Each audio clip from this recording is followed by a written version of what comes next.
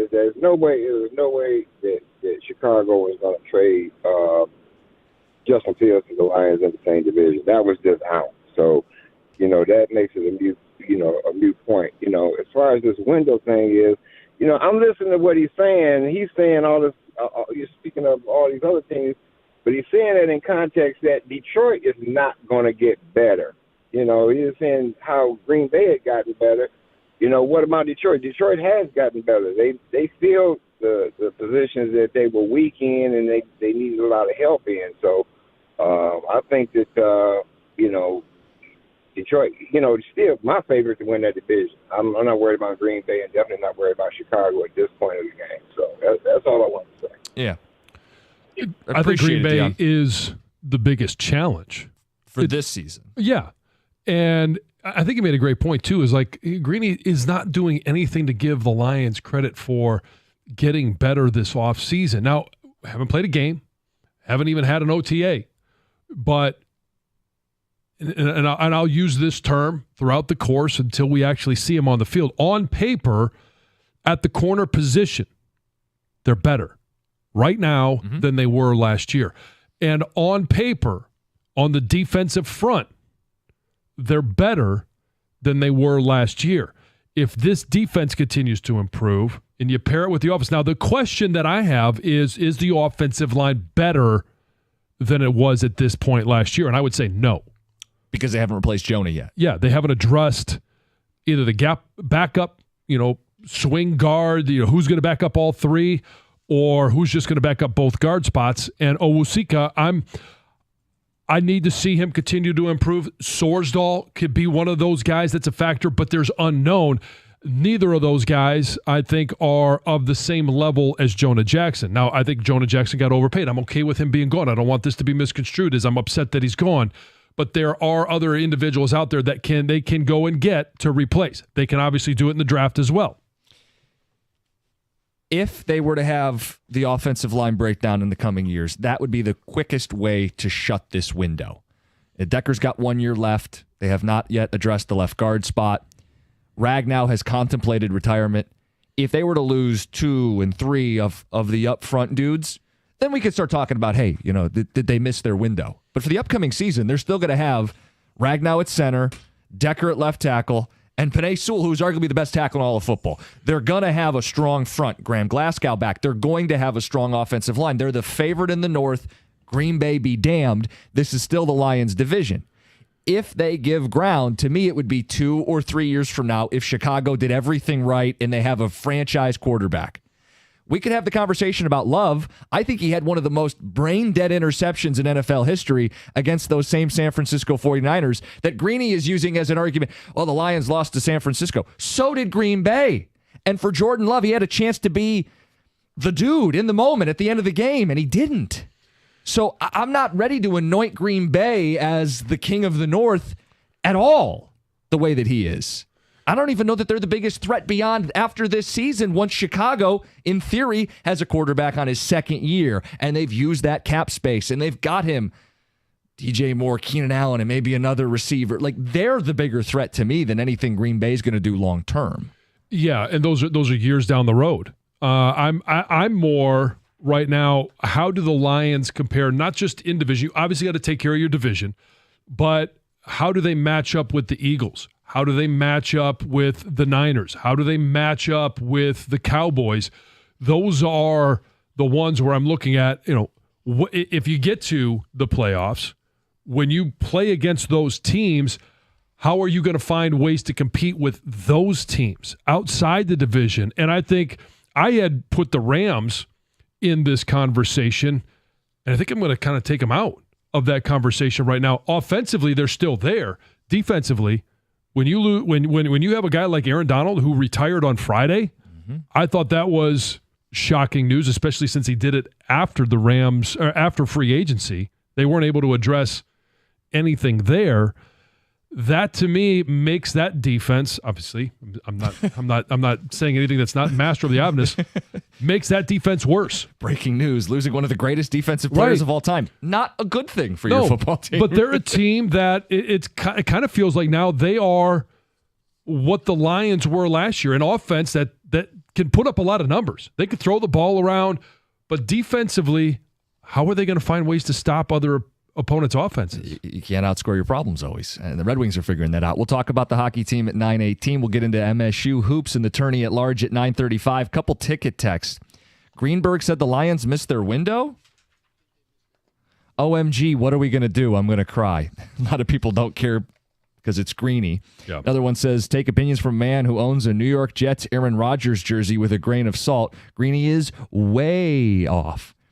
Paul and Shelby says he's right about Marino and the Bengals and the Bills, but the rest is clickbait. Yeah, are there teams that have missed their window in NFL history? Yes. Congrats. You're a historian. But to project that the Lions will, I don't see that. We've seen teams anchored with great general managers extend windows. Right? I mean, the Eagles won a Super Bowl, overhauled the roster, got back to a Super Bowl. The Niners, despite not winning it, have gone several times on the back of a guy who drafts well and fills out the roster well. You're going to get more than one bite at the apple here. There's no promise the Lions are ever going to win a Super Bowl. But the idea that they won't be in contention, that they won't be competing, that they'll never get back to an NFC title game, it's incredibly premature to write them off. Couple more ticket texters on this. It says, Greeny picked the Bears to win the North last year. His opinion doesn't really matter. Another one says, the window's not closed, but Holmes and Campbell did blow their best opportunity last year. It's a pity. More than one thing can be true. They did blow it last year. But that doesn't mean that the division is now, they've ceded ground and they're no longer the favorite. Another one says that it's very much open. We're the best team in the North. Another year of Brad Holmes' draft picks will be huge, just like they were last year. I mean, if they get the impact that Branch, Laporta, Gibbs, Campbell all had on last year's team, now they're not going to have 4 in the first 2 rounds, but even if both first and second rounders have an impact like that, look out. Like, I mean, and you could start, crowning him, king of the draft. There's no question about that. He's done a tremendous job at evaluating and drafting. Completely writing off what Green Bay and Jordan Love did in the back half of the season is silly. They're every bit as talented and well-coached as Detroit, even younger and more flexible than the Lions. Reads a ticket text. Defensively and offensively, they've lost some players, and obviously they added Josh Jacobs, but they lost a couple of offensive linemen and have not replaced them. The same as the Lions. Mm-hmm. And I'm looking at it going, they're having some of the same issues in the offseason. I'm not going to do Green Bay radio, but if you lose John Runyon Jr., you lose David Bakhtiari. He was always hurt, but I get you. But yeah, but they were going into last year with the thought that he was going to be their stud left tackle, and then they had to plug in other guys. You plug in other guys, now you've whittled away at your depth. What are they going to do to create that depth at the tackle position? What are they going to do to create? You got to replace a starter as an offensive guard. They haven't done it. Texter says, Greeny's not a homer like you. I don't think this is about the fact that we are doing this show in Detroit. I think, if anything, Detroit has been incredibly cynical historically. Finally got a good football team, start acting like it. I think that's what this is. I think a lot of people are excited about this football team, and it's not built on, hope. It's based on results. They were in the NFC title game with a young team that's all coming back. I mean, the nucleus of this football team is young football players that are still on rookie deals. They aren't even going to pay. The deals aren't even going to kick in for Sewell or Hutch or St. Brown or a Goff extension this upcoming season. I mean, the early returns may, but the idea that the window's closed, to me, it's only started. Well, and I think that goes to a different conversation. If you think they outkicked their coverage last year, well, by how much? If they weren't that good, then where are they this year compared to Green Bay, compared to where Chicago is, or outside the division where Philly and San Francisco are? I think that's the bigger question. Last one. We have our players, but the schedule's against us, and our coach is sketchy, says Jeffco. People still hung up on these 4th down calls. There's nothing sketchy about Dan Campbell. No, he is who he is. He's very much in your face who he is. He is a guy that got buy-in, built a culture, built an identity, and most of those 4th and short decisions are backed by the geeks and the nerds and the analytics. For as much as we want to bill him as a caveman, most of the decisions, not all, but most of the decisions are based on his personnel and by the numbers, and he helped the Lions win more games than he hurt them. And it could be as simple as all of these that are talking about Dan Campbell, and if you want to say he's sketchy, are they simply one drop pass away from also being on the flip side of that? Oh, greatest Lions coach ever, because he got him to a Super Bowl. I mean, 4th and 2, Josh Reynolds catches that ball. It completely changes the outlook of that game. I mean, he already kind of is the greatest Lions coach ever, right? It'd be hard to argue that he's not. It'd be hard to argue. Well, they gave him an extra year, so extended him. I mean, just by getting a contract extension might mean you've reached that level. The pinnacle. It's not a high bar. We'll talk about the Red Wings coming up next. The tournament at 9:35. Little look at Michigan State and everything else. It's 97.1.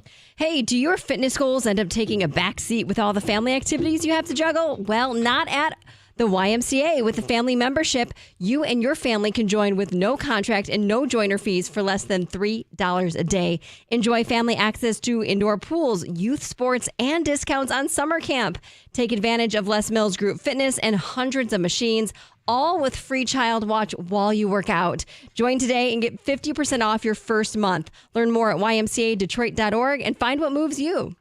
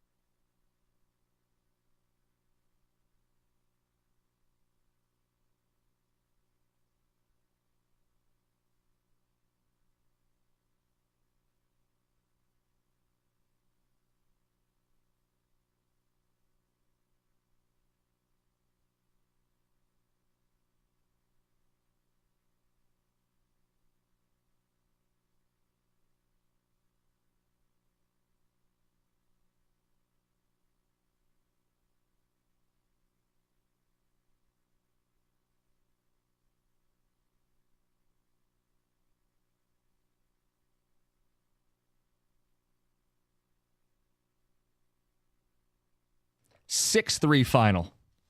Wings split over the weekend, technically in the playoffs today. But hard to feel good when you lose 6-3. John, where are we at this morning? With the Detroit Red Wings? Yeah. Well, we're in the playoffs.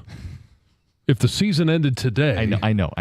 I just want to know, did you put the flags up this weekend? Between Saturday and Sunday? Yeah, just put them up, take them down, back up. I mean, they should stay back up because they're a playoff team, and you said they're saved for playoff hockey. Flags are synonymous with playoff hockey. They're also, if you're going to flaunt the Red Wings, you want to feel like they're playing a brand of hockey that will actually get them in the playoffs. And John, Pittsburgh, one of the worst offenses in hockey. They don't score 3 goals a game. They score 3 in the opening period. Like, if this is the kind of defense they're going to play down the stretch, they're not going to make it flat out. And I know they're in, but you're the king of games in hand. Oh, yeah, they have 2 games in hand because I want to see they're 1 point up on both the Caps and the Islanders. They got 2 games in hand on the Caps, so I don't know that stands up. No. They got 1 game in hand on the Islanders. Now, they do play the Islanders head-to-head here soon. Thursday, big day. And so they have the opportunity in front of them to be able to handle their own business. And they actually play the Islanders on Thursday, and then a week from tomorrow, they're going to be at Washington. They have the opportunity. And they're playing tomorrow. They're playing Columbus, a team that they should win, or should beat. They should, but they should have beaten the Coyotes. They should have beaten the Sabres the first time. They've let this happen to where we are dangerous ground, shaky ground, and they've done it. They've done it to themselves. All eyes are on the medical staff and Dylan Larkin. Should get an answer soon. Right, and so if he's back against Columbus tomorrow night, I don't know if that happens or not. Maybe the Islanders Thursday. Maybe the Islanders Thursday. Like, what type of a shot in the veins is that for this team? Is he the glue that sticks everybody together and makes it all work? I think it helped Alex DeBrincat, who is in a drought right now. Someone to help set him up. Anyway, they're not in a good spot. I wanted to say nice things about him because Saturday felt kind of encouraging. You finally snapped the losing streak. You got guys laying out the body. Fisher's falling down on his knees, scoring a goal.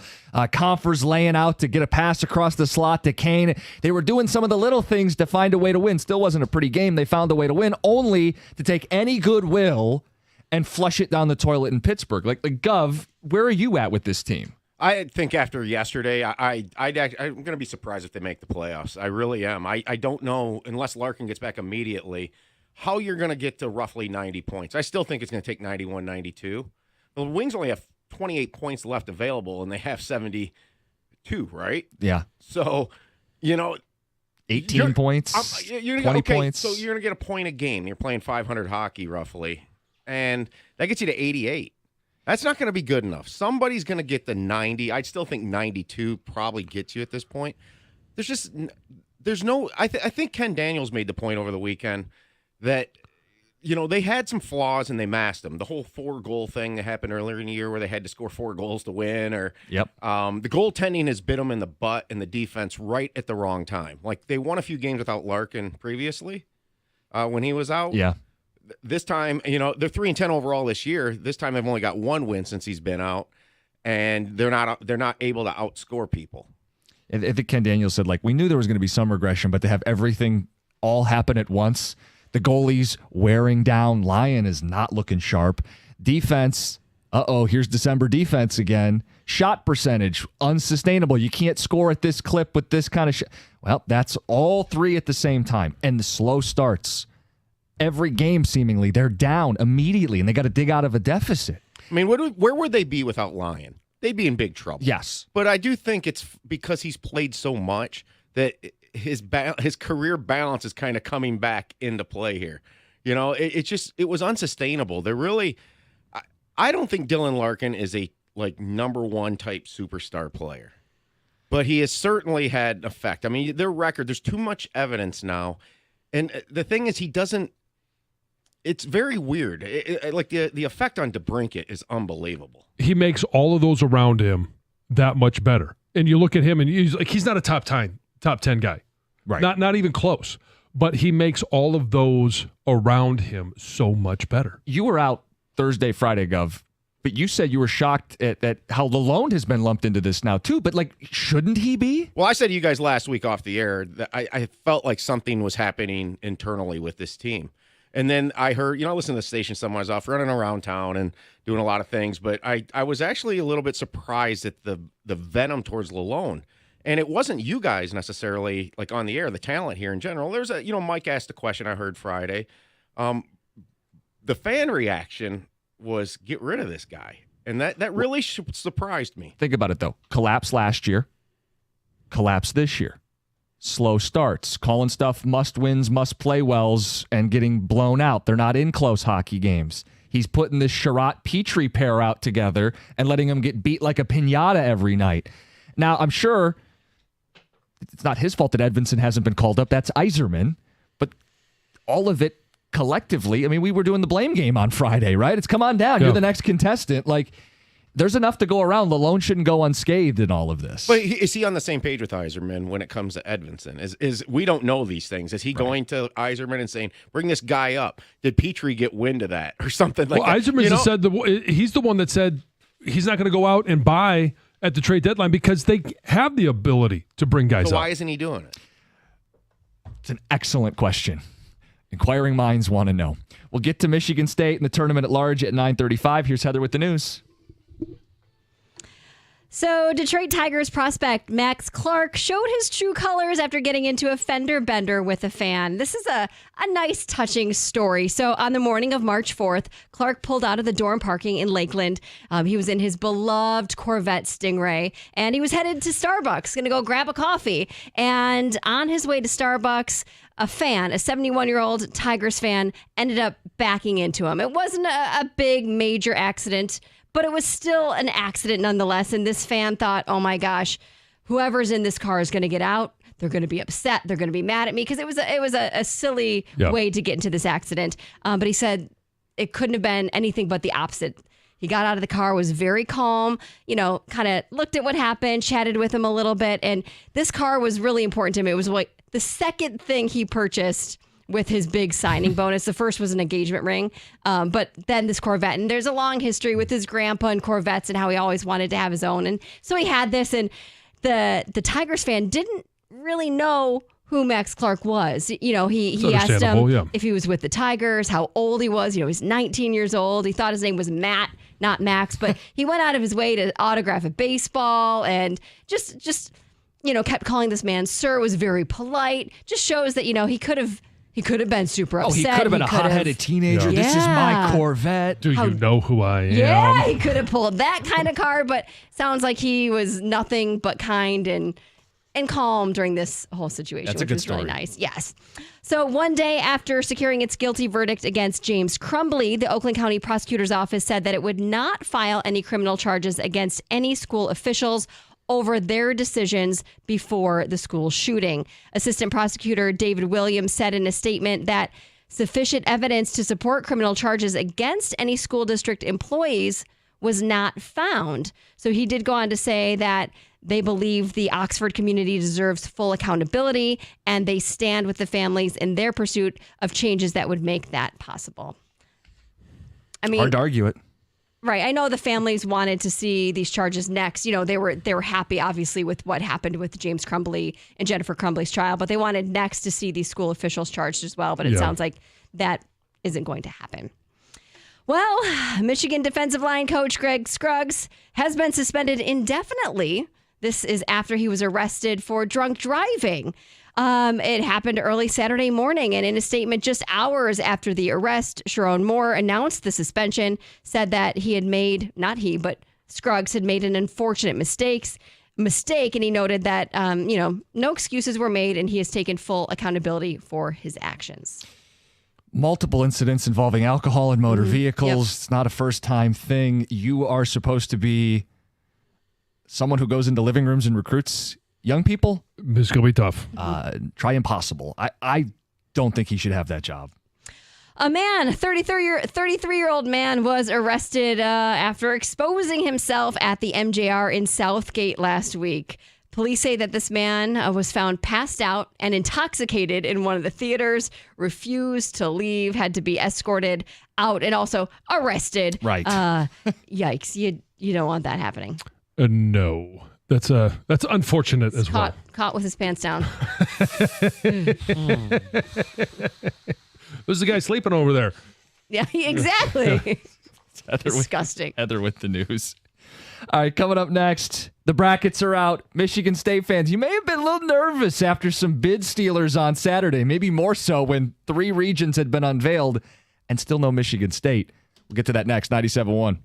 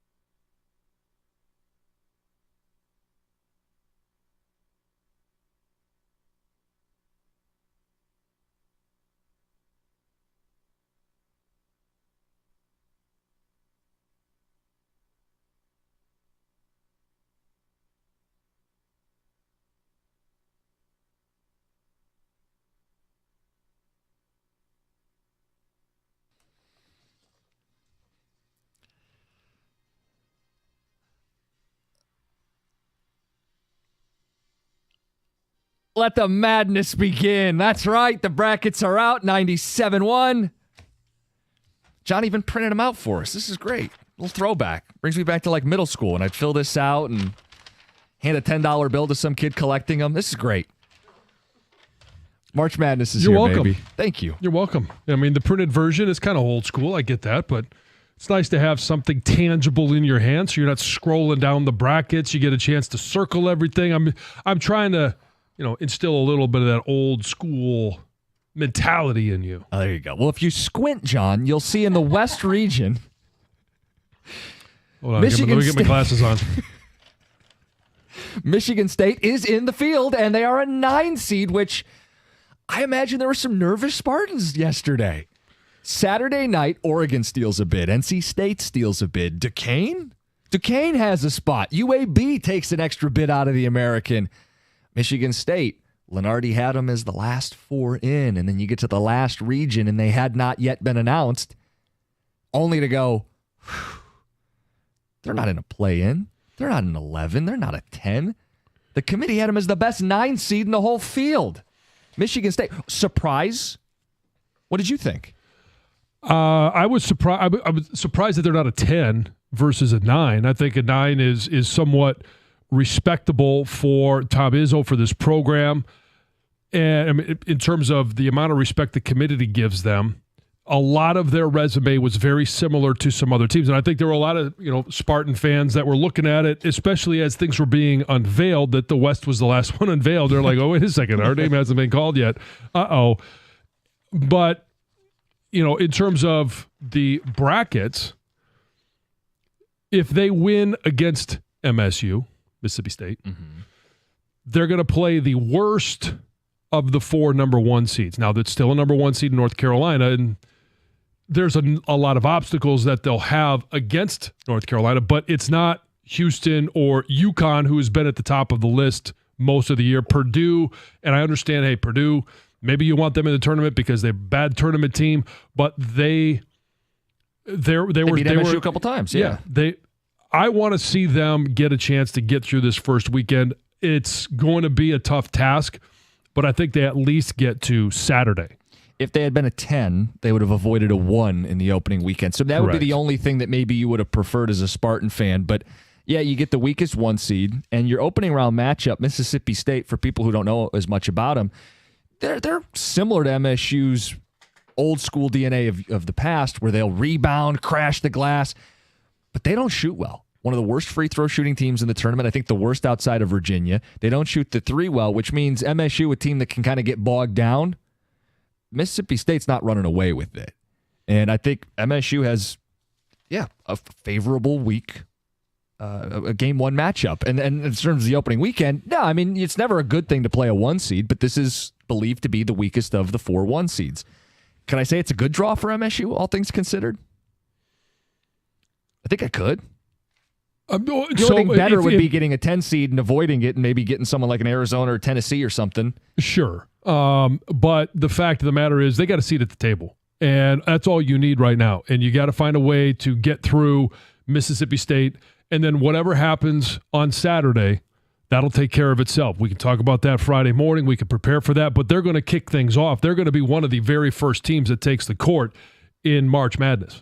Ticket Texter says, as a Spartan fan, I feel they got in on reputation, much like Michigan does sometimes with football. Reputation should never be one of the parameters for getting in a tournament or a bowl game. I'd much rather a smaller school get in than to have schools get in on reputation. Well, okay, you could say reputation, you could say brand, whatever you want to argue, but there's going to be more eyeballs on Michigan State than some of the other that would have been a 9 seed or even a 10 seed. 19-14. It's not glamorous. 10-10 in the regular season Big Ten play, 11-11 factoring in conference play, 500 in a bad Big Ten. You don't win 20 games, you lose 14. I was surprised they were a 9 seed. I thought they would be a team that got in because of the net rating. They seem to love the net rating, but it was applied inconsistently. Indiana State had a top 30 net rating. They were left out. So I was a little surprised at the gap, that the credibility that Michigan State, or the credit that they were given based on the team we saw. They were given a lot of credit for losing games. They lost to Duke and were given credit for scheduling. They lost to Arizona, but were given credit for scheduling. Their record in Quad 1 was not very good. In fact, Providence had more Quad 1 wins than MSU and no bad losses. And Providence was left out of the field too. It felt inconsistent. So you are left to wonder how much did their reputation, Tom Izzo, the streak, Mr. March, play into it? Well, okay, but again, I go back to just brand awareness. Would you rather, if you're not in Southeast Michigan, you're not a Big Ten fan, would you rather watch nationally MSU, Michigan State, or Providence? The answer is MSU. And so that's all part of it. It's about the dollars. It's about the money. It's about the eyeballs. Other observations on the bracket. And again, got the printed copy here. You're welcome. UConn, the number 1 overall seed. I thought they got done no favors. They're the 1 seed that has Iowa State in their region. Iowa State has taken out Houston twice this year. They're a top 5 Ken Palm team, and they end up in the region with the number 1 overall seed. Then you have Auburn, who had their runaway to the SEC title game. A 4 seed, they're also a top 5 Ken Palm team. Like, hey, congrats, UConn. Good luck. You're in the most difficult region in the tournament. I thought Purdue got a favorable draw. Purdue gets the Midwest region, which means games in Detroit if they make the Sweet 16. And I have to say if because it's Purdue. But the 2 seed in their region, Rick Barnes, Tennessee, perennial choker. Kansas, their 4 seed, all injured. We'll see. And Gonzaga, the 5. This isn't a typical Gonzaga team. So I thought some of the brackets were kind of unbalanced that way. Yeah, I mean, you could say unbalanced. But that's the beauty of the NCAA tournament. It's the beauty of the seeding. And it really comes down to matchups. And would you rather have a matchup against Purdue in the second round or against North Carolina? Mississippi State, would you rather have a matchup versus them or some of the other 8 seeds in terms of like Utah State or Nebraska? Right. So if you're a Spartan fan, I'm curious what you're feeling today. I mean, Izzo, he sounded relieved that they got in. And clearly you could do damage once you get out of that first game. And we've had people quote the stats, Izzo in the tournament as a lower seed, Izzo as an underdog, all this stuff. You get in. How do you feel as a Spartan fan today? 248-539-9797. Hey, it's the job to get in the tournament. They're in it now. It's a clean slate. What happens starting on Thursday with all of these teams? It's a clean slate for everyone. And I mentioned the other 8 seed that they could have faced. That was FAU. I don't know that anybody really wants to face FAU with the run that they placed last year and the eyeballs that are on Dusty May. Maybe future Michigan basketball coach Dusty May. If you missed it, Odyssey Rewind. Once you guys go back, you'll see 8-18. We touched on it. Future options for Michigan. Yeah, FAU's the team that made the Final Four last year, brought back all their dudes. They got the 7-footer in Vlad. Avoiding some of the size would be nice for Michigan State. If they get Baycott in the second game, Baycott could be a problem. Sure. I mean, but you're going to face that no matter who you're playing. You got to find a way, and it's going to be up to those guards. Speaking of the guards, Texter says, MSU fan here, favorable draw, very favorable. Slow down RJ Davis. UNC isn't that good. We have a good defense with our guards. That's the recipe to get into the Sweet 16. I'll take it. I mean, we just want to have a local team that's in it. Or it's either that or, you're going to be wishing and hoping for St. Peter's, Longwood, Morehead State. We work with a child, a very large adult child. I love saying some of those because, one, it makes me laugh. It just always will. But then the look of absolute disgust that I get from Heather when I talk about Morehead State and how funny the name of that is. Thank you, Heather. Yep. So is that your dream national title? Because I don't buy that you're rooting for MSU as much as I'm a local guy and we need to have a local team. You went to Michigan. You're not rooting for the Spartans.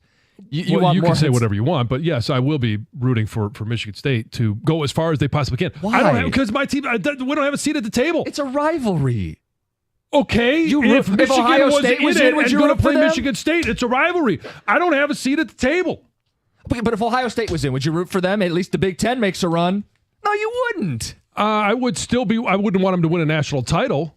How much is acceptable for Ohio State? A Sweet 16 for the Big Ten? Like, come on, you don't root for your rivals. I would like to see them. Maybe you win the first round, but then you knocked out in the round of 32.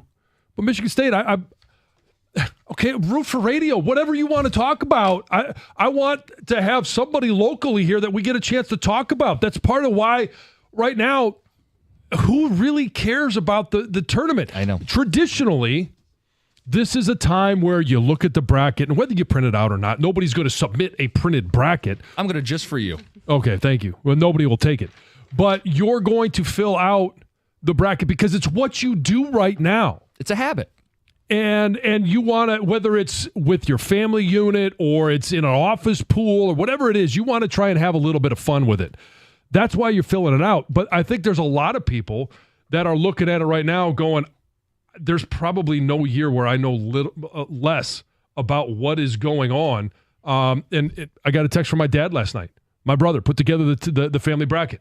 My dad, the second text that I got back was, I've never known less about college basketball than this season. Think about it. Michigan football goes on a run. Lions go on an extended run longer than we're used to going. You don't flip the calendar to January and start looking for college hoops to catch up. You might not get to it until, the Red Wings are heating up, and you don't get to it at all. So I guess MSU and Oakland are the local team. I root for Oakland. Don't root for MSU. Well, I'll root for Oakland. I mean, they got Kentucky. That's going to be a tough matchup. Okay. But hey, love coach. Love everything about him. I'm excited. He recruited me and my brother coming out of high school. Did he? Oh yeah. Have you told that story on the air? I think I've mentioned that before. Okay. Yeah. But it's. I'm hoping Oakland gets a chance to show what they are, especially for those that despise them around here, especially Evan.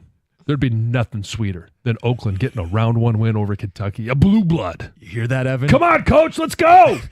It's 97-1. Hey, when it comes to managing your finances, you need a bank that gets you and is genuinely interested in your success. That's why I bank with First Merchants Bank. Whether it's your business banking or day-to-day personal banking, First Merchants Bank is 100% interested in helping you prosper. First Merchants bankers are attentive. Here's what they're going to do. They're going to take the time, sit down with you, ask you questions, and they're going to build a financial plan that fits you. They did that for me, and I promise you, they'll do that for you. When you make the switch to First Merchants Bank, you're also going to get access to their highly rated mobile banking app with innovative personal finance tools. Plus, they're deeply connected to the community's needs because it's their community as well, and they volunteer and donate to local causes on a regular basis to ensure that we all prosper together. This is the difference of 100% interest in you.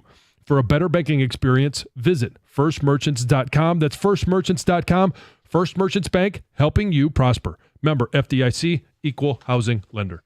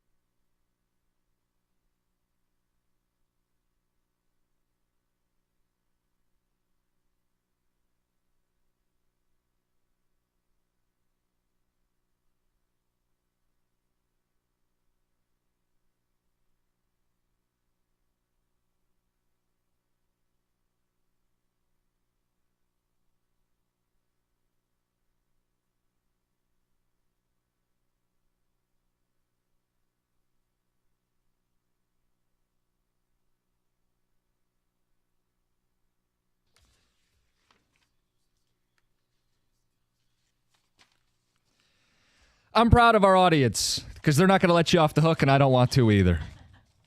Ticket text coming in. John, you are not, all caps, a Michigan man if you root for Michigan State. Hey, you got that blow it out your backside drop? Yeah, I got it right here. There you go. We're going to need to use it a bunch because another ticket text says, come on, John. We don't root for Michigan State or Ohio State in anything. Shame, shame, Kirk in Milford. I feel no shame. Another one says, Valeni neutered John. John, it's okay to be a Michigan fan. You can be a loud Michigan fan. If we were in it, I would be as loud as I could possibly be, but I don't know if you've checked the bracket. I'll I know take it's another small look here. type. Hang Take on. another look. See if we're playing Morehead State. Maybe Longwood. Big old showdown St. Peter's? with St. Peter's. No, we're I don't not. see, John, I'll double check. Heather, you got a bracket too. All right, Let me let's know. go to the NIT. Yeah. Who's our that- match? Are we playing Patino in the first round of the NIT? Come on. But you don't root for your rival. It's one thing to be indifferent. I'm not saying you got to be vindictive. I'm not. I have. So like yesterday. All right, it's St. Paddy's Day. My wife, who has got some Irish blood, Teddy, they have green that they can wear. Yeah. She's like, hey, you're going to, Grand Slam Alley had a softball tournament. You're going to wear a little bit of green. Oh, let me look in my closet. No, there is nothing green in my closet. I'm not going to sit there and actively root for Michigan State to win. Let's put it this way. Go MSU at 12:15 on Thursday. Why? Because that could be Mississippi State. Oh, okay. Okay, we're Or doing it could dad be Michigan jokes. State. Yes, Okay. yes. Dad jokes. Okay. Yes, that's what I do. I know it's your have brand. You met I me? know, John. I'm Have learning. you met me? I'm slowly Dad learning. of 5. I got dad jokes coming out the backside. There you go. Another one says, I want Michigan to get in the tournament and then lose to a 16 seed, go green. See, that's how it's supposed to be. Okay. You root against. There's not a Michigan. I don't believe Don't you. tell If you're- me how to be a fan. Don't tell me how to be me. If there's a Michigan fan rooting for Michigan State, I'd love to hear. We got a couple minutes. Okay, Please. so- one single one in the metropolitan area. I'm not sitting here actively rooting for them, but can I not have respect for Tom Izzo? You can. Thank you. Okay. And on some level, yeah, we want stuff to talk about. I'm not but- going full Stoney. Not Basketball season, it's Michigan State. Football season, it's Michigan football. Not that far away. Okay. Getting closer. Well, you keep barking up that tree. Let's see how far it gets you. One person had an issue with me. They said, "Stop it, Costa. Do you ever have a positive spin?" This was sent during the Red Wing topic. Yeah. I had just got done saying How many the Lions, strikes is this for Lalonde? How many strikes is this for Patrick Kane or DeBrincat or Yzerman? The Yzer plan. I can't make the hockey team good. No matter how many car flags I put on my vehicle, I can't make them good. I can't make them handle a forecheck. I can't make them get the puck out of the D zone. I can't do any of that. I can't make the goalie get hot again as much as I'd like to. I had just got done saying the Lions are the king of the North. The Certainly. window's wide open, and I'm not afraid of the Packers, but I'm not positive enough. Certainly not with that attitude. Okay. You think if I just put like 11 car flags on, how obnoxious could I make it? Could that possibly help? Greg says I'm yes. not sure you'd be able to make it out of the parking lot with your golf cart. That might be too much wind resistance. I don't know if that'll help, but you know what? I want to see it, so do it. Yeah. Just to make fun of me. That's what that is. Sure. Yeah. Do you got a hitch on that bad boy? John, I'm not towing Probably anything not. with I was that. going to say you could put a flag on a real flag. Put the hitch on there. Put the flagpole. Yeah. Oh yeah. 3x5, not the index card. Okay. Another one says, "What about Oakland? Let's give them their props. We've sprinkled them Yeah. in. Come on, Coach Campy. Let's go. Let's get yourself a win against the Blue Blood program. You see, they're 12.5-point dogs. Might even be 13 now. Okay, Mr. Cash the Ticket. Where's the smart money on that one? Is it are you taking the points or? I think I'm taking Kentucky.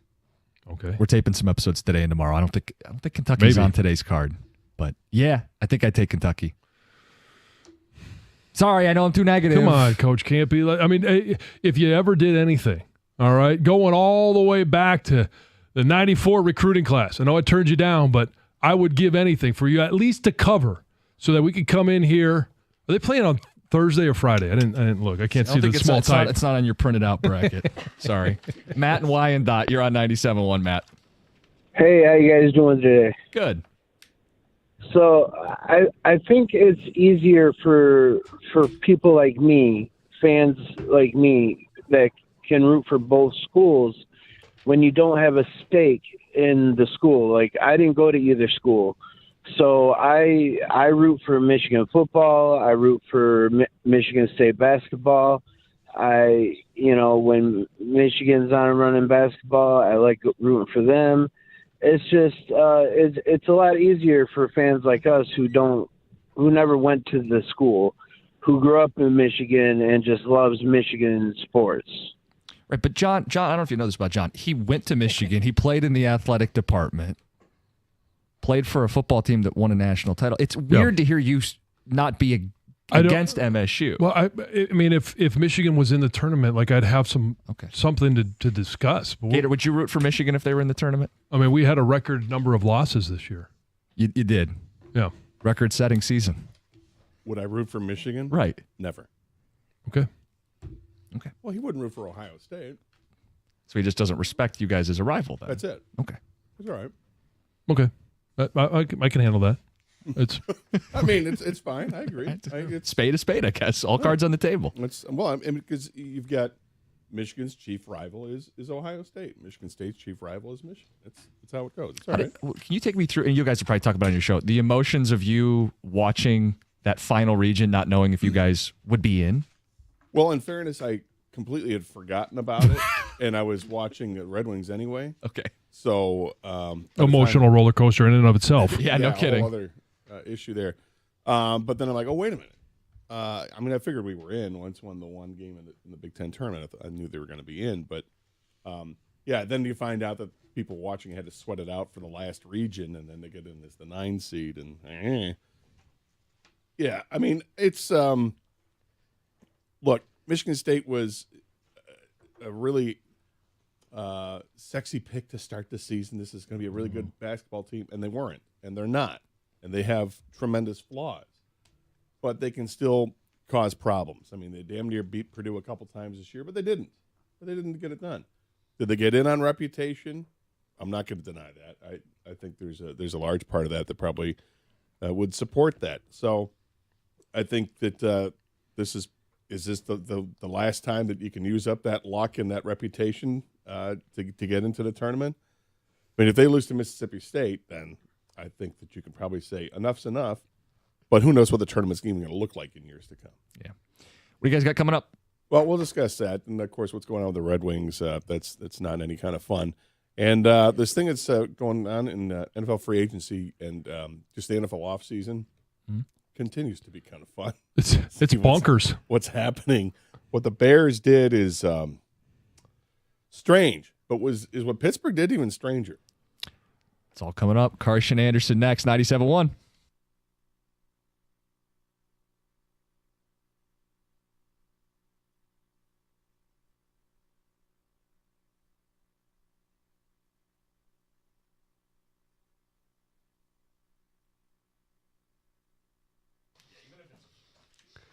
Brought to you by General RV Centers. Oakland University is back in the big dance for the first time in over a decade. Greg Campy told me earlier that his team is getting healthy.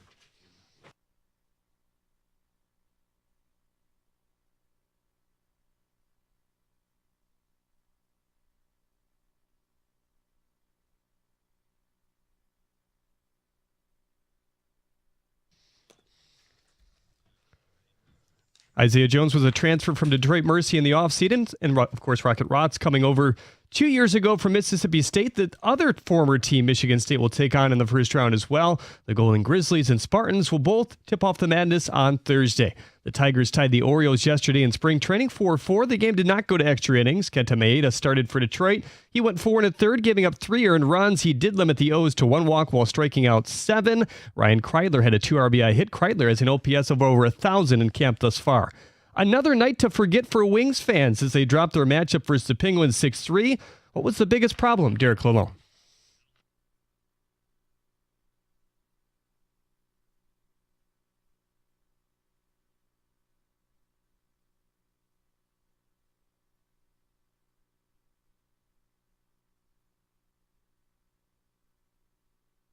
Pistons also dropped their matchup with the Heat at the buzzer, 104-101 the final. They're right back in action tonight against the Celtics. You can hear it on 97.1 The Ticket at 7:30. At the Corewell Health Update Desk, I'm Jeremy Otto. For more, go to 97.1 The Ticket or Odyssey.com.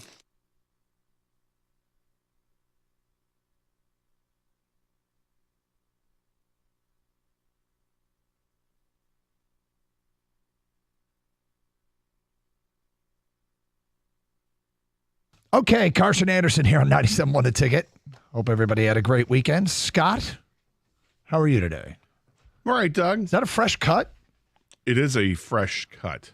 It's a little spiky. I went with a different product this morning. Is that what it was? Yeah.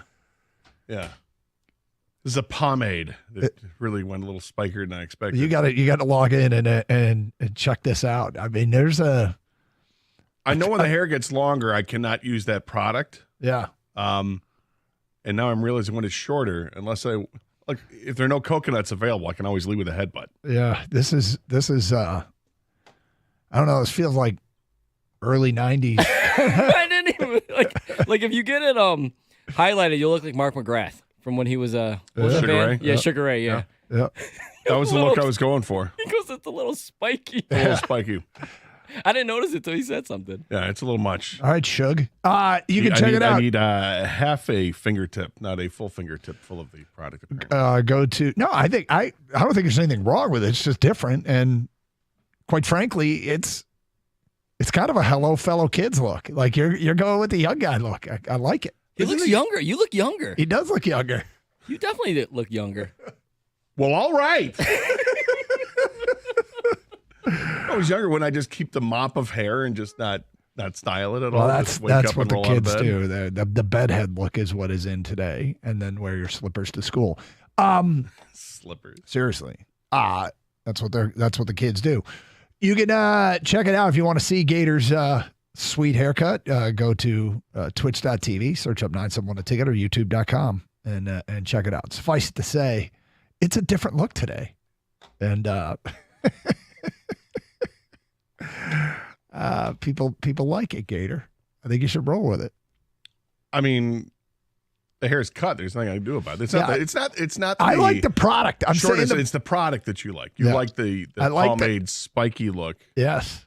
As opposed to the whatever forming cream I use in the hair. I don't know. Somebody's referenced something about Mary.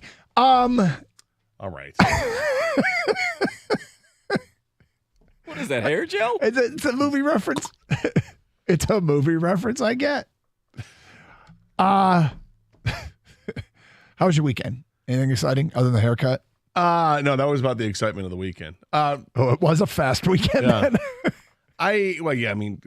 Watching Red Wings this weekend, we had the win one night and then the loss last night, so that kind of takes away any kind of fun. Hey, they're back in a playoff spot. Yeah, for now. But watched a lot of college hockey on Saturday night, so that was good. See Michigan Did you watch State both games? I did actually, yeah, and then watched Michigan Minnesota. It was both games are really really good games. Yeah, a little shadow ahead to the championship of the weekend. Good weekend for not Red Wing hockey, although the Red Wings weren't bad. They split a pair of games, but Michigan State, and that Professional Women's Hockey League. Yeah, 13,000 fans in there. My niece went to the game. She was sending me pictures of the crowd. Hockey Town is back. Yeah. I texted Sky the DJ from our shows past because she was a tremendous hockey player in her own right back in the day, and she continues to coach hockey today. And I was, hey, wondering if you're there. And this came too late because this professional league sounds like it's right up her alley. Yep. She says she's got the pads ready. She brought them with her in the car just in case they needed her for an emergency goaltending situation. She was a goalie back in the day. Wayne State. Yeah. So, too bad. Timing not great for her, but now she's coaching. She's got daughters playing. So, yeah. Okay. So the brackets come out, and there's a lot to talk about here. I mean, I've often said I think this is a ridiculous way to determine a champion. It's entertaining as all hell. Don't misconstrue it, but literally teams that have no business playing for a national championship get into the national championship format. which just on a very, base level, that seems like a flawed system to me. Why should they be included? Now, when it comes down to straight fun, those teams can be fun, and those teams are fun to root for. And this is, I've said this about college football, and I'll say it about college basketball. It seems like the games are doing a lot to try and take away, to make it harder to be a fan of those games. And that obviously includes, all the different rapid changes. And I'm not against change for change's sake, but Gator, I suspect when the games start tomorrow and get into the full first day, Thursday and, Friday, I suspect I'm going to be all in like always.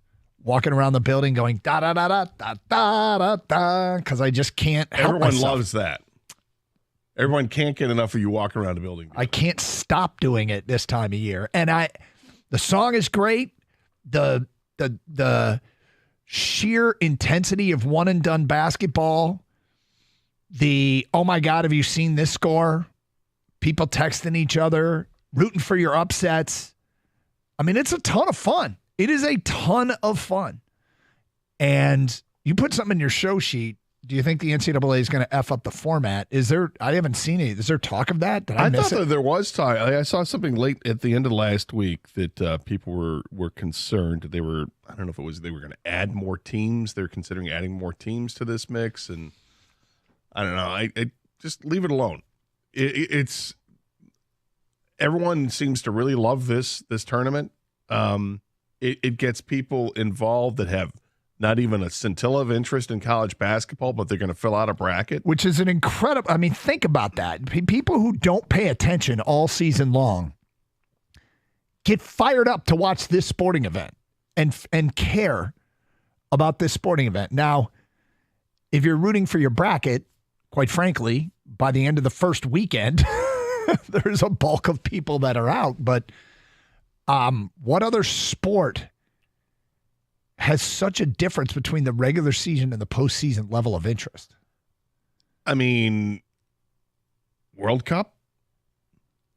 Maybe. I mean, the World Cup is just one tournament, though. It's but nobody cares about soccer until they're playing the World Cup, at least in this well, country, yeah, it's about. I think there's a lot of. I have to admit, World Cup soccer, I'm all in, but I really struggle with the 4 years in between. Yeah, I mean, honestly, it's Olympic sports because yeah, it's a good call. Swimming, we all become experts on on track and field. What is Phelps even doing? He's embarrassing himself out there now. He's taking his silver medals. Good God, why he just hang it up? Remember that call? Yes. Good God. Yeah. All right, hot shot. Thanks, Mark Spitz. You really got a handle on the situation. Okay. He's only the second best in the world at what he does. Okay.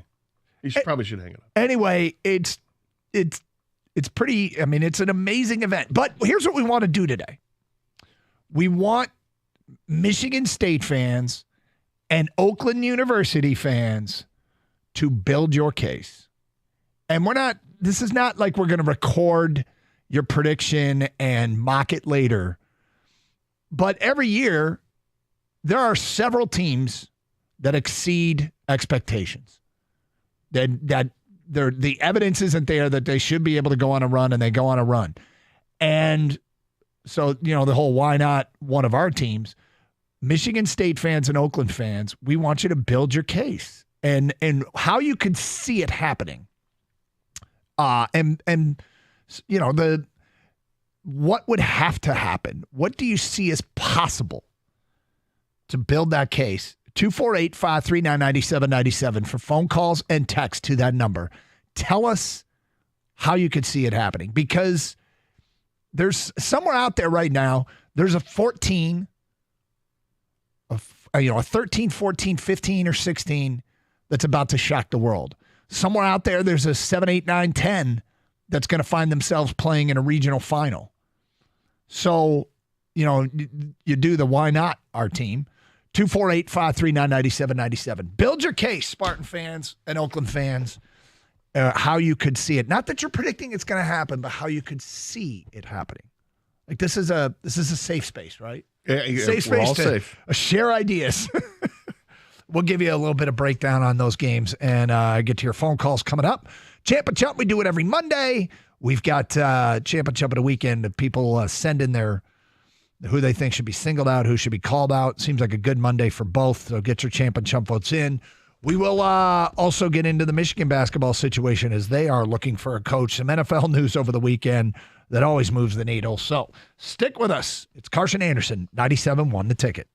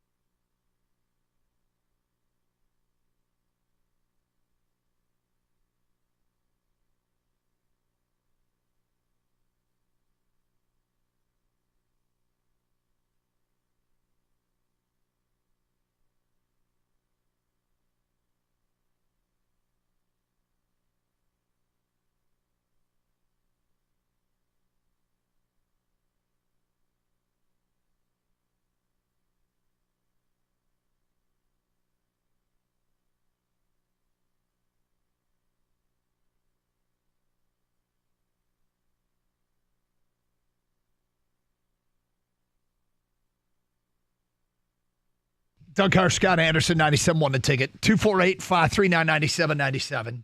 Build your case. Build your case, Spartan fans. Build your case, Golden Grizzly fans.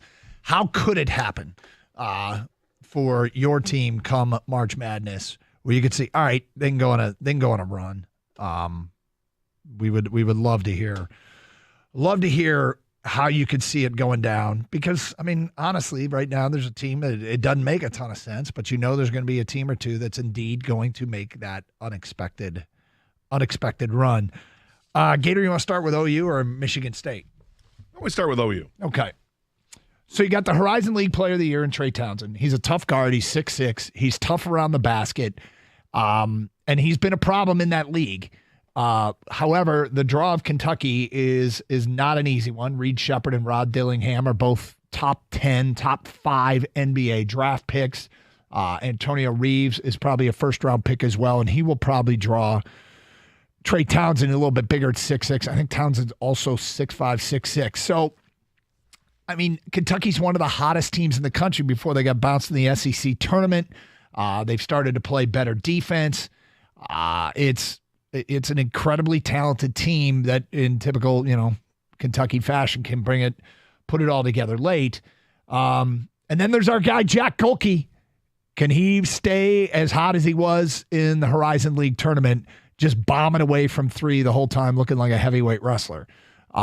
So, what would it be? Townsend just goes off and introduces himself to America, and Golke is draining 3 after 3, and everybody else kind of holds their own? Well, I think you're going to have to ask for a little bit more than that. Kentucky is a team that scores a lot of points. I think there were 6 games this year that scored more than 100. Mm-hmm. That's a ton in college basketball. So do you try to slow them down a little bit? Do you play that game and try to just take away what makes them fierce and being able to play on the run and all that? It's going to be a Herculean task.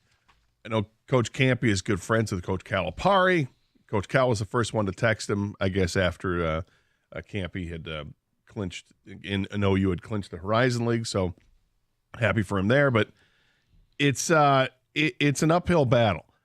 That being said, OU does have a couple of really good players. Yep. So if they're on their game, they can. I mean, it's one of these things where OU has to be on their game, and Kentucky doesn't have to be they don't have to be god-awful. They can just be off their game.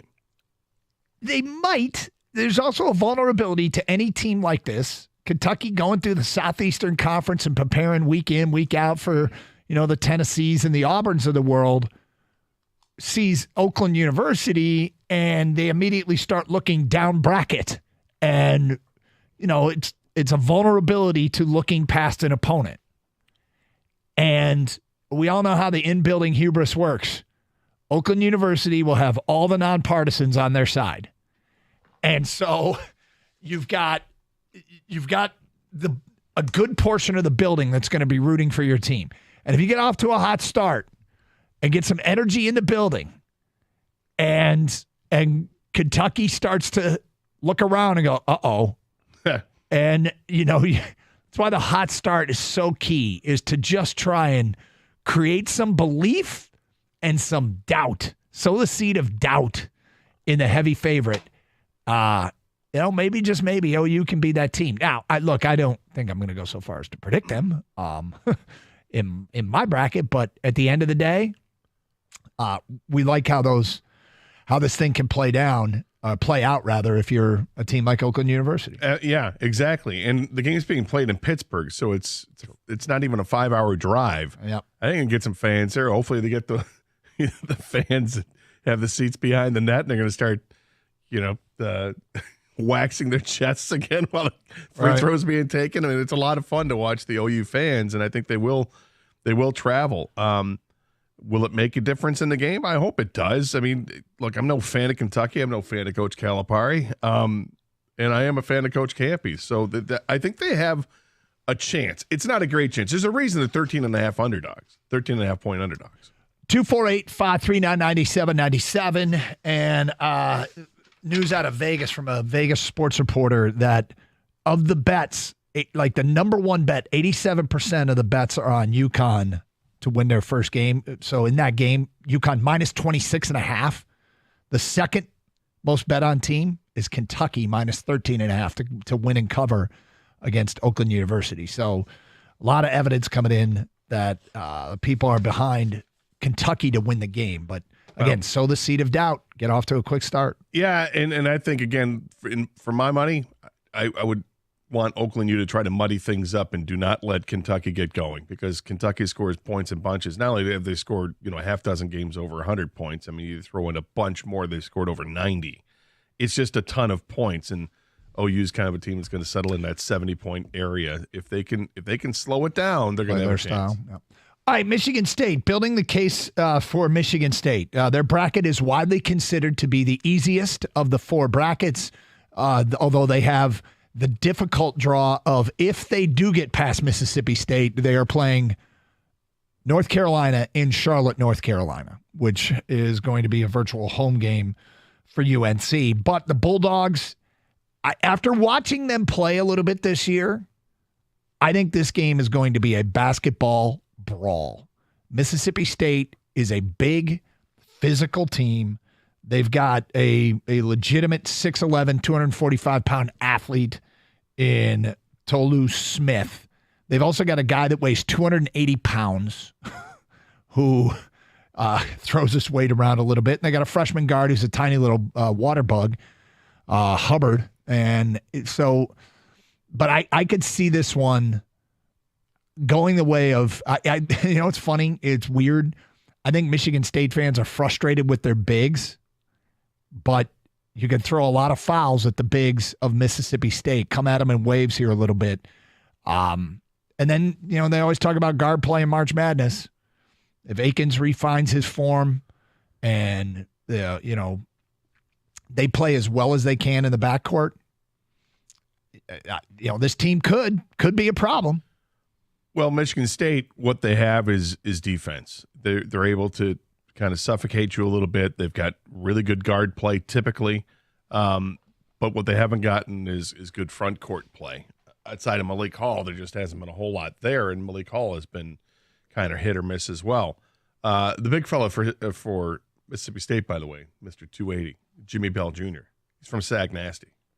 Oh, is he? Yeah, I know. I mean, he's a load. That's a big fella. That's a big fella. But what Michigan State does really well is transition. You know, they run the fast break as well as any team in the country, and it's something that, you know, it's hard to defend that transition game. I think Michigan State can and should win the first game against Mississippi State in a battle of MSUs.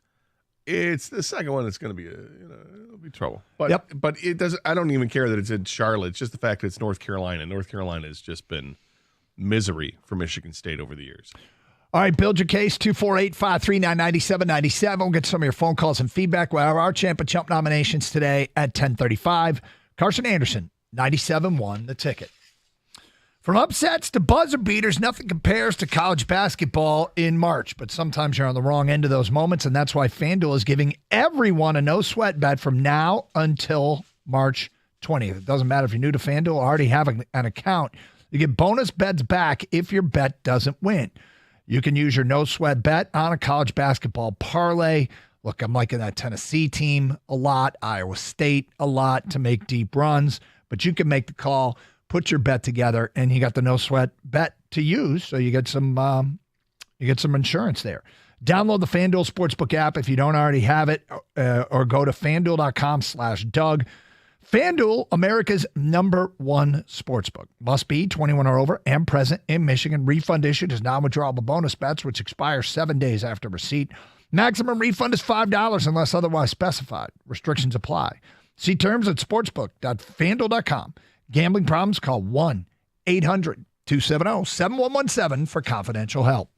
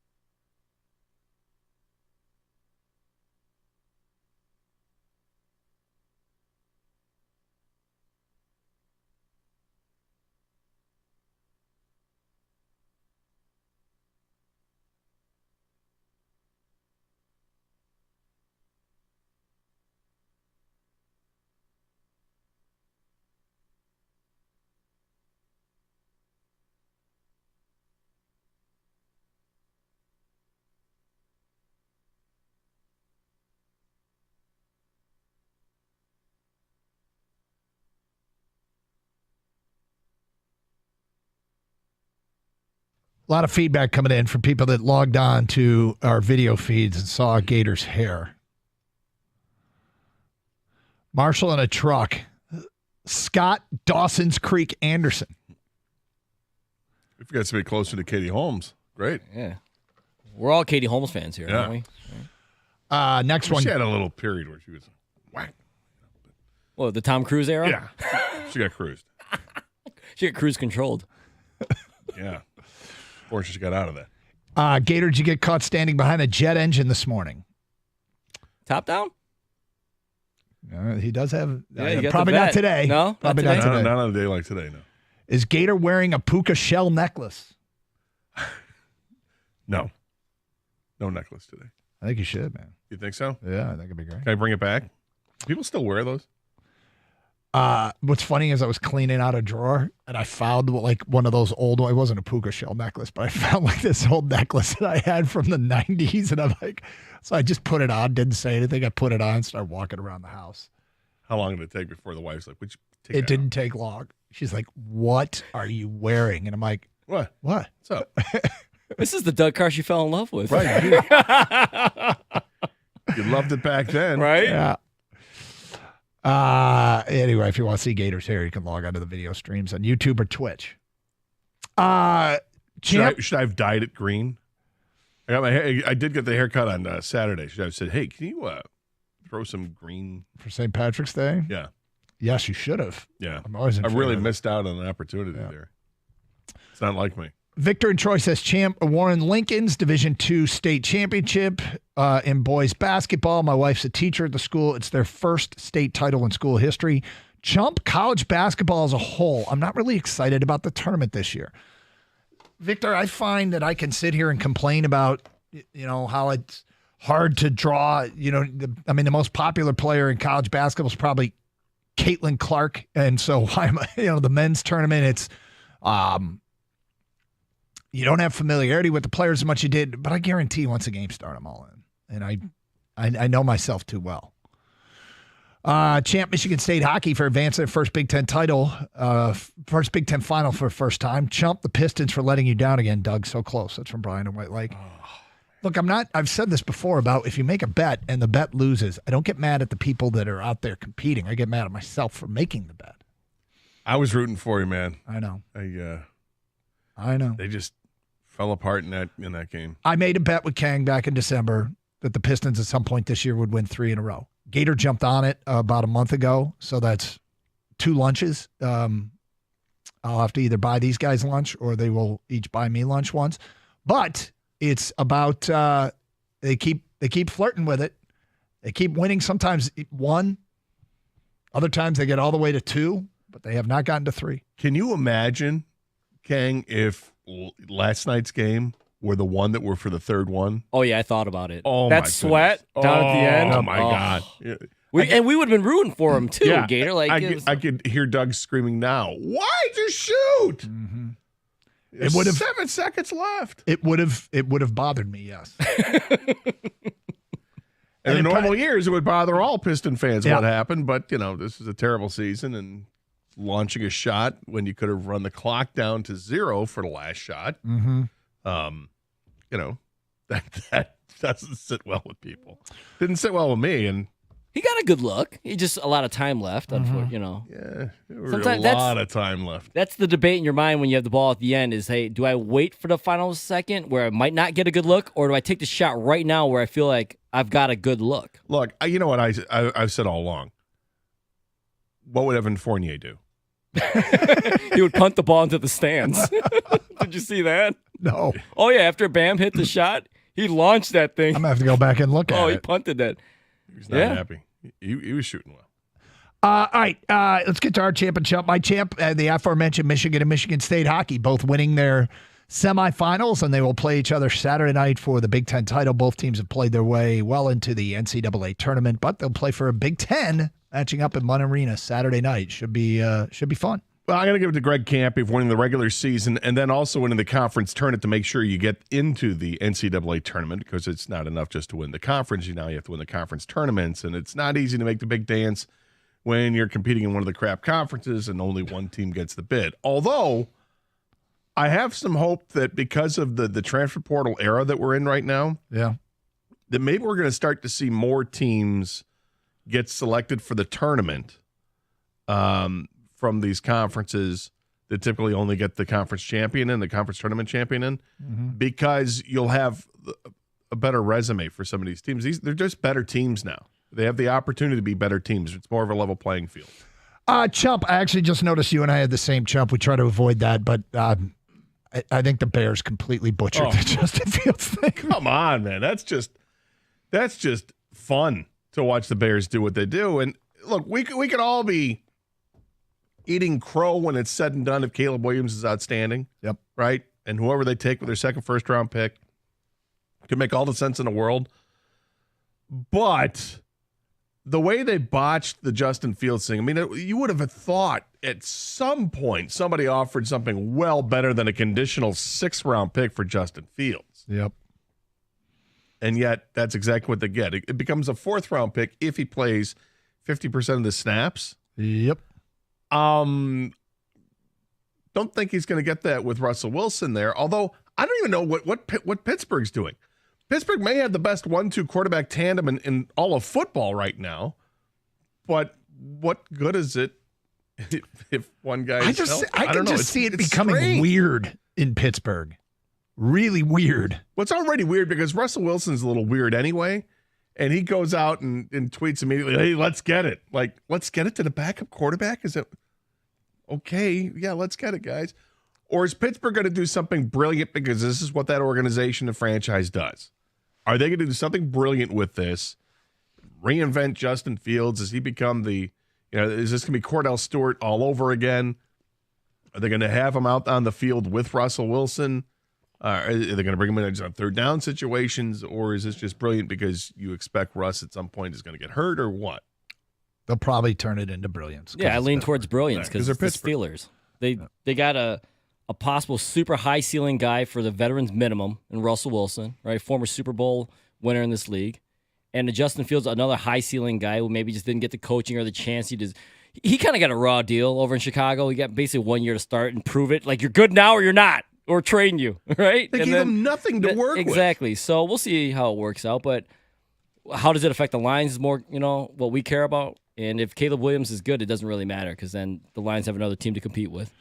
Yep, and the Lions themselves are good, but we can sit here and question Pittsburgh all we want. They just had another one of those, quote, bad seasons and made the playoffs. Yeah. Like, it's just what they are doing is having bad – their floor seems to be making the playoffs and losing in the first round. But all right, 248-539-9797. Get your champ and chump vote in. All right, people building a case for their team. Unnamed texter says Michigan State has 3 guards that, when playing well, are a great backcourt. Booker coming along and Hall becoming consistent gives MSU solid post play. They've been lacking.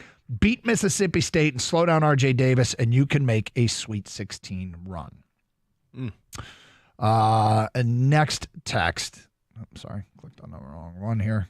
Champ of the weekend, Lucas Raymond. He has taken over the lead in scoring for the Wings and is increasing the amount of his new contract daily. Chump Derek Lalone, he seems to be leaning on his Tanguay and Bogner. Is it Bugner? Bugner. To save him every game, and it isn't working. So as far as Lucas Raymond's concerned, he is starting to score some of those goals. What a snipe yesterday. And was it last Thursday? He had a ridiculous one, a one-timer. He is really starting to elevate, which is good to see. 4 straight games for him with a goal. He's approaching career high totals and still has 15 games left or whatever it is. It's nice to see him develop. The Red Wings as a team right now, they're still very disappointing. They'll get Larkin back soon. I don't know if it'll be as soon as tomorrow night, but hopefully they get him back real soon, and because that's going to have to help. But the problem with them right now is they're not playing defense, and the goaltending is suspect. I'm at the point right now with the Red Wings that I just want a move made on defense to bring up Edvinsson. It has nothing to do with shooting the boot or anything like that. It has to do with if Edvinsson's healthy, when he's healthy enough, get him up here, because there are too many guys on the blue line right now. There's like 3 or 4 of them that just the consistency isn't there. And I'm fed up. I want to change. And am I being too punitive in this towards, guys like Justin Hall or Petrie or Gostisbehere even? I don't know. I Olimata. Those are the guys I'm thinking to have a chance to not be on this team if they bring up Edvinson. And I understand that, hey, you've got some veteran players here, and they do add something if you get to the postseason. But I need to get to the postseason. And I think I'd rather have a guy who's got all this upside with Edvinson. Let him learn at this level now for the last 15 games or last 10 games, whatever it's going to be, when he's healthy enough to play. I want to see it. Because I think when he comes up, he knows it's going to have to be defense first, and that's huge. It's a little bit of a move made out of desperation to try and jumpstart this team. But at this point, parading out the same lineup isn't really working. Mm-mm. So is it a desperate move? Would it be in kind of a miracle if he came in and actually impacted and had a positive impact? Yep. But it kind of feels like it's why not try it?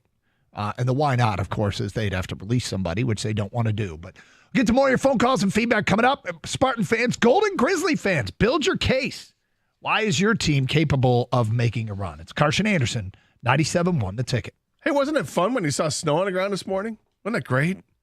Not so much, right? But this is Michigan. Unpredictable weather, and your house may not be ready for it. Well, make sure it is ready for it.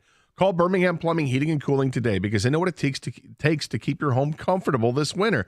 They're offering a deal where you can replace a clunky water heater with a tankless one for free with the purchase of a Comfort Maker furnace and air conditioning package. Look, got to worry about both sides of the extremes when it comes to weather, right? They've got over 100 years of combined experience. They're the team that I've trusted. Look, I needed a new water heater. They installed one the next day. I had a problem with my thermostat that came out the next day. Visit them at birminghamplumbingco.com. That's birminghamplumbingco.com.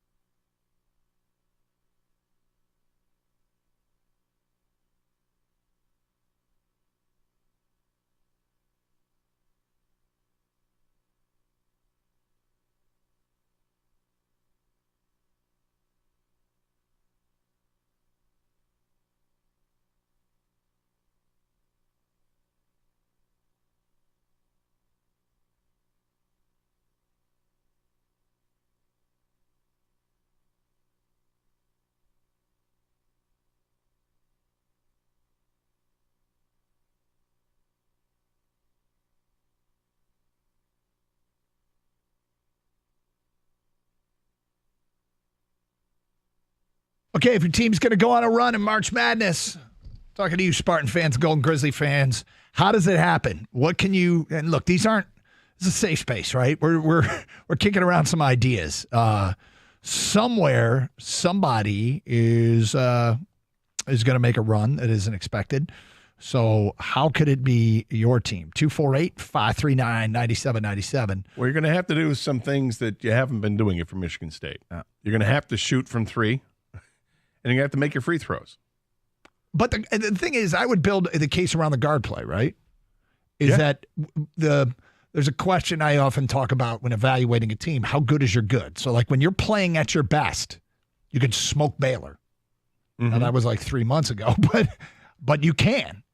So anyway, that's an example. Feedback coming in. Michigan State has the guards to defend Mississippi State and North Carolina's guards.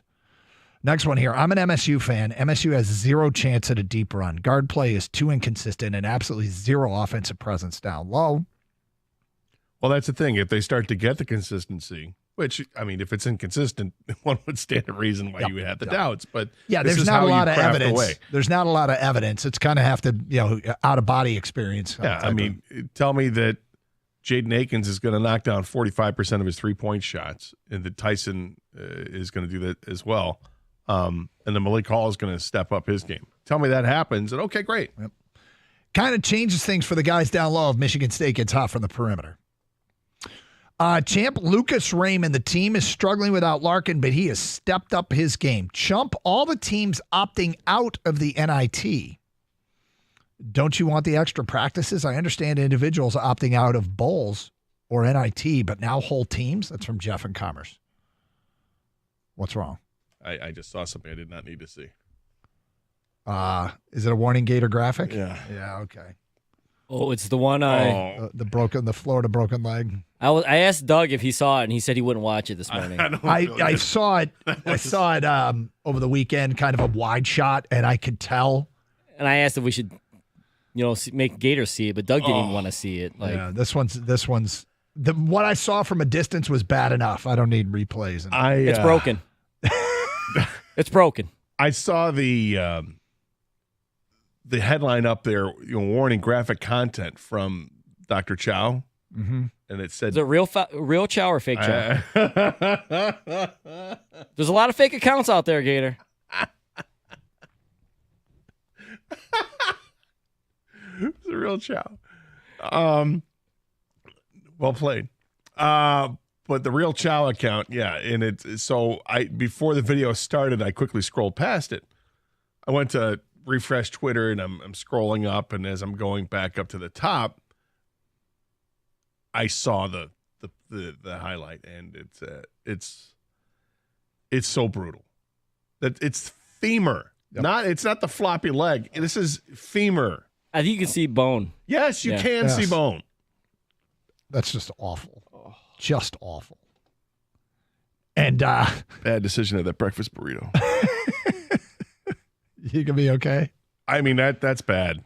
I know. That's bad. That's not covered up by spandex or a boot where you just see the floppiness and you know something's bad underneath. This is, you see it. Oh. Makes you never want to jump again. Never. Right? Well, you already had that. Was it Kevin Ware? Kevin Ware was one. Who's your wrestler guy? Sid Vicious. Yeah. There's been some. We've seen some floppies. Yep. But this you're is right. Not a floppy. You know where I experience this, gang, is sometimes when we do remotes and they've got us up on a stage, and we just casually jump off the stage. And Gator, do you? Yeah, and Gator. Nope. Gator won't do it. I will look like I'm 95 years old getting off that stage. I don't care. I am not risking it. He's got the street team carrying him off the stage. Hey, exactly. Like some kind of king. Like sometimes we get there and they haven't set up the steps yet. And like getting up to the stage is one thing. All right, I can do it again. But getting back down it, like, where are the steps? Oh, we didn't hook them up. Hook them up. Yep. Or I just gotta get down, sit down on the stage, hang my legs over. Slide off the side. Yeah, kind of do a little bit of a dip with my arms. It's in fact, these injuries have impacted his life. Well, yeah, and this one, it looks like, oh, what's that? Is that an apple sitting on his thigh? No, that's his bone coming through the skin. So bad. It's awful. Yep. Oh, I'm glad I don't have to watch that again. Feedback coming in. My chump is men's college basketball. My champ is women's college basketball. Well, I mean, look, last year, the Angel Reese, Caitlin Clark back and forth. They're both back in the tournament. You had LSU getting a fight with South Carolina. They got some storylines over there. Champ, the 2004 Pistons. These guys still get along and look great. Chump, Tom Gores, who hasn't won a playoff game under his reign. Yeah, the 2004 Pistons honored down at LCA over the weekend, and it was cool to see the guys. Yes. Yeah, it's great to see Rip Hamilton back in town and Chauncey, the coolest guy, and a lot of coaches out there, and they came back. Yep, it's kind of cool. Gators should complete the look and frost the tips. That's from an unnamed texter. Absolutely not. Absolutely not. Come on. No, frost the tips. Look. Just the tips. You're on fire today. Fake chow with the frost the tips. Look out. Just the tips. You yeah, I think you should. No, I don't think so. No? Never did that. I did when I was in high school. I think I tried the sun in. Did you? You know, that stuff you would spray in your hair and it would lighten it up. You got light hair anyways, kind of. Yeah, I did. So I'm not even sure why I did that when I was because it was even lighter when I was a teenager. And it turned it like almost like an auburn color for a few days. And then it got lighter eventually. And then I realized if you just, I've done it before. Stay out in the sun, you'll be fine. You did it? Yeah. You did frosted tips? Yeah, it's mortifying looking back at those pictures. Please tell me you had a tail. Did you have a tail? Well, when I was a little kid. Yeah, when I was like, 10, 12, I did. But Okay. I frosted tips in like post high school. Like terrible. Did you have the tail? I never did. The only thing I did that was remotely significant was I had the 3 lines. Oh. Long, Yes. medium, Amazing. short. Yes. Amazing. Yep. You have pictures? Somewhere I'm sure I do. Oh, that's But- fantastic. You could still do the lines. That Yeah, part you could you still Actually, do. I probably could, yeah. Well, that'd be a look, huh? Yeah. I like it. Do it. You do the it. tips, I'll do it. You frost the tips? Oh, come on. I'll grow the tail. That's Dude, all come 3 of on. us. He grows the tail. I put the lines in the side. You frost the tips. Yes. Let's go. Let's go. Well, first of all, And then let's I go will- to the club. But first we had a time machine up, right? When Kane grows the tail, then because the frosted tips is just a 1-day thing. He's gonna you need some time to grow the tail. Okay, so if I start this though. No. When you finish growing the tail, All right. What is the definition of a finished tail? that tail's Yeah, gotta be What, 3 inches or something? hanging down like to your clavicle. Oh, that's long. Dude. The tail. The mullet? Mullet's The different. mullet I mean, we all had mullets. I actually don't think I ever did, which is kind of disappointing in retrospect. You could have the Iafredi look. Yeah. Good God. Hey, great hockey player, man. Let's see. What else do we got here? Champ, my daughter's soccer team that won the Champions Cup down at IMG in Florida. Chump, the prices for the Big Ten Hockey Championship at East Lansing this Saturday. The cheapest ticket I can find was $600.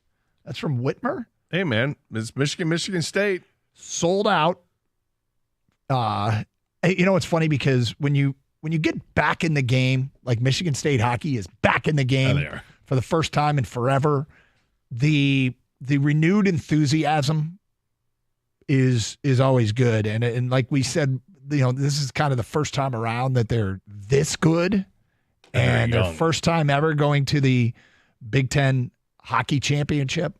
But yeah, so I understand why the enthusiasm. Well, it's your big rival. Yeah, and $600 is the buy-in price right now. In some ways, that's kind of awesome. In other ways, it sucks. Well, the people that buy the tickets aren't necessarily the students. They're people who have had season tickets forever. Yeah, because they've always supported Michigan State their hockey. students, and their now student, they're like their that. student section looks pretty full. Yeah. From Dan, Champ, Adrian College Hockey Program, back-to-back national championship appearances and a third straight Frozen Four. Chump, the Wings, just been bad lately. Well, we'll get into the Wings a little bit more next hour. Also, Juwan Howard out. Talk a little bit about that and potential replacements in the 11 o'clock hour. It's Carson Anderson, 97.1 The Ticket.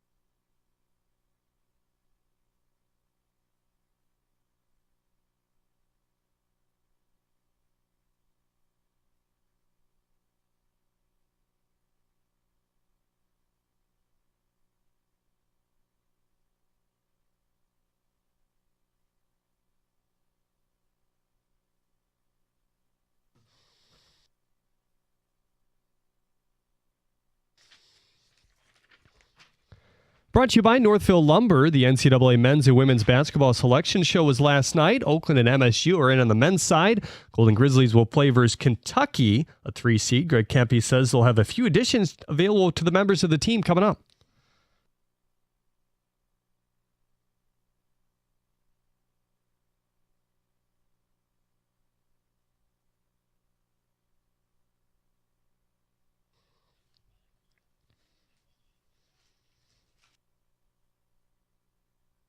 The Grizzlies open up as a 13.5-point underdog. 9-seed MSU drew 8-seed Mississippi State. Both teams will tip it off on Thursday. The Tigers have a night game today in Lakeland at 6 as they take on the Phillies. Jack Flaherty gets the start. The righty, who signed a 1-year deal with Detroit in the offseason, has been pretty impressive so far this spring. The Pistons take on the Celtics today as well. Boston is coming off a nearly 30-point blanking against the lowly Wizards. It marks the first time the team is on the road in 6 games, a homestand where they won 2 in a row.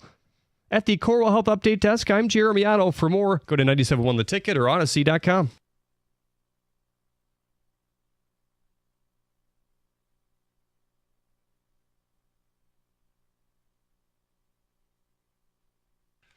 You know, I was looking up that a kid from Mississippi State, Jimmy Bell, that's from Jimmy Bell Jr., it's from Saginaw.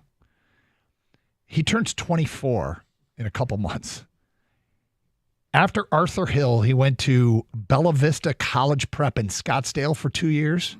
All right. And then he went to St. Louis.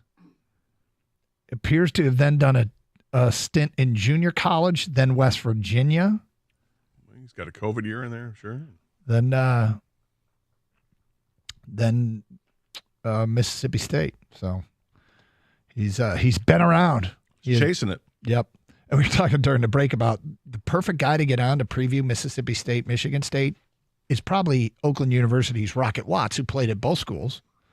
After he left Michigan State, went to Mississippi State. So maybe he can do a good preview for us. His past year was his freshman year with Michigan State. Averaged 9 points a game and has not done better than that since. Yeah. Anyway, we're building the case. Spartan fans, Golden Grizzly fans, what is the case to see your team go on a run? And I know, look, there's a lot of cynicism and not a lot of faith. Oakland University's got their hands full against Kentucky, and we talked about that matchup in the first hour. Michigan State fans, I think, feel like this team is just as frustrating a group as they've seen for a while due to the inconsistencies, and seems like they should be better, but if they were to get hot, what would it take?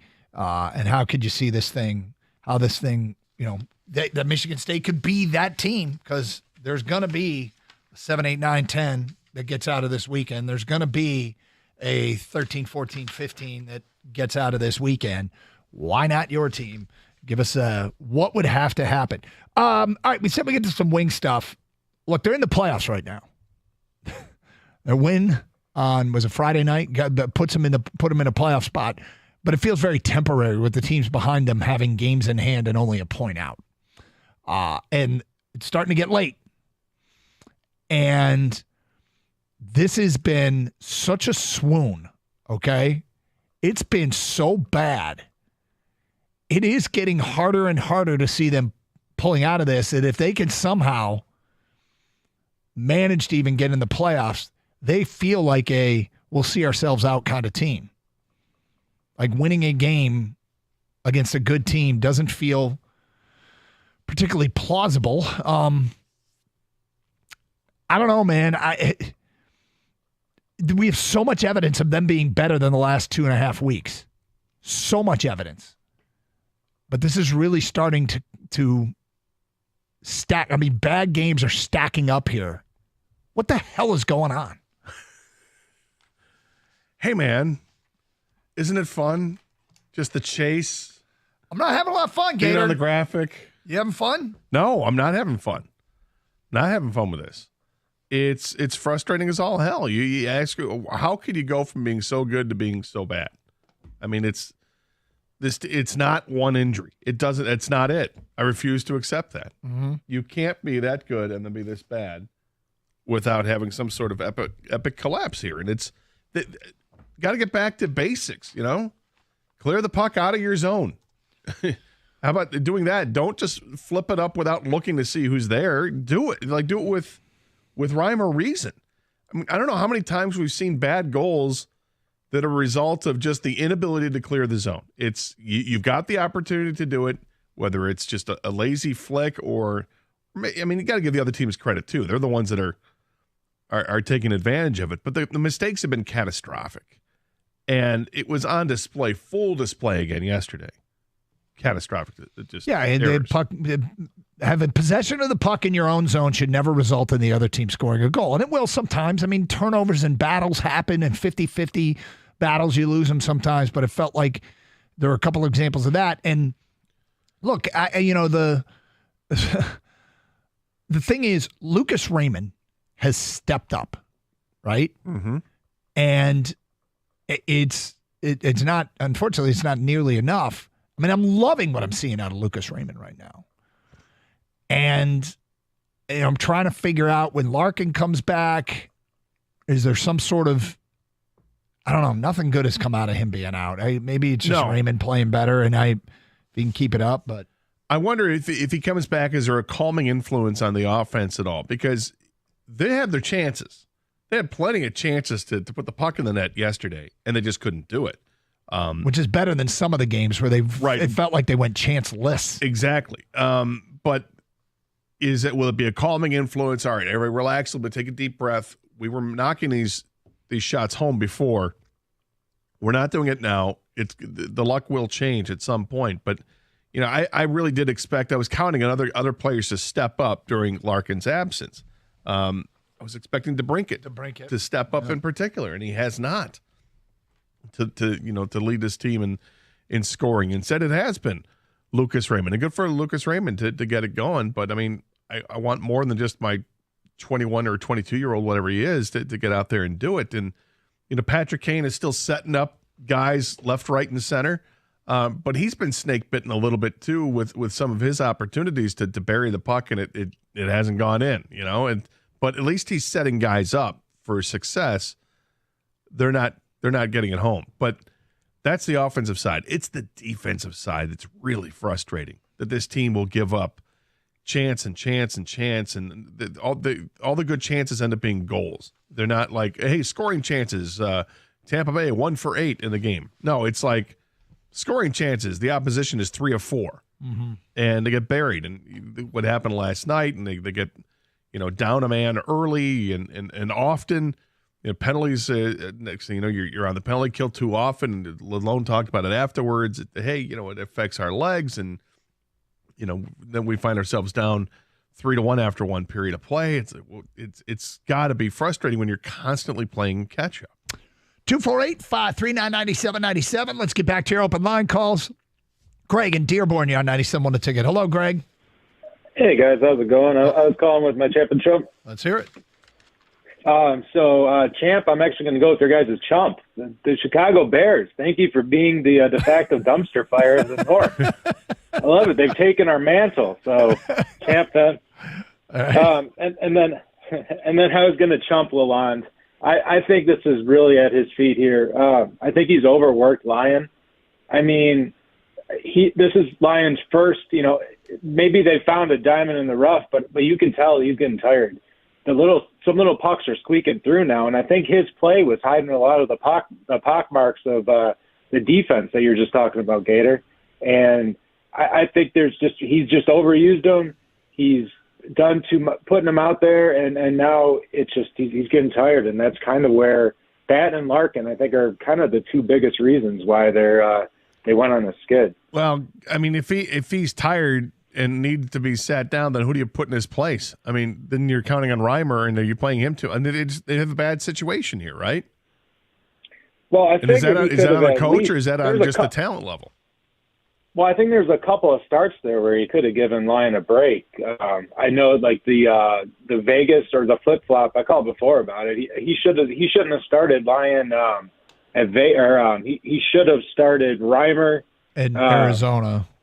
Yeah, Reimer in Arizona, and then he should have started Lyon at Vegas, because Arizona should have been a win, and then Vegas would have been the tougher, more playoff type game. But he flip flopped it, and so I thought that was just That's kind of where I'm bummed out with it. I hear you, and that question has been asked a little bit about if he's overworked him, and it's understandable. 248-539-9797. Dan is next on 97.1 The Ticket. What's up, Dan? Hi guys, how are you? Okay, thank you for calling. Hey, listen, man, I think there's something deeper wrong with this team than, like, I wonder if this team is just put together. I wonder if this team is overrated. I really, when one guy, if you can't win when one guy goes out, and your winning depends on this one guy, then this team is clearly flawed. I mean, they're in a playoff run. This team should not be losing 7-8 games in a row because one guy went out. I mean, yeah, granted, he's the best player on the team, maybe, or whatever. But man, I sometimes wonder if this whole thing is put together wrong and this team is overrated, because this is not what good teams do. I mean, well, they're not a good team, though. What they are, they're an average team. But average teams make the playoffs, and that's where they're at right now. Right now, they're still technically in the playoffs, and it's a little bit of nowhere, no man's land, right? When it comes to what do you do at a trade deadline situation? Do you go to and try to improve the team and give up future assets to do it, or do you stand pat and let these guys learn? And next year is the year that you're absolutely going for it, and you're trying to make a much bigger jump. I mean, that's the problem that plagues this team right now, is that they're an average team. Yeah, you're right. That may be on me. I may have thought in my mind that this team was way better. We're all guilty of that, Dan. Yep. You're not alone. It's not just you. Yeah, I mean, that's 6-game win streak. We're like, here we go. Yeah. Exactly right. I was listening to you guys, and a couple weeks ago, we were all talking about, competing with Boston and Florida and things like that. Now we're out of the playoffs, and it's like, in my mind, I thought, man, this team is a good team. You know what I mean? The irony is they're still in the playoffs. But as far as that Florida game, like, okay, one game, but Florida's clearly better, but it's the best in all of hockey. It feels a lot more indicative where the Red Wings probably actually are now a few weeks later. Which is frustrating. The Larkin injury hasn't helped, okay?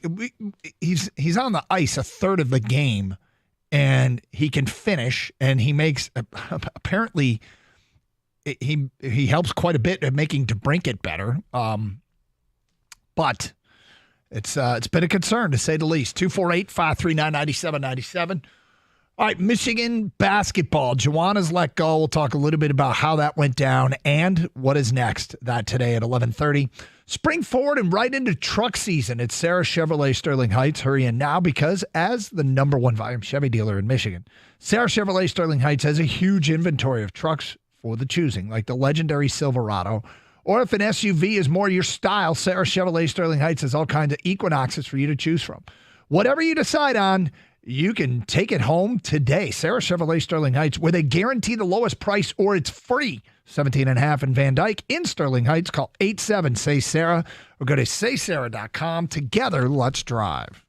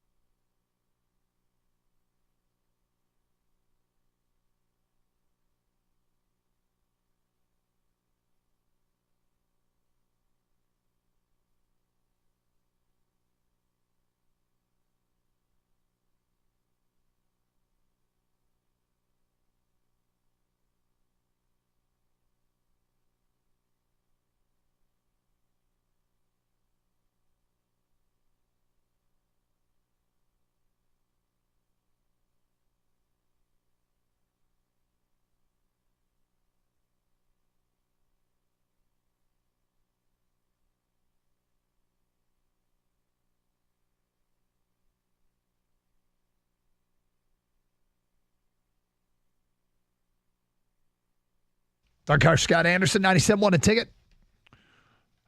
You want to talk college basketball and brackets? We're having Spartan fans and Golden Grizzly fans who've been underrepresented today. Build your case. How's your team make a deep run? From an unnamed texter, my champ has to be Brad Holmes for bringing in DJ Reader. I like, not love, all the moves he's made so far, but DJ Reader was a home run. My chump is Steve Eisenman for not helping the team at the trade deadline, but mostly for not calling up Simon Edmondson already. What more do you need to see to bring this guy up when you clearly need help on defense? That's from Marlon. Well, a healthy player would Yeah, be he's one. been hurt. I got to see if he played the last game over the weekend If for he's them back. or not. Grand Rapids is playing really, really well over the last month and a half. Told you I talked to somebody in the game that thinks he's bored. That he's bored. And, he's kind of dominant at that level, so 248-539-9797. Phone calls, feedback. Carson Anderson, 97.1 The Ticket. Get your champ and chump votes in. Another one here, Cooter and Ann Arbor. My favorite bet in March Madness so far, plus 600 for any buzzer beater on Thursday. Same bet on Friday. I mean, there's got to be data. It seems like that's a great bet, but there's got to be data that says the buzzer beater doesn't happen as nearly as often as it feels on one day. I mean, on Thursday, there's going to be, 16 games? 16 games on Thursday, 16 games on Friday. So, could happen. Edmondson is back. He's back playing? He played Saturday. Okay. Well, that was the first thing. And that was his first game back? I don't know if it was his first game back, but he was back. Okay. Let's go to Keith here on 97.1 A Ticket. Hello, Keith. Hi. I participated last Saturday night in a charity game against the Red Wing alumni, a charity hockey game. Oh, yeah? And they do, you know what, they should get more attention than they do. They raised about $30,000 for cerebral palsy in Metro Detroit. They're playing in charity games all winter long, helping a variety of Detroit charities. And there's such a great group of guys. Yeah, they're awesome. Darren McCarty was there. Red Berenson was there. Eddie Neal was there. Dennis Hextall. Larry Murphy was there. And they are such great people, and they do such a great job to help out all these charities. And this is just more a champ for the nice work they do around Metro Detroit.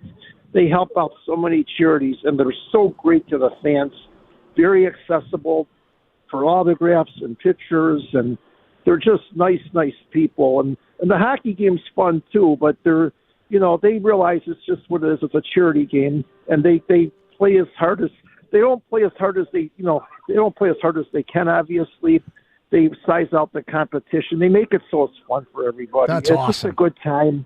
Yeah, and I just wanted to give them a shout out because they do such great work. Well, first of all, thank you for sharing the story. Secondly, you said you played in the game? Yeah, I'll tell you, I've been doing this for 20 years. This year I couldn't do it because I was injured, but I went to support the charity and watched. But I have played against them. I've done it probably 18, 19 times in my life. I was going to ask you, did you ever have a moment? Like, did you ever, hey, I was staring down Darren McCarty going into the corner. So was there ever anything? You know what? They don't do that when they're playing in these charity games. Right. They take it easy. Sean Burr, let him rest in peace. This was a number of years ago. He was kind of pushing and shoving with me in front of the net. And one time I got loose on a breakaway another year, and I don't remember which player it was, but one of them tripped me like on a breakaway. They gave me a penalty shot, and then when I went to take the penalty shot, they took their sticks and they threw them on the ground like it's just having fun. It's just a fun. Yeah, no, thing. that's awesome. It's just a kid.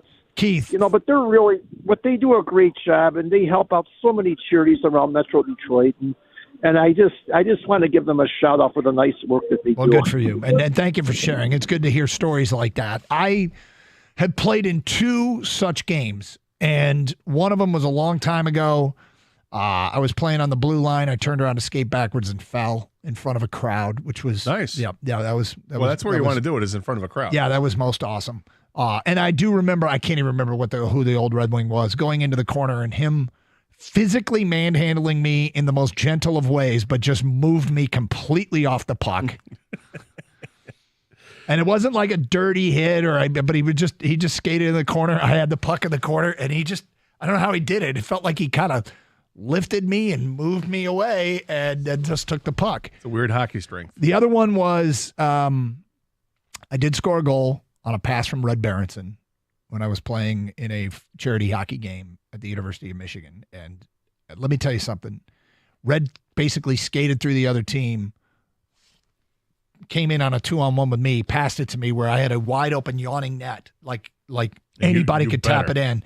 And that's all that went through my mind is I better finish this play. Keep my stick on the ice. Red Berenson is the kind of guy that will not forget. And I was like, I've got to finish this play. And thankfully I did. But it was all Red and me just being the guy that had the stick on the ice in the blue paint and tapped it in. That I can completely believe. Yeah. 248-539-9797. Thank you for calling, Keith, and sharing that positive story. Ken and Ypsilanti, champ Scotty Scheffler, first ever golfer to defend his title at the Players after an amazing Sunday round, jumped the Red Wings for being on the brink of playoff elimination. Well, they're in the playoffs as it stands today. Doesn't feel like it. Did you see Scheffler's eagle that he chipped in on? Yep. Or I don't know, it's not a chip, but it was his approach shot. Yeah, that he holed in from whatever 100 yards or something. Yes. This is starting to get compared to a little bit of a Tiger-like run. So his caddy, I don't know if you saw his caddy, really did like 1, 2, 3, 4, 5, 6, held up 6 fingers for him because they've got a bet. And apparently there's a pretty sizable bet that the caddy bet him before the season began that you can't hole out 10 shots on the season. Wow. And here we are, March 18th, and he's already done it 6 times. Wow. Champ NC State men's basketball, chump NCAA committee. Oakland at a 14 seed. They deserve a 13 or a 12. Can we all agree on this, though? What? Maybe with the exception of Evan. Is the entire state rooting for Oakland U? Yes. I mean, have to be, right? Yes. Why wouldn't you? I mean, good. I'm happy as hell. And the funny thing is, I was thinking 14 seed, and so believe it or not, I had a hockey game, but I had my phone on the bench streaming the bracket show as it was going on. Oh, that I can believe. And when Kentucky's name came up, I turned to the guy next to me. I said, "This is going to be OU." Bam, there it was OU. So, and then did you get on the ice and fall down? I don't think I fell yesterday. Oh, look at that! Nice. You want to ask more questions? Did you assist on any goals? I didn't assist on any goals. Did you score any goals? Damn right I did. Goal? A goal, yeah. Nice. Yeah. How did that one play out? One of our better players who was on the blue line carried the puck all the way up the ice, and he's a defender. And I said, I got you covered as he skated past me, meaning I was going to stay back. He skated around behind the net, passed it out to the point, and I one-timed it off the far post. It didn't hit the post. It was right inside the far post. All right, hold on. Yep. You one-timed it. I did. It was a clapper. Was it an empty net? No, there was a goalie in there. The best part, though, was, serious, all kidding aside, was the absolute stunned look on my teammate's face, because that just doesn't happen. Peterson plays with us. He can vouch for it. Craig? Yep. Nice. Yep. But no, it was not a it won't happen again. Don't be fooled. Even guys on the other team were like, wow. Well, Doug? What? Congratulations. Thank you very much. Thank you for asking. Yes. It's so exciting to know that 5 years into the plan, we have an average hockey team. Hell yes. That's from an unnamed texter. I understand the frustration with Steve Yzerman. I don't think it's not playoffs or bust this year, but let me tell you something. Next year, it might start to get uncomfortable. And it gets uncomfortable when you have a legend in charge and you have to make a change, which is what Michigan basketball did. We'll get to that coming up today at 11:35 here on Carson Anderson, 97.1 The Ticket.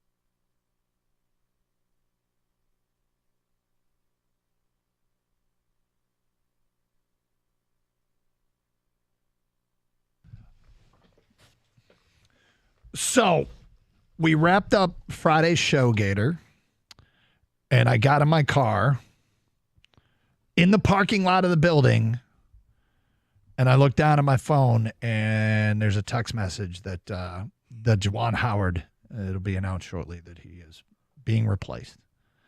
I'm like, He's been fired anyway. And I was like, well, they're the timing. Couldn't talk about it on the air, and knew we had all weekend to sort of process it. I'll start with this. My interactions with Juwan were good. They weren't many, but they were good. And he is a Michigan legend. He was great as a player, and he's got a bit of a temper problem. That's something he might want to address. He also has health issues. The hardest part about this is, of course, that you have to replace a legend, and nobody likes what can happen here. And we've seen it in Detroit sports, and it's tough, but it had to be done given what was going on. But then there's the element of his health. And talking to people close to the situation, the idea that he had the option of sitting out this year after having a heart procedure. And it was talked about.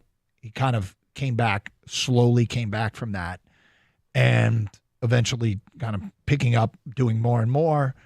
And he had the option of sitting out the year and just worried and focus on his health, in which case he'd probably still be the coach at Michigan. But he wanted to come back, and he wanted to coach his team. And then to the people that had to make this decision to tell him it's time to go,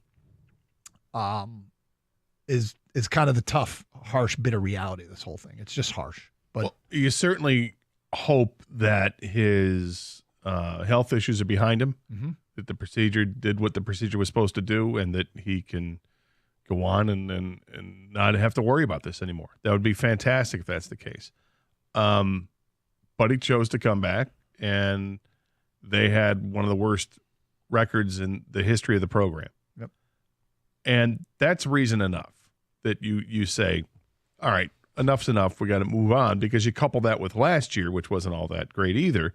Missing the tournament 2 years in a row, that's not going to be good. Well, last year, in retrospect, was actually worse. Well, because they had talent. They had 2 top 15 NBA draft picks and Hunter Dickinson, and they missed the tournament. Exactly. And he made a comment late in this season about how he was going to really dig in the offseason and get this thing fixed. And the only thing I was thinking, gosh, after last year and missing out, I would think that would have been appropriate to really dig in and get it fixed going into this year. But, we've talked about what led to his downfall. There was a number of things. And he has some things he needs to work on. Juwan Howard does. He's not. Yeah. He had the incident with the Wisconsin coach, and then you've got the clash incident with the strength and conditioning coach, and Yep. and then reports of what's going on behind the scenes. They're very unfavorable, and then all those would be plenty of reason to want to say, enough's enough. But then you tack on the 8-24 or whatever record it was this year. You can get a lot away with yelling at people and being tough to work for when you're winning. Yeah. But at the end of the day, right? He's got some things he can work on. They had to pull the trigger on this move, and they did. And now the what's next for University of Michigan basketball. And there's going to be a lot of discussion about how they want to approach the name, image, and likeness space and try to up the ante there for Michigan basketball. But there's a few names early on here that are starting to emerge. One of them is going to be a very coveted young coach at Florida Atlantic, Dusty May. Florida Atlantic, that's the team that went to the Final Four last year. Florida Atlantic went to the Final Four last year, and their coach is a Midwest guy. He's an Indiana guy. He was a manager on Bob Knight's, a student manager when Bob Knight was the coach there. He's a hardcore X's and O's. He's recruited this area from his time at Eastern Michigan, and he's got his team back in March Madness. They brought back everybody from last year's Final Four team, so it isn't a huge surprise that they made it back. It'd be interesting to see if they can go on another run, but he was a He is definitely a name that should be under consideration. And you're talking about a pure basketball guy, Dusty May, is that. Shaka Smart's name has emerged here, and he's an interesting candidate in that he crushed it at Virginia Commonwealth, was one of the hottest names in coaching, went to Texas and developed a reputation at Texas for getting teams into the tournament and promptly losing in the first round. That eventually cost him his job. I mean, he was let go after they made the tournament and got bounced in the first round again. He goes to Marquette, and he's killing it. He's absolutely killing it at Marquette. So the question is, Texas is a football-first school with, a brand name, but basketball doesn't come first at Texas. Would that preclude him? Would it not make sense to bring him into Michigan, or is it just coincidence that he struggled at Texas? Because maybe he's kind of that perfect mid-major, if you will, coach that can kill it in those environments, is one name to consider. I know that people mentioned the name John Beilein. Could John Beilein actually be a candidate? Yeah, he could. He is 71 years old. And the things that drove John Beilein out of the game of basketball are worse now than they were when he was the head coach. But in a lot of people's eyes, and understandably so, he was like the perfect Michigan basketball coach. And I've talked about the frustration of the Iggy Brezdeikis, Jordan Poole era, where those guys bolted just when they were getting it up and running, and he had put in way more time recruiting them than he actually spent coaching them. And then a huge offer came along, and he said, "That's fine, I'm out." Well, now with the portal, the turnover is, it's you're season to season. Yeah. And I think Beilein likes to recruit, develop, build, and it's harder to do now than it was when he was a coach before. I would imagine that today's college basketball for big programs, it shouldn't be too different than what it was 10 years ago if you're recruiting the one and dones, right? Mm-hmm. Because you're always having to look to change your roster. If you recruit high-end players, they're usually gone after a year, so you're constantly having to do that.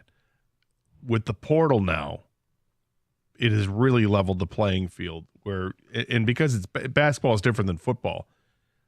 Basketball, you got 300 and some teams are competing in Division I basketball. Mm-hmm. And you can get noticed. If you're good enough, you'll get noticed. Look at the draft and see where some of these guys are drafted from. It's not all Duke, Kentucky, North Carolina. And you can make a name for yourself. And what players are looking to do now is maybe make the name for themselves at the smaller school and then transfer and go to a bigger school and then really get the name recognition and see what you can do. A team like Michigan, if they make the right hire, or any program that's a bigger program, because of the portal rules, you can really hit the ground running. And every day there are more and more players entering the portal. You look at we get these through Twitter. You get updates all the time, and like, oh, hey, here's this guy who averaged 16 points and 6 rebounds a game, and he's a sophomore eligible and all this. And like, okay, well, that's a player you got to keep in mind. And when the spring semester is over with, there's going to be a ton more. Or when the tournament's over with, you're going to see a ton more players entering the portal. It's not something where you have to rebuild the program. You can turn it over overnight. But does John Beilein and his formula? I don't think that's. I have my questions because in so many ways, Beilein was like perfect for Michigan, but the game has changed, and at 71, is he change his style? Well, look at Michigan State, and I love Tom Izzo, but has the game changed even for Izzo? Izzo is the kind of guy that gets his hands on you. You stay for 4 years. By the time you're a senior, you'll be a much different player than when you entered there. You may not be a star player, but you will show a massive improvement and be that team-oriented guy that is great for the college game, but maybe not necessarily great for developing professional players. Today, it's about instant gratification. You got to have it right here, got to have it right now. And if you're not getting the playing time, then you risk losing that guy. So I wouldn't think that Beilein's the right guy for today's college basketball landscape. and they'll have plenty of opportunities to go ahead because it is Michigan.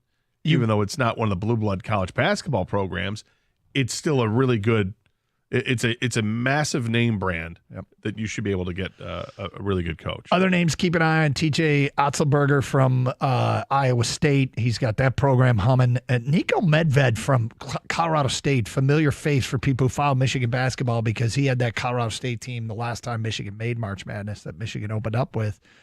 He is getting a lot of buzz now as well. 248-539-9797. If you want to continue the conversation, we'll take your phone calls and feedback on the Wolverine coaching search. We'll also get back to the March Madness challenge ahead for the Golden Grizzlies and the Spartans, that in the noon hour. We got some Lions and NFL to mix in the noon hour as well. Champ and Chump, we do it every Monday here on Carson Anderson, 97.1 The Ticket.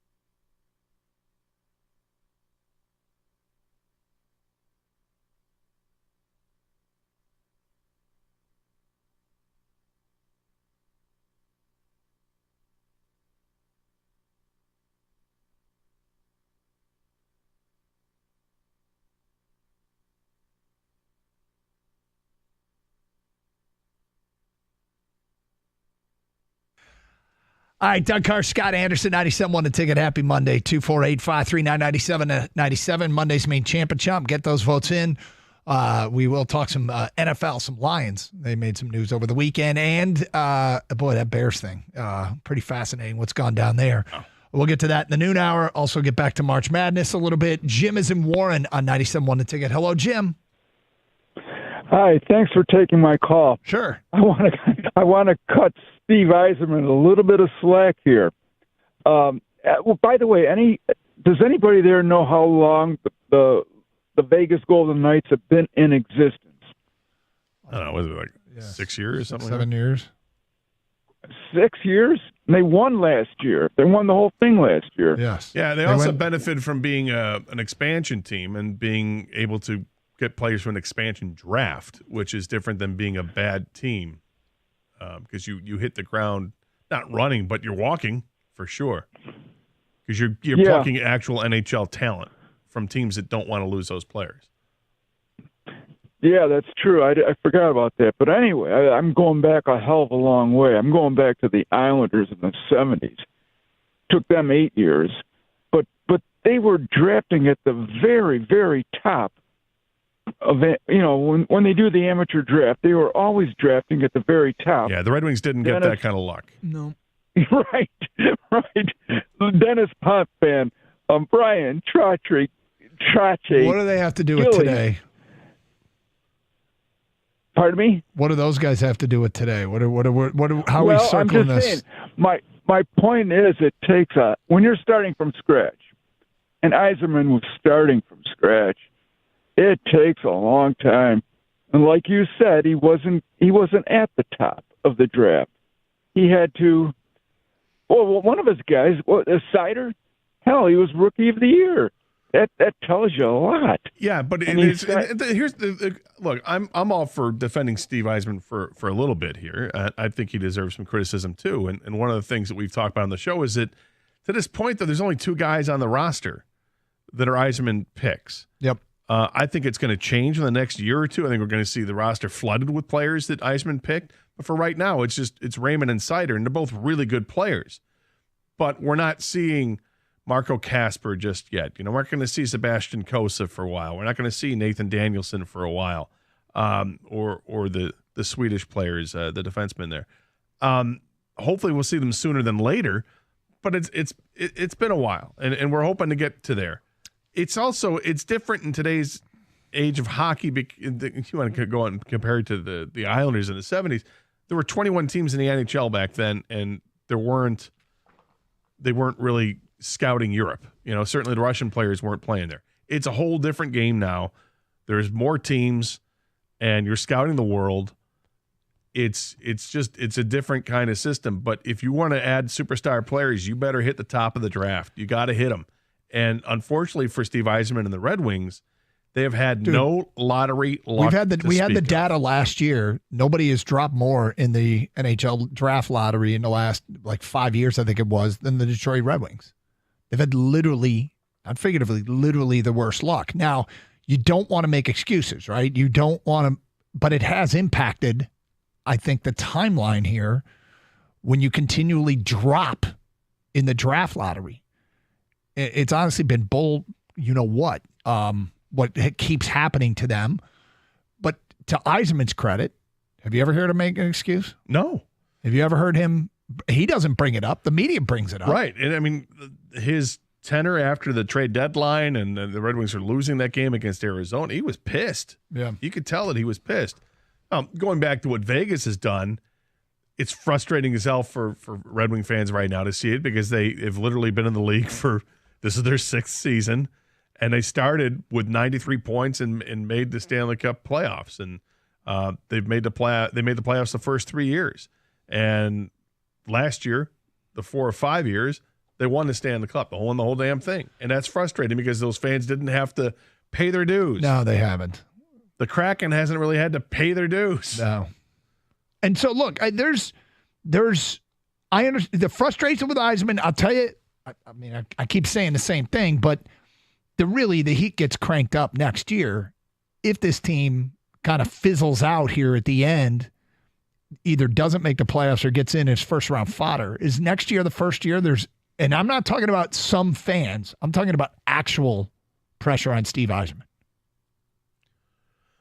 I think next year is, I think that there'll be That's more. the first one. There'll be more focus on it. Yeah, again, because it'll be another season, and if you don't see more of his players infiltrating the roster, then there's an issue, and you're going to have to find a way to add more talent to this team in the offseason. Not just add adults in a room, but add guys to this roster that are going to make them appreciably better. Find guys that are 40-goal scorers. Find guys that are going to be stalwarts on defense. Find a netminder that's, going to give up, 2.2 goals a game. You got to find there are areas you have to improve this team. Sounds like a lot to do in 1 year. Well, I'm not saying you're going to do all those things in 1 year, but I'd like to see. It'd be nice if you had a guy that you can hang your hat on that went in the offseason and acquired a free agent or made a trade to get somebody who's a legitimate threat to score 40 goals. Well, I guess he's had more than 1 year, though, is also my point. And the bad luck in the lotto thing, we all know that. That sucks, but it does. No one makes those excuses for Troy Weaver. Troy Weaver, the Pistons haven't had the best luck in the lotto either. It doesn't matter. In the end, you either win or you lose. Well, but they have had a number 1 pick overall. Yeah, but if you gave the Red Wings Lafreniere or whatever, would it make a difference? I'm just saying, you know what I mean? Like it doesn't. No one wants to hear it. Whether you have bad luck in the lotto or whatever, you got to win ultimately with whatever picks you get. And the Pistons would rather sure have Wemby than Cade Cunningham, but who cares? You got to build something. Yeah. No, I get it. And I mean, do I think Connor Bedard would have made a difference? Yes. I think Connor Bedard would make a difference. I think Wembanyama would make a difference. Yeah. Feedback 248-539-9797. Let's get to some of this.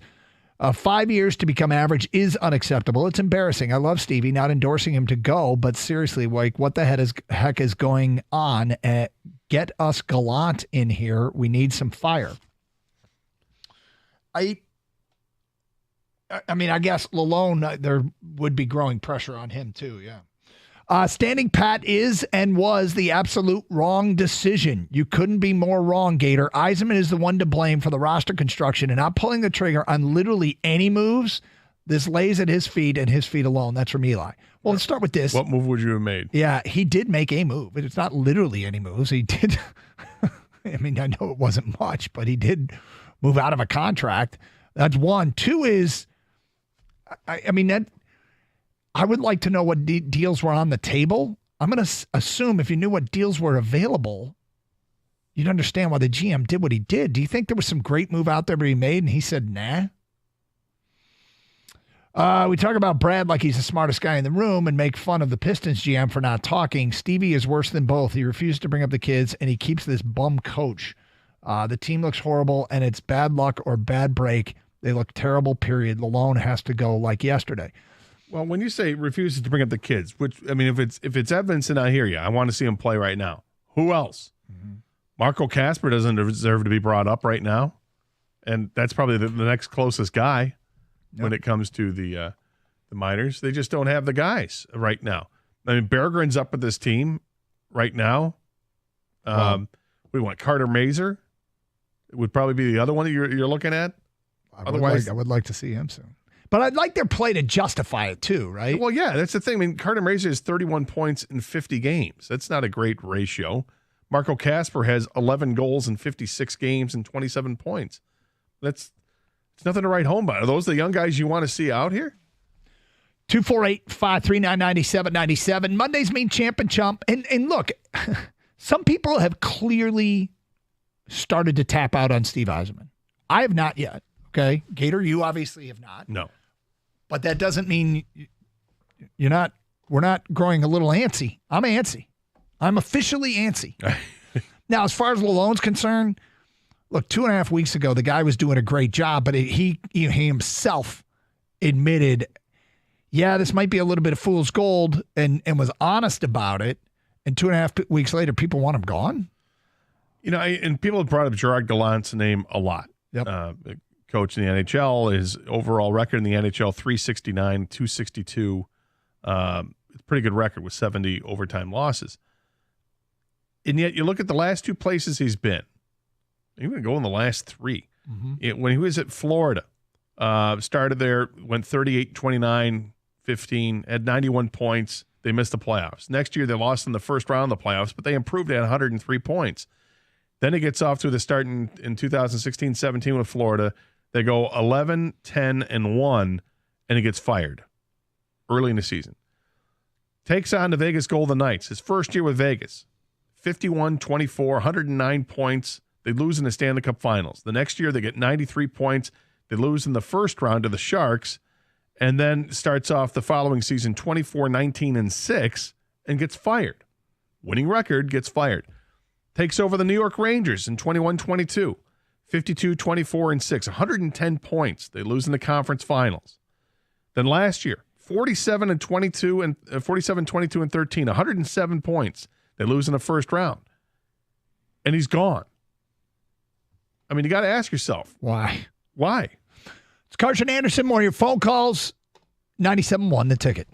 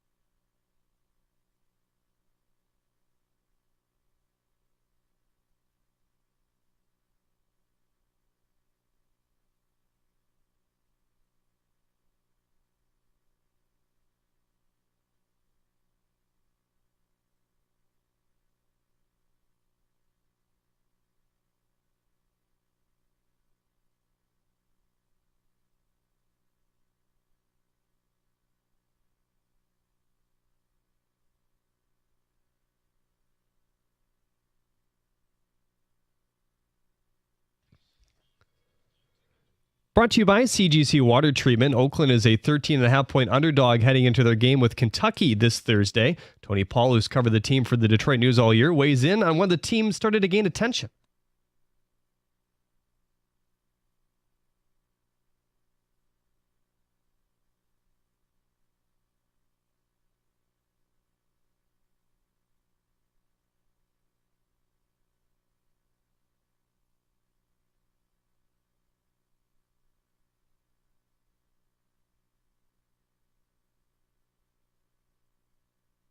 The Golden Grizzlies played a number of tournament teams in the non-conference this year, including Illinois, Drake, Xavier, and Dayton. MSU has Mississippi State. That game will also tip off in the afternoon on Thursday. The Tigers with a night game today in Lakeland at 6:05. They take on the Phillies. Jack Flaherty gets the start.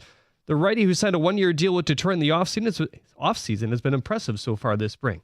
At the Corewell Health Update Desk, I'm Jeremy Otto. For more, visit 97.1 The Ticket or Odyssey.com.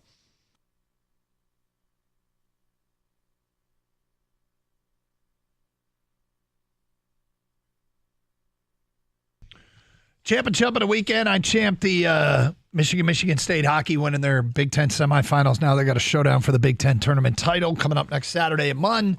My chump of the weekend, actually Gator and I both chumped the Bears. And we'll talk a little bit more about the NFL this hour. Here on 97.1 The Ticket. Gator, your champ of the weekend was Greg Campy. Yeah, I think it's. I don't think it's easy to make the tournament when you're coaching in the Horizon League, because basically you have to win the conference tournament to do it. Yep. So, and they had a great season, a regular season where they won the conference, and then he had to back it up and had to go through 3 20-win teams to do so. Congratulations. We'll talk a little bit more about their matchup with Kentucky this hour. Love to hear from Golden Grizzly fans out there, Spartan fans as well. What's the path to success? We'll explain and go a little bit more in depth a little bit later on. But 248-539-9797. Let's get back to the phone calls. Chris is next here on 97.1. Hi, Chris. Hey, how you doing? We're good, thank you. So Champ and Chump. Champ is Oakland. Proud of them guys. I think they have a fighter's chance. But I want to focus on my chump. I don't know if I want to chump Michigan, their athletics, or just their football team. But I thought they were going to vet. I don't know. I'm a Michigan fan. I've had no time to celebrate the championship because it's just stuff after stuff after stuff. How do you not vet your defensive line coach that had 2 prior driving related to alcohol incidences? You got to fire him. He can't recruit and go into a parent's room and says, trust me with your child. You can't, it's just so frustrating. I don't know. It's just frustrating. I understand your frustration, and he's been suspended indefinitely, and I think there is some challenges as far as bringing him back. I think you're more right than wrong. And I heard someone say this, and it was a good point.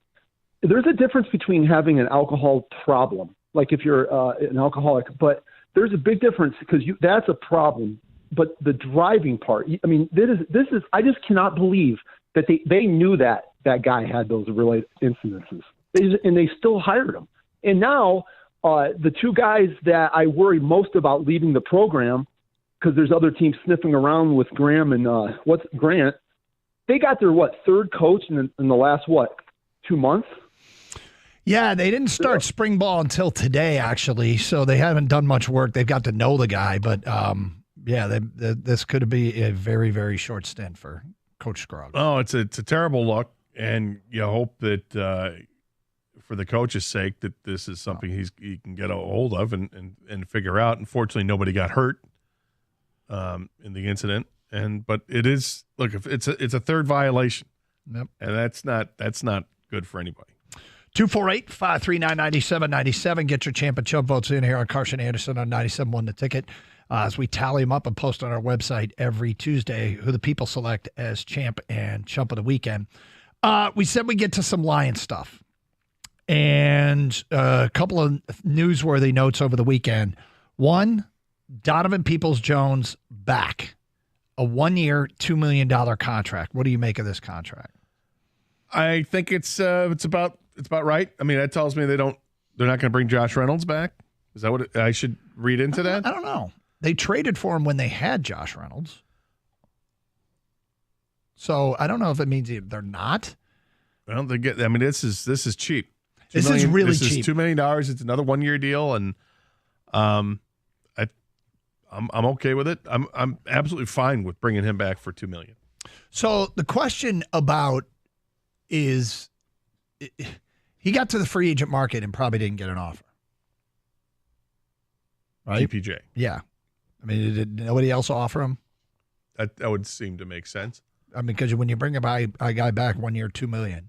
I mean, free agency's only been a few days old, but yes, which is crazy because it feels like it's been going on forever. It's been going on for less than a week. It really started a week ago today. But I mean, yes, technically it didn't start till Wednesday. They could just talk. But I'm sure his agent was out there talking. And I mean, I'm surprised if he didn't get another offer, if he got a like offer elsewhere and decided he want to stay here. Great. It seems like he's still kind of young in his career. He is young. So there's some potential there. He's got size. He's got speed. He's got ability. Can you, if he stays healthy, is this a guy that's a legitimate option out there when you go to like a 4 receiver set? So the question, though, is what if this is the group of wide receivers? If they decide you try to fill all the holes, they still have other holes to fill, but what if next year they come back with Amon-Ra as their top receiver, J-Mo the 2, Khalif Raymond the 3, and DPJ the 4? And I guess Antoine Green, your and fifth Antoine receiver. Green and whoever, if you're going to draft somebody or undrafted free agent or whatever. I mean, I'd like to see them kick the tires on some other guys later on. Mm-hmm. We'll see how it goes. I'm fine with it right now, and I'm fine if you're going to move on from Josh Reynolds. I'm okay with that. But if this were to be the group moving forward, then you better see improvement from Jameson Williams. Yeah. Jameson Williams needs to be a force next year. Needs to take a huge Big step forward time, yeah. That's the way I look at it. But it's the other move that was made, the restructuring, that has me raising an eyebrow. 248-399-9797, and that restructures Carlton Davis. He had a cap hit of 14.35. They've reworked the contract, so his cap hit this coming season is 9.85. They free up about $4.5 million, but they will take $4.5 million against the cap next year. So with that, does that free up money so they can go get somebody else in the secondary? Do they go after Quandre Diggs? Do they go after Stephon Gilmore? You know, one's a safety, one's a corner. I mean, is it money for Josh Reynolds?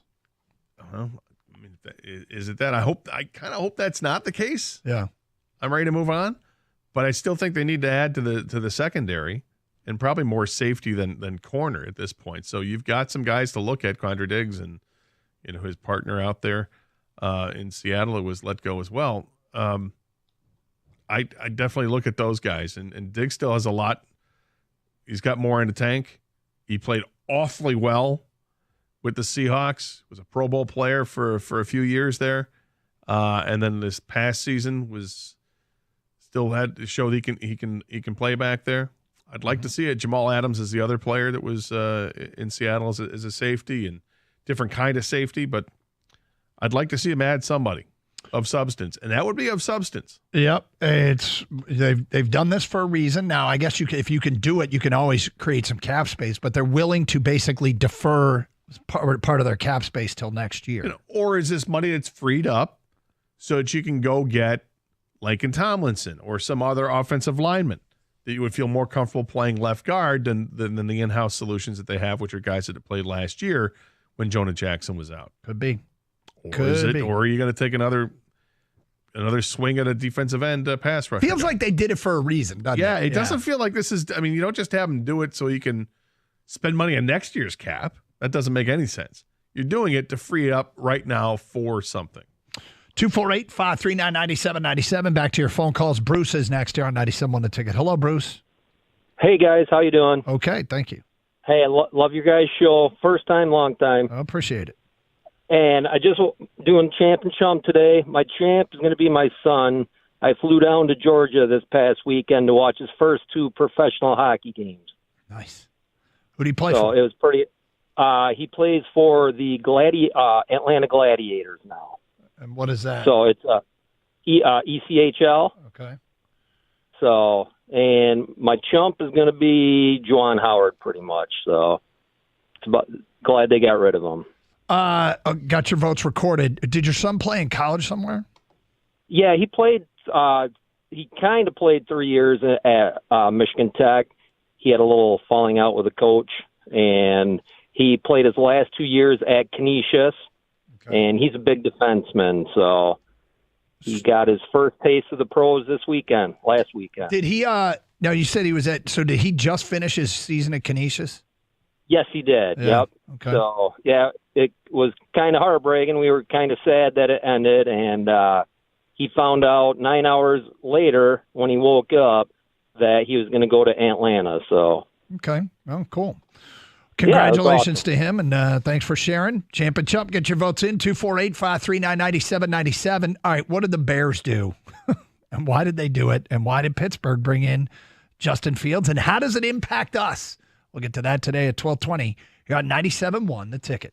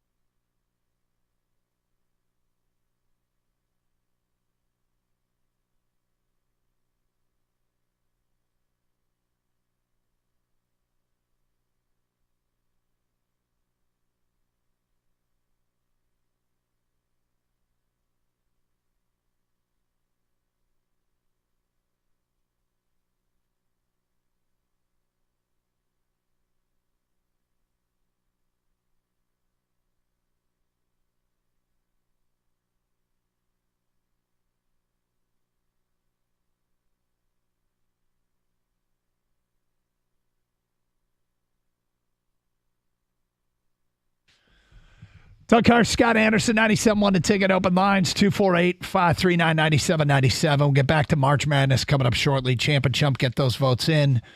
You want to continue? We had some Michigan basketball discussion with the search for the next coach, building a case for Michigan State, building a case for Oakland to be a team that can make a run. Red Wings just not they are what they are right now, which is a bad hockey team. Which could they get back to being that team that was feel pretty firmly a slightly above average hockey team for the bulk of this NHL season? Can they get back to that? Because that team, they look like a team that was just hitting their stride.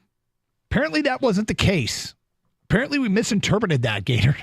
Is that a misinterpretation? It might be. Anyway, so we said we get to this. Probably the biggest news in sports over the weekend was Justin Fields dealt from the Chicago Bears in our division to the Pittsburgh Steelers for a 6th-round pick, which is a chance to be upgraded to a 4th-round pick if Fields becomes their starting quarterback. I want to start with the Bears.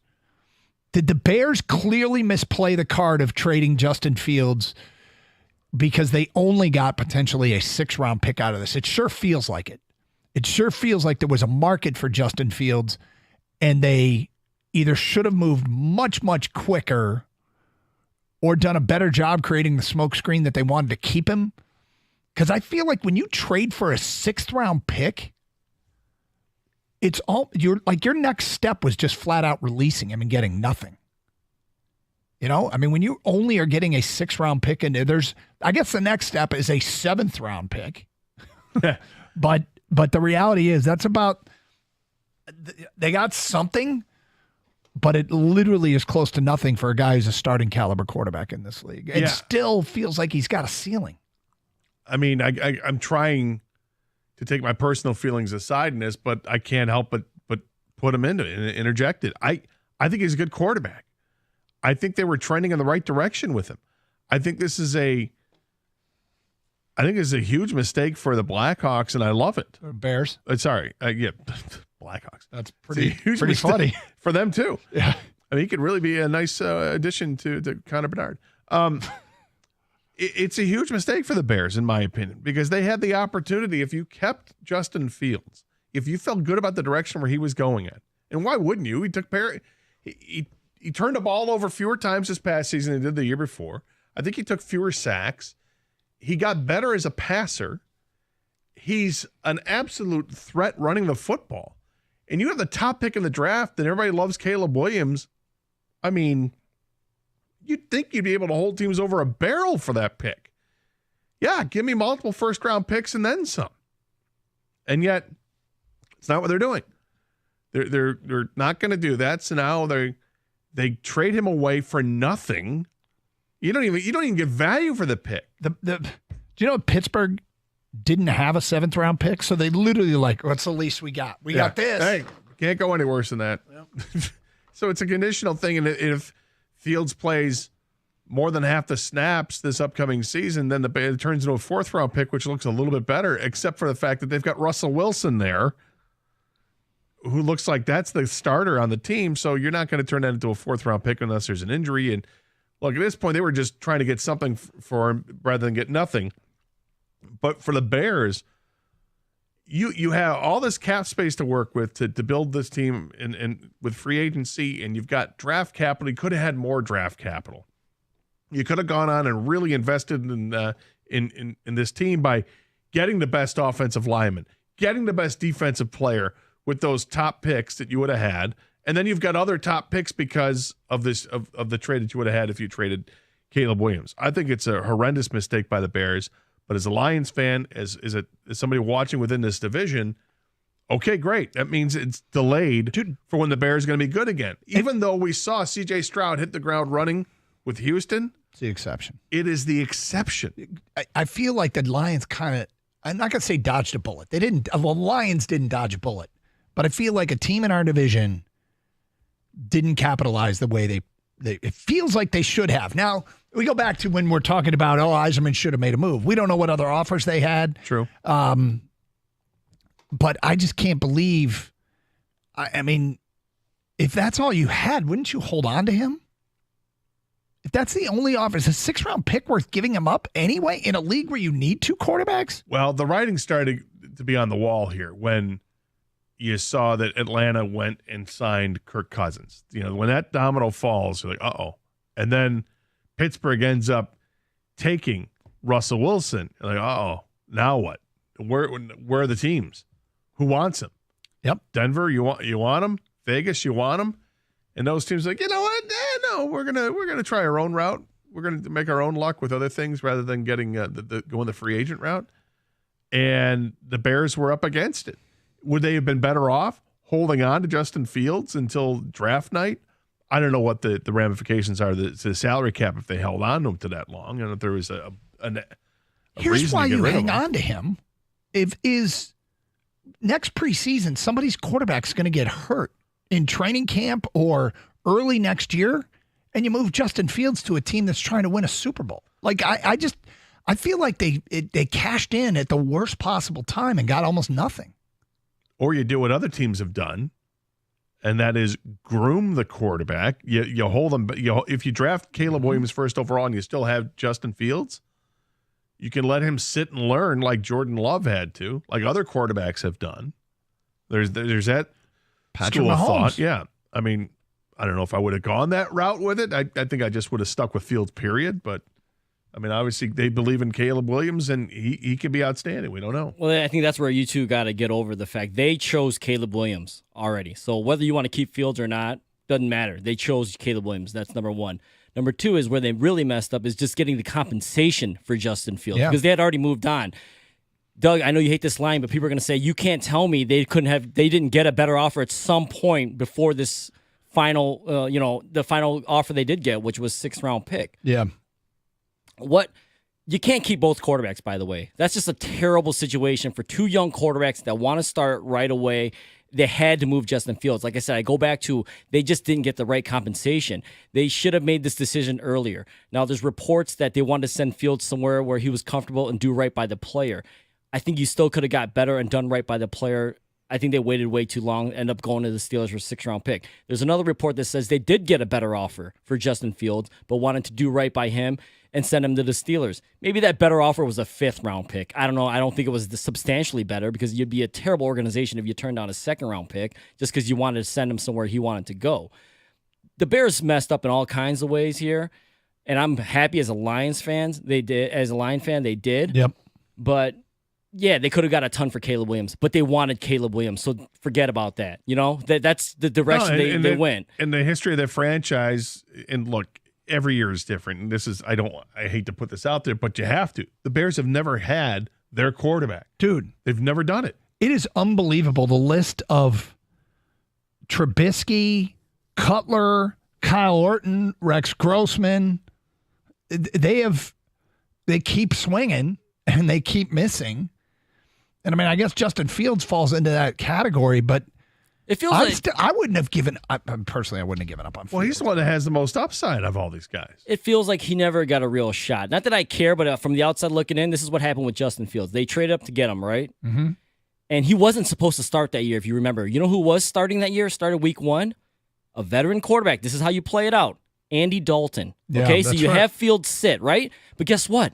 Andy Dalton gets hurt week 2. And so they throw Justin Fields in there, who's not ready, and he goes out there and sucks or whatever, doesn't play that well. The following year, they have 0 weapons, and he goes out there and underperforms again. Year 3, they finally bring him DJ Moore and get him some other guys, and then they kick him out the door. He never got real footing there. And now who they bring in? Yeah, all these guys. Now Keenan Allen's there. DeAndre Swift is there. Exactly. But you've got Cole Kmet that he was working with. They've always had problems on their offensive line they that can't they protect could have them, addressed this year. Yep.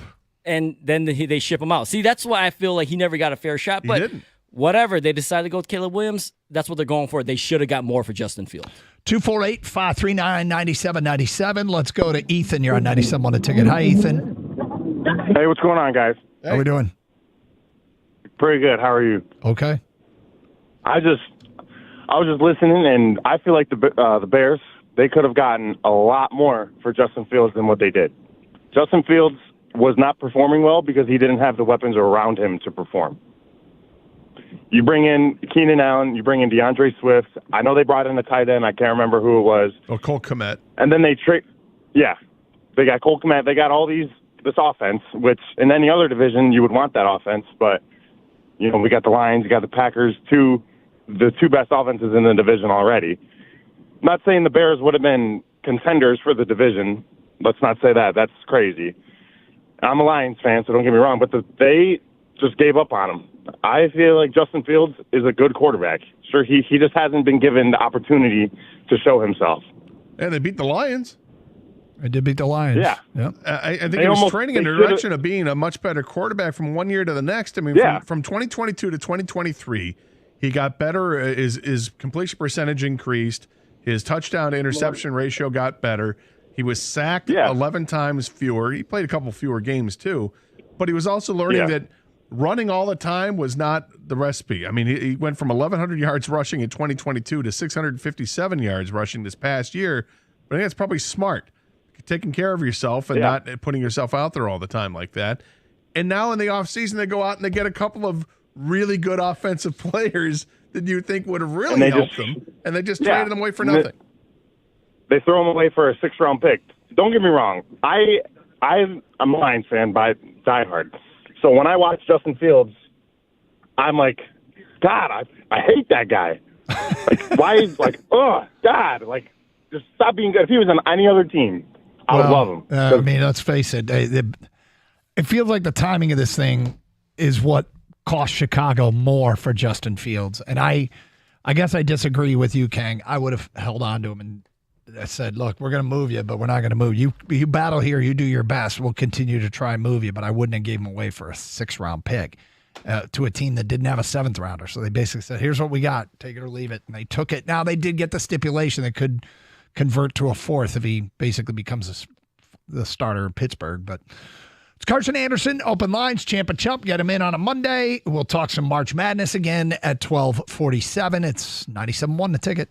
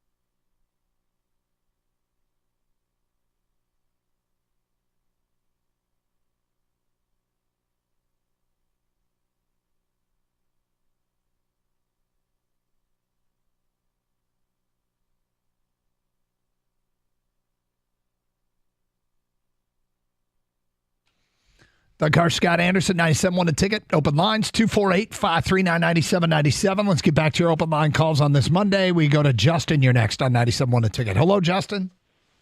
Hey, guys. How you doing today? Okay. Hey, so I'm a Chicago Bears fan, born and raised in Chicago. I've lived here in Detroit Metro since 2014. And listening to the callers, I just think you guys have a skewed view on Fields just because he had some good games with his legs against the Lions. He didn't beat you guys with his arm. He had 5 touchdowns in 5 games. And if you look at if you want to see something truly laughable, look at Mitch Trubisky's career stats against the Lions. Oh, it's unbelievable. He killed the Lions. He was like some sort of weird Detroit antidote that he would play so well against the Lions. Yeah, and I just think that because Fields beat you guys with his feet, there's this sense that he's like a superior quarterback. But if you look at the great quarterbacks, Jordan Love didn't need a ton of help. You don't find these same arguments around Mahomes. He has no great wide receivers down there, right? But because he's such great talent, I hear these people. There's a lot of Fields apologists calling into Chicago radio, driving them crazy. It's funny, Justin. I was reading some stories out of Chicago. Actually, there's a story in the Athletic about how Chicago is split on Justin Fields, and it's become such a polarizing topic. Look, we are aware of what Fields is as a quarterback. I just think at his age, and the idea that if he had more weapons around him, could he be even, because he's gotten slowly better here when it comes to throwing the ball, could he be even better? And Caleb Williams is an unknown. As much as everybody loves him, everybody loves all the top quarterbacks coming out every year, and the hit rate is so low. I don't know. For sure. Yeah, you got a franchise that's starved for They've never had a 4,000-yard passer, never had a quarterback in their history throw for over 30,000. So, here's the thing though: they've been shopping him since the combine. It kind of seems like the league has made up their mind on Justin Fields, at least the brass. When you get Mac Jones going for a 6th, it's not like they haven't been trying. Ryan Poles has been pretty transparent with what he's been saying. Maybe that's the problem. Another part of that, I guess. But if you're a team and you're looking at, we think we've got a good team, we can compete right now. Do you go for Justin Fields or Kirk Cousins? Kirk Cousins, what kind of a passer he is, and going to Atlanta, they've got weapons, and it kind of makes sense. I love the upside of Justin Fields. It's not just because he ran well against the Lions. He went 4-2 down the stretch. Would have been 5-2, but they lost to the Lions in a game that was pretty close, as I recall, with 31-26, in fact. In the game that beat the Lions, he only ran for 58 yards. Okay? He threw for 223 yards. They kind of dominated that game and won it 28-13. I just thought there was a lot of upside left. Pulling the trigger. Now, I get why you pull the trigger. The reason you pull the trigger and say, all right, we're going to take him away, we're going to trade him, is because you have the top pick in the draft and you fully believe that Caleb Williams is the next Patrick Mahomes. And if you fully believe that, then you've got to do it. Did they handle the situation properly to maximize the most from a Justin Fields trade? Doesn't seem like it. No, it doesn't. Yeah, that's the issue Bears fans should have. If you believe in Caleb Williams, whether us three do or don't, but if they believe in him, you have to fully support that guy, because that was the issue with Fields in the first place. It's not like it didn't seem like they fully supported him with the supporting cast, the offensive line, whatever. You have to support a young quarterback give him the best chance to succeed, right? So that's what they want to do with Caleb Williams. So you got to move on from. That's why I think personally, though, you got to move on from Fields. But they should have got more. Just don't forget, guys. The one thing that scared teams away at this point for trading for Fields is he's got a $25 million option coming up. Who wants to give it to him right now when you don't even know what he is? And that's an issue of finding a team that's going to take him on. But that doesn't come into effect unless you want to pick up that 5th year. I know. And but that comes up after this year. Right. But this is the other side of the coin. Is it what was Pittsburgh thinking? Well, they have Russell Wilson, so I think they're just like, whatever happens, happens. I don't know. I mean, Pittsburgh's probably thinking we were going to look for a mid-round backup quarterback, but now we can use one of our last draft picks to get our backup quarterback, and he's probably going to be better than anybody you'd get in the mid-rounds in the draft. But still, I mean, you'd have to have Justin Fields fully accepting that this is your role, back up to Russell Wilson. Man. 248-539-9790. Suffice it to say, in Detroit, I'm happy. I'm happy. Because next year, I mean, unless Williams is the unicorn, and he might be, but unless Caleb Williams comes in and just does the C.J. Stroud thing, Chicago's not a factor. Well, and then there's also a report that says the Steelers plan to re-sign Russell Wilson to a longer contract after 2024. So it even becomes more interesting with why go for Justin Fields at this point. 248-539-9797. Let's go to John next on 97 on a Ticket. Hello, John. Hey, good morning, gentlemen. What's up? Long-time Bears fan, die hard. There is a real thing that's the Justin Colts out there. It's taking half of Chicago away. Yeah. I'm glad he's gone. Top 10 guys when it comes to ESPN analytics. The Bears gave Chicago quarterbacks 2.67 seconds to throw. We were ranked second in run efficiency, seventh in pass. He had DJ Moore, number one wide receiver. 2 years ago, Darnell Mooney was a 1,000-yard receiver. What I'm getting at is he's a one-read trick pony. How do you stop Justin Fields? Zone defense. It just comes to that, guys. It was a funeral this morning on Chicago radio. I really thought I'd wake up to a celebration. But it is what it is. People love firecrackers. You know, for 5 seconds, it explodes. It gives you a nice little thrill. But after that, just fizzles out. And that's Justin Fields. Yeah, I don't know. If I were a Bears fan, I'd love to have the opportunity to watch Justin Fields work with DJ Moore, Keenan Allen, DeAndre Swift, Cole Kmet, resources used for the offensive line in the draft, and you could add the best defensive player in the draft as well if you had kept them. I guess that's why I'd be upset if I were a Bears fan. You know what the thing about it is? There's so much upside with it. But, again, if you love Caleb Williams, then you make the move. Yeah, but I guess, or you hang on to Justin Fields and try and trade him when somebody's quarterback gets hurt in the preseason or somebody's quarterback gets hurt in week 2. I think you could have got more than a 6th-round pick, but again, we don't know what offers were made. No, but I think at this point, if that's all you're getting back, you keep them. Oh, and make the trade before the combine. Before free agency, for sure. 248-539-9797. Greg is next on 97 on the Ticket. Hi, Greg. Hey, guys. I just wanted to say that Fields, he was an exciting player, but he didn't really do what it took to net wins in the fourth quarter. His fourth quarter quarterback rating was a 53.4, which ranks him 41st in the league with 32 teams and out of 32 quarterbacks. And so basically he was a perfect tank quarterback. You know, he, like the previous callers from Chicago said, he give you exciting plays all game, he'd keep it close, and then he'd blow it in the end. So I think that's why he's gone. I'm a Pittsburgh fan, so I think Pittsburgh's plan is to sit him for a year, see what he is, and then I don't think they're giving him $25 million, but then they can work out a deal when Russ is out of town, or maybe he even starts if he's good enough. If they're going to extend Russell Wilson, then it really makes it interesting why they even went after Justin Fields. But Fields was 4-2 down the stretch. Wonder how much the Bears are 4-2 down the stretch with Justin Fields. How similar this is to just all of our hundreds of Stafford conversations. That Chicago was split. Wow. I wonder. I guess the difference is that Justin Fields just finished his 3rd year in the league. I know. I know. He's 25. I know. But it's taking on it's starting to take on that feel, the familiar feel to me. Yeah, well.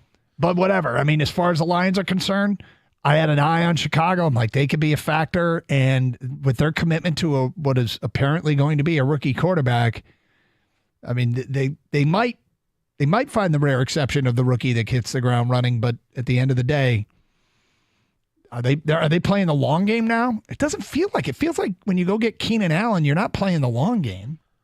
I don't think they. I think they. If I'm the Bears and I feel confident that Caleb Williams is the guy, then your thinking is I'm giving Caleb Williams all the tools he needs to be successful with, so we can start off and be playoff contenders this year. We're going to go the C.J. Stroud plan. That's what we expect out of the Bears. And they can still do that. That now with their first-round pick outside the top pick, was it number 8 or number 9 in the draft? Yep. They can take BPA.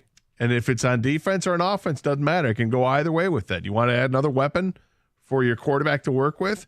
You can do that. You want to add an offensive lineman to protect him? Go ahead and do that. You want to add the best defensive player available, which could be, a corner or Jared Verse? Go ahead and do that.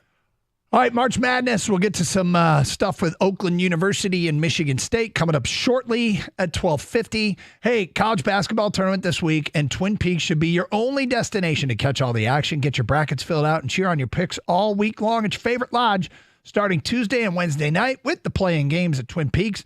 College basketball all week long. If you've been to Twin Peaks before, you know how awesome the game day experience is. And if you haven't, what are you waiting for? The recipe for success starts with the beautiful Twin Peaks girls, and then there's the hospitality, the coldest beer in the state, the Scratch Kitchen serving up all you crave, the 22-ounce ice-cold Bud Lights for just $5. Pair that with their always hand-breaded and cooked-to-order boneless wings, and you're on another planet. Take advantage of their awesome happy hour specials, too. They even run it late night. Come see why. Twin Peaks, the best place to enjoy all the Cinderella stories, slam dunks, buzzer beaters, and we will be broadcasting live from the Madison Heights location on Thursday. They'll open early at 10 a.m. with tons of swag and prizes for you to win. So make sure you come see us. Twin Peaks, eats, drinks, and scenic views.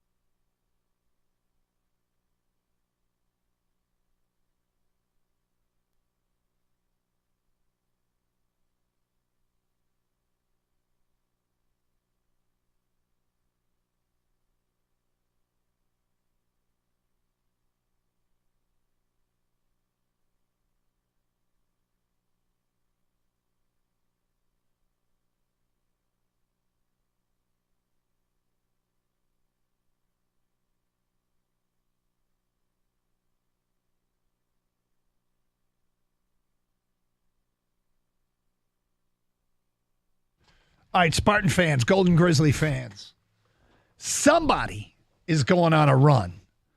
that's a 7, 8, 9, 10 seed. Somebody's going on a run that's a 13, 14, 15 seed. Why not you, right? So, look, there's unpredictable. The unpredictable happens in March Madness. Build your case. Hey, you don't think it doesn't even matter if you don't even think it's going to happen, but you can see what? You can see it working out if what? What do you got to back it up? 248-539-9797. And we're not going to hold you to this. We're not going to laugh about it later if it doesn't come true. But it's like we like to say, it's a safe space, a place to exchange ideas and thoughts. Yes. Michigan State, their bracket is widely considered to be the easiest. But to advance, they have to go through North Carolina in Charlotte, North Carolina. So there'll be a heavy lean towards the Tar Heels if they get there. They get Mississippi State in the first round.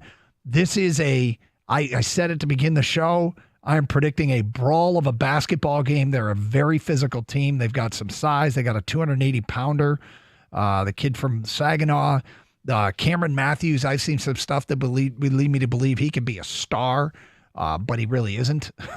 Their two star players are Tolu Smith, who's 6'11", 245, and an athlete, and a freshman guard named Josh Hubbard, who doesn't shoot it at a high percentage, but he does score. But it's a physically strong team, and I think Michigan State can match physicality. I think Izzo likes these kind of games. Both teams play defense. Again, I'm expecting a basketball brawl. Now, what's the path for State? Does it center around the guard play? Does the guards get white hot? I think it's for Michigan State to survive and advance, they have to shoot better as a team. They've got to have somebody other than Tyson Walker show up to knock down three-point shots. Jaden Akins can be that guy, but he just hasn't been. There have been a few games where he's been lights out great, and then there's been the rest of the season. If he is able to start knocking some shots down, Michigan State can get by Mississippi State, and that shouldn't be an issue. The game against Carolina, if they get to the Carolina game on Saturday, it's going to have to be more of the same. You're going to have to knock down your shots, and Michigan State's going to have to slow down Carolina. And they can. They can muddy it up. And if they muddy it up, then they've got a real chance against the Tar Heels. Golden Grizzlies, what path do they have? Well, tough draw in Kentucky, one of the hotter teams in the country. Look, one of my favorite teams in college basketball this year is Tennessee, and I watched Kentucky take it to Tennessee last week. This is a team that is known to score, but they're starting to play defense as well, and that's what's led to a late season surge. They've got two guys that are going to go in the top 10 of the draft, and Reed Shepherd and Rod Dillingham. Antonio Reeves is also likely a first-round pick. He's more of a 6'6" guy. Dillingham and Shepherd backcourt players, but they got Oakland's got the Horizon League Player of the Year in Trey Townsend, who's tough around the basket, finds a way to score. 6'6" player, probably be matched up against Reeves, but we know the anatomy of an upset, that in-building hubris when that Oakland University team that nobody will be rooting against in Pittsburgh, if they get off to a good start, they're leading like 10-4 early, and the fans, all the neutral fans start cheering on the Golden Grizzlies, plant the seed of doubt in the head of the favorite. That's when March Madness starts getting fun. I think if you're Oakland and you hold Kentucky to under 40 points at halftime, yep, you're probably in a good position. Kentucky scores a lot. They've got a half dozen games they scored over 100 points. Tack on another half dozen games they scored over 90 points. It's a team that can score a lot. If you muddy that down, like I said with Michigan State trying to muddy it up with Carolina, it's the same thing. Take away this high-powered offense. At the same time, he's got to go all Golke down. Yeah, I love it. Got to knock down his shots, but I mean, that's how you have a chance by playing well and playing even better defensively. I don't think you don't have to play mistake-free basketball to beat Kentucky, but you have to knock Kentucky off their game. 248-539-9797. Spartan fans and Golden Grizzly fans, carve a path to making a run. How can it happen? You're not predicting it's going to happen, but say, okay, if it happens, it's because of A, B, or C. Let's get back to your open line calls. We go to D in Detroit. You're next here on 97.1 The Ticket. What's up, D? DK, Gator King. What's going on, fellas? How we doing? Hey, man. Hey, man, real quick, big shout out to the IRS. They're getting better and better by the year. Never got a refund in a week. So I just want to give them a big shout out. Oh, You got your refund in a week, huh? In a week, unexpectedly, DK got deposited this morning. I'm like, whoa. Whoa. Nice job. That's great.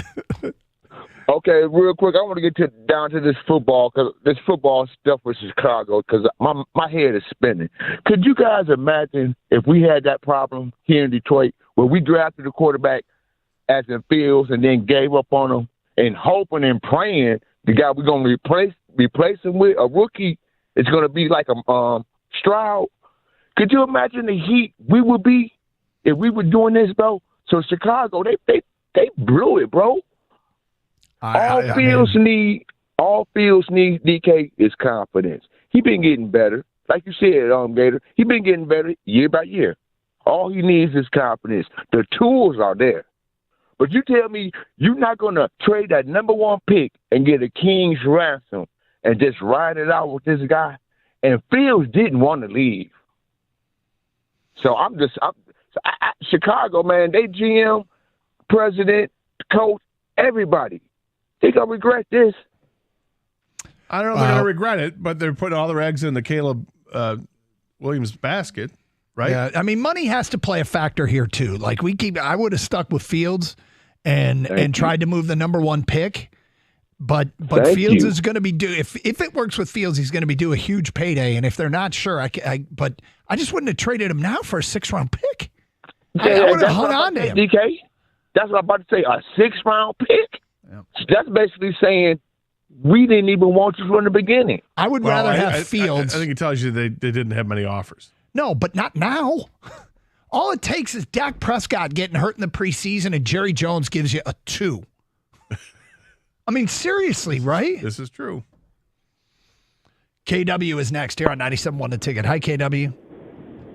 Hey, hi, good afternoon. What's up?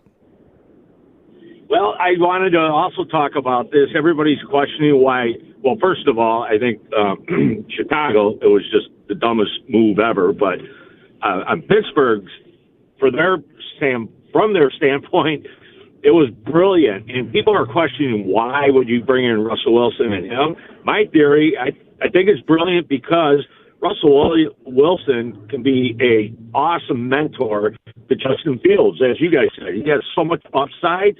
Think about it. Put him underneath Russell Wilson for a year or two.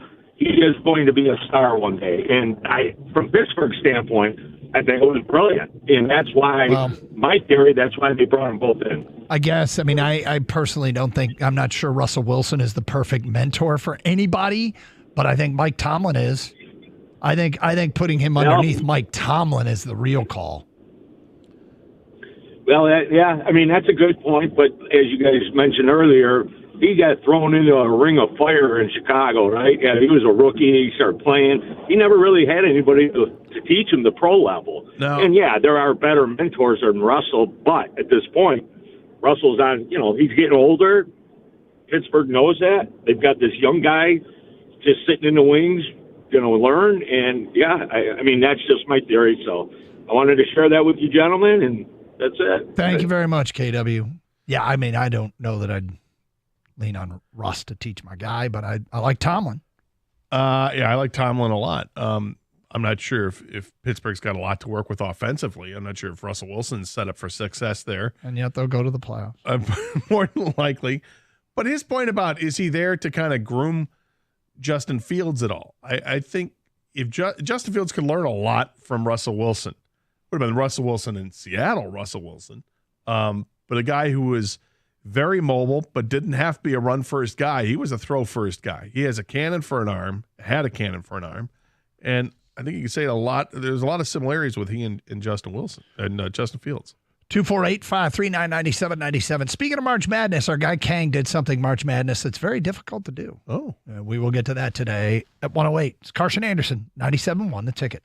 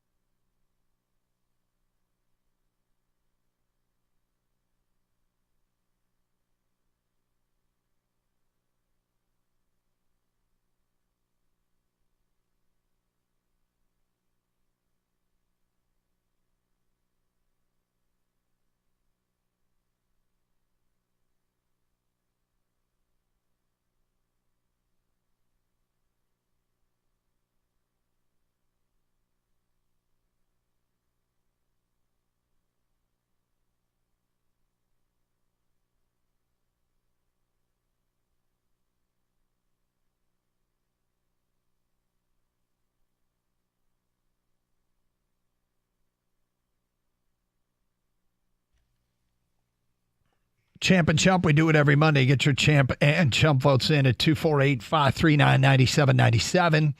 March Madness, we'll get into some of that this hour. Red Wings lose again, but they're temporarily in the playoffs. Teams behind them by a point with games in hand. Justin Fields traded for a 6th-round pick. It could be upgraded to a 4th with 51% of the snaps. Lions get Donovan Peoples-Jones back over the weekend. 1-year, $2 million deal. I do got a question. Their offseason so far. Carlton Davis had a cap number of 14.35, the corner they traded for from Tampa. They've renegotiated it to make it a $9.85 million cap hit and delay some of the cap hit to the 2025 season, which feels like a move, as Brad Holmes likes to say, everything we do is intentional. Tells you there's a plan.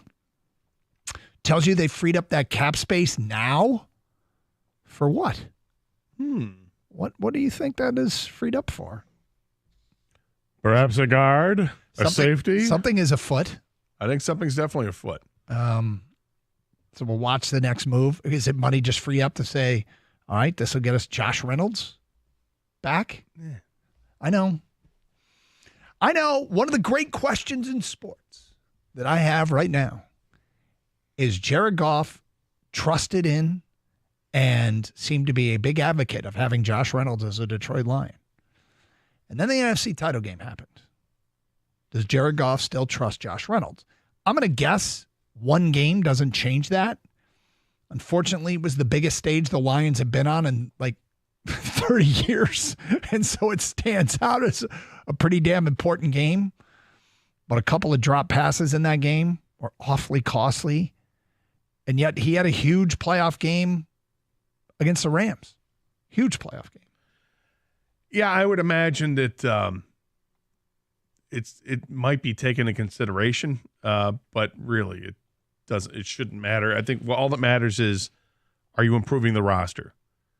And do you do that with for another free agent signing for a wide receiver? Do you do that through a draft pick in free agency? Do you do that by taking a longer look at Antoine Green? Mm-hmm. Or do you just say, we can get better with our roster if we don't spend the money on a receiver like Josh Reynolds, but we do spend the money on a safety instead?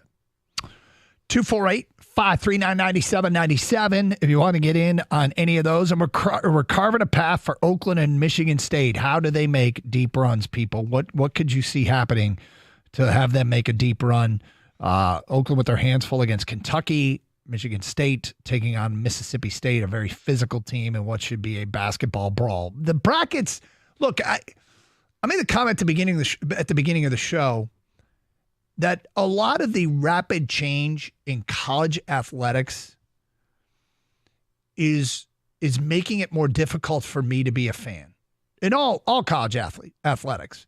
But I said it during football season when Saturdays rolled around.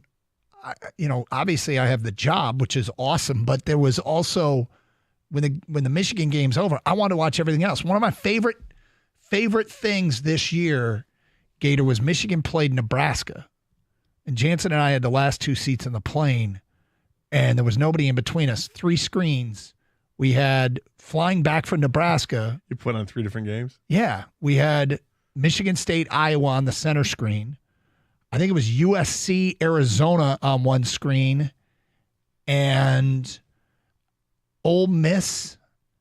Ole Miss was playing like maybe Alabama on a screen. So we had these 3 games going on the back of the plane flying back, and I'm like, it doesn't get any better. This is awesome. And talking football, and the whole team, by the way, like everybody on the plane, all looking at. Watching games, you can hear, cheering and all that stuff. It was Ole Miss LSU, which was a wild game. Anyway, the point is, the games come on, and I'm still as enthusiastic as I've always been. And college basketball, like senior nights take place, and you're honoring seniors that have been at the school for 4.5 months and have almost no relationship with the fans. Right. And like these teams turning down the NIT. And you see conference tournaments wrap up, and when seasons are ending, it used to be a thought was, well, you keep this core together and you maybe take a big step forward next year. You don't keep cores together. Cores don't stay together. I mean, they kind of have at Michigan State, but that's a rare example. most places the cores don't stay together, and so you're not building toward. It doesn't feel like you're building towards anything. It feels like most places reset every year in college basketball. Players transfer out, players transfer in, and there's this sort of transcendent relationship that you have with your teams. But I suspect, Gator, when I hear that song, I'm walking around the building going da da da da da da da da. I'm gonna be so fired up when the games start up again. I don't think that's gonna change. You're rolling your eyes at me. I'm not rolling my eyes at you. You aren't? No, because I'm the outlier in this. I'm the one who, when my team's out, I don't care. Okay. I'm the one who doesn't think the tournament's the greatest thing in the world. I think it's a ridiculous way to choose a champion. I think it's entertaining as all hell. Yeah, I'm not as entertained by it as everybody else, and that's fine. All right, I recognize that I'm in a minority. I'm not trying to bring people into my direction here. You're not recruiting? I'm not recruiting at all. If you love it, great. I'm glad you love it. And yeah, I agree. Don't mess with it. Dan Wetzel's got a column in Yahoo Sports about don't mess with it. And if the NCAA is just thinking about maybe we can make it bigger and better, don't. Yeah. Leave it alone. It works. Everybody seems to love it. The only other thing I'll take exception to is that when you said it doesn't get better than it when you're on the plane, yeah, that was Gator Palooza that night. It got better. Yeah, well, sorry. Michigan State losing to Iowa in the fashion they lost to in that game, that was no good. Gators are really going to hate it when they have a London bracket in England. No kidding. How would you describe your relationship with college basketball right now? It's probably similar to yours, Doug. Yeah, I don't watch during the regular season as much as I should, but as soon as the tournament rolls around, I'm all in. I am. I'm gonna. As soon as the ball's tipped, it's like the song says, Doug. Give me every single screen that I can possibly get on all the games. I don't care if I've never heard of this school before. I'm rooting for upsets. I root against my bracket every single year because I just love the madness. Because this is pure entertainment. It's not the best way to determine a champion. It's just the most entertaining way to determine a champion. And I'm part of the problem because I'm tuning in. And unfortunately, I don't really want them to change it either, but if they can find a way to get more eyeballs onto it, they're going to. If there's a Taylor Swift bracket, I don't know. I have no idea. Everything is all about money now, and that's how they're going to do it. But, Doug, you don't feel any connection to a lot of these schools and teams. I mean, how many did Caleb Love have a senior night in Arizona? Like, you know what I mean? Like all these transfer portal kids and all this stuff. Dude, they don't even know where they're at. It was senior night at State College, and they made a comment at Pennsylvania, Penn State, that this kid had played at 5 schools in 5 years. Wow. What? I know. I'm like, oh, really? What happened to the days when guys like Robbie Hummel would just stay out of school for 7 years? I know, right? Yeah. What happened to those days? But anyway, so it's funny because Happened again, Rob? Yeah, my knee gave me some problems last year. I understand you're back. Yeah. Waiver confirmed. Yeah. By the way, I think I found the school you've never heard of, and this year's the closest to a school you've never heard of. You might have heard of them, but I think most you've heard of your Samfords and your Stetsons. Probably the closest I can come up with that a lot of people maybe never heard of is Longwood. Well, what state, Gator? What state is Longwood from? First of all, the name Longwood's hilarious. I don't know why. Obviously. I mean, I heard Jansen talking about it this morning with Longwood and Morehead State. And, Oral Roberts. Yeah. Exactly. Oral Bob. Longwood. I'm going to guess it is Virginia. Okay. Do you have a guess? I want to say New Jersey. One of you nailed it. Longwood is from Farmville, Virginia. Yeah, I was good. Couldn't be Farmville, New Jersey. Nice call, Gator. Thank you. Wow. I'm impressed. Yeah, you act like you didn't know. Or you had heard of Longwood. 248-539-9797. Phone calls, I've feedback. known about Longwood for a long time. Don't act like you're not impressed. It's the Pleats. 97 won the ticket. So say goodbye to busted brackets because right now FanDuel lets you bet on every game of the tourney. Whether you're betting on a big upset or a one seed, it's time to go dancing on America's #1 sportsbook. Right now, new customers get $200 in bonus bets if your first $5 bet wins. So that first $5 bet, right? Go with a heavy favorite. Go with a Houston, a Tennessee, teams like that. Because if you get that win, UConn, and one of these teams is playing Longwood. You get that big win under your belt, and then you got the $200 in bonus bets to play with the rest of the tournament. Use it on point spreads, money lines. You can even pick who's going to win it all. Just visit FanDuel.com/Doug and bet on college hoops until they cut down the nets. Must be 21 or older and present in Michigan. First online real money wager only. $10 first deposit is required. Bonus issued as non-withdrawable bonus bets that expire 7 days after receipt. See terms at sportsbook.fanduel.com. Gambling problems? Call 1-800-270-7117 for confidential help.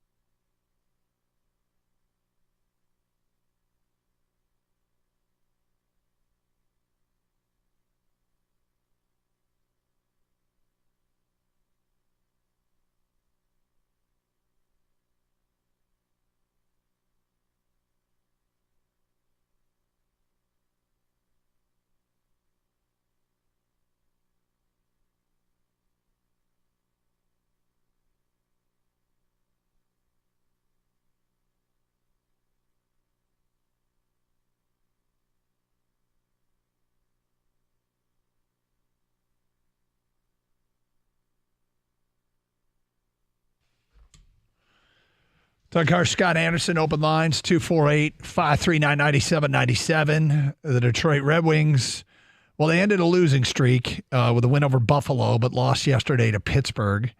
And they're in the playoffs for now, but they are a team behind them, two teams behind them by a point. One has one game in hand, the other has 2 games in hand, I think. It feels like a very temporary place right now, but hey, at least they're in. Yeah, Washington has 2 games in hand. They're 1 point behind Detroit. The Islanders have 1 game in hand, also 1 point behind Detroit. So a lot of scoreboard watching these days. A lot of disappointment in what's happened the last few weeks. So much so when we brought it up earlier, there were people calling, quite frankly, for Yzerman and Derek Lalonde's jobs. And not there yet. It's not unusual, Gator, for fans to get to that point before media members. And it's not unusual for media members to get to that point quicker than owners. I don't sense, okay, that there's any real heat on Steve Yzerman. Disappointment, yes.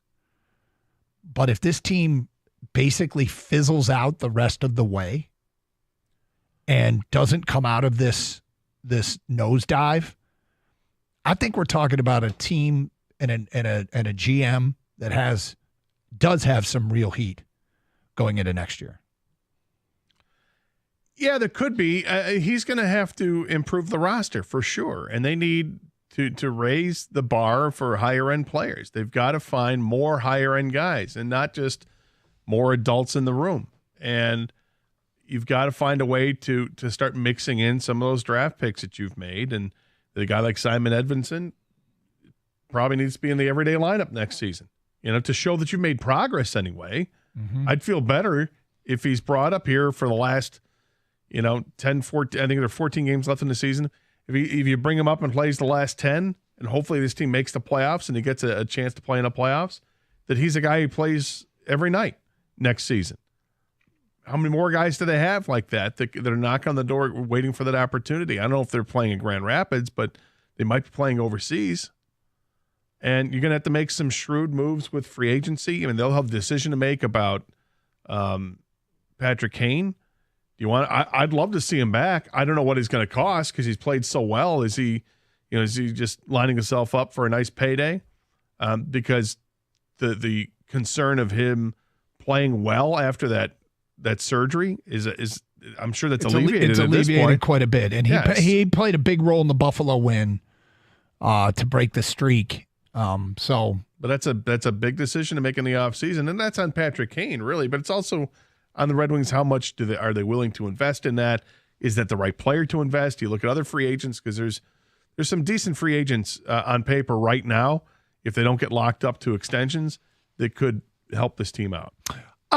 We do have some breaking news here. Earlier in the show, we were discussing what happened with Juwan Howard, who was relieved of his duties on Friday, and the coaching search has started for the next Michigan basketball coach. Whoever does take over, they will have to recruit back some of their own if that coach is interested in it. 2 Michigan players have entered the portal. One is the freshman guard, George Washington, who didn't play a whole ton. But the other is Doug McDaniel, who is wrapping up his sophomore year, was their leading scorer. But this is, I think fans kind of expected this, but whoever the new coach is, again, talk about the nature of college basketball. It's recruiting your own roster as much as any. And just because you enter the portal doesn't mean you're gone, but it means others will be actively pursuing him. And while Michigan's looking for a coach, they will he could make a commitment somewhere else. Well, interesting. And, of course, Doug McDaniel missed a portion of the season when he was suspended for playing in road games during the Big Ten season. See if that plays any factor him moving on or not. But that's a lot of points to try to come up with. I mean, that's 16 points a game. That's your best player from a year ago, from this past season. Not a great defender, and sometimes the shot selection. He was a high volume shooter, but when he got hot, he was pretty good. But still your best player. The team went 8-24. It feels like whoever the new coach is, it's likely to be a full scale reset.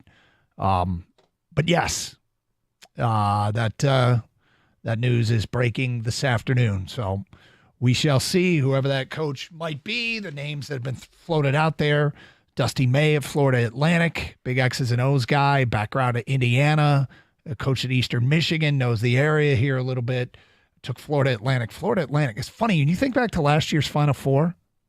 Florida Atlantic, San Diego State, Miami, and UConn. Not exactly a who's who of college basketball, but Florida Atlantic went to the Final Four last year, and they're back in the tournament this year. Shaka Smart's got it up and running at Marquette. He could be on a short list. Shaka was hot name about 7-8 years ago at Virginia Commonwealth. Then he got a job at a football-first school in Texas and struggled, developed a reputation for making the tournament and getting bounced in the first round. So he gets fired at Texas, lands on his feet at Marquette, and he's got a powerhouse, a 2 seed at Marquette. The question is, was Texas just a confluence of circumstances that they couldn't get it done, or is he perfectly fit for one of these? I don't even know if I'd call Marquette a mid-major, but a program that is maybe a basketball-first school that doesn't have a lot of similarities to the University of Michigan. Texas has more of them, and it didn't work at Texas, so that might not be a fit, but certainly worth a look.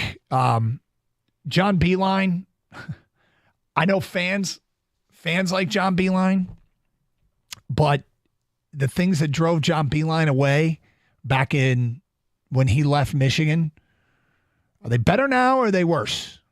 And maybe have they changed more, even more from when he left? Seems like they have. He feels like get a commitment, develop a guy, and build your team around, keeping the roster together. That doesn't feel like college basketball anymore.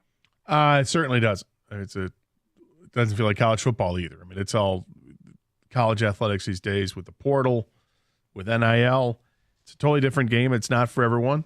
And I can't imagine being a coach in college athletics right now, how tough it's got to be, because you're having to re-recruit everybody on a year-to-year basis, even if it's every semester basis, it feels like. Because, of course, hey, the portal's open. Yeah, anybody going to enter? Please don't, please don't, please don't, please don't. Yep. You recruit your own roster. And you find people to pay your own roster. Man, it's changed. Yeah, it shouldn't be on them to do that part, but that should be on the players to find them. And that's the original spirit of the whole thing. Yeah, the NCAA has changed the rules, so the schools can now facilitate some of it. But Iowa State, TJ Otzelberger is a possibility, as he's got that program in a really healthy place.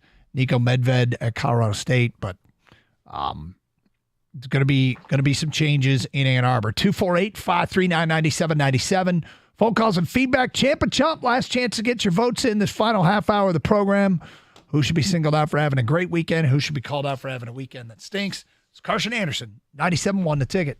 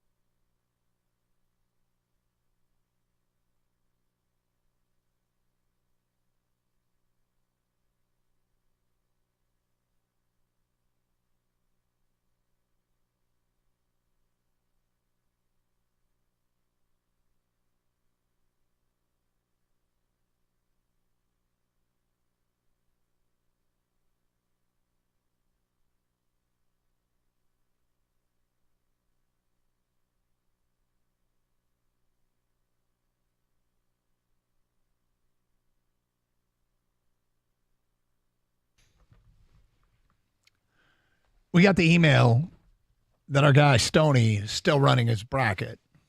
Good. Yes. He puts together a monster pool. And one of the things I notice every single year, something that I see rarely, absolutely rarely, is somebody else in his bracket named Karsh. Yes, I've noticed that. There's not a lot of Karshes out there, but there is another Karsh. He's not related to you? No. I always thought the guy was related to you. I have no idea who he is. Seen that name come up forever, right, King? Always. Yeah. I'm always all right. Well, Doug's uncle's in it again. No relation. But I'm going to have to make sure. I mean, I may not win the bracket, but I got to be the best Karsh. I got to at least beat the other Karsh. I mean, you got to win the Karsh region. That's the challenge. Right? That's the challenge. Like minimum goal here. Yeah. Is be the best Karsh in the Stony bracket.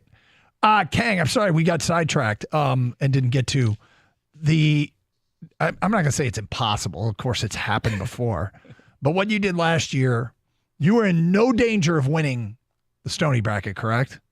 I mean, not after like the first day. Something like that.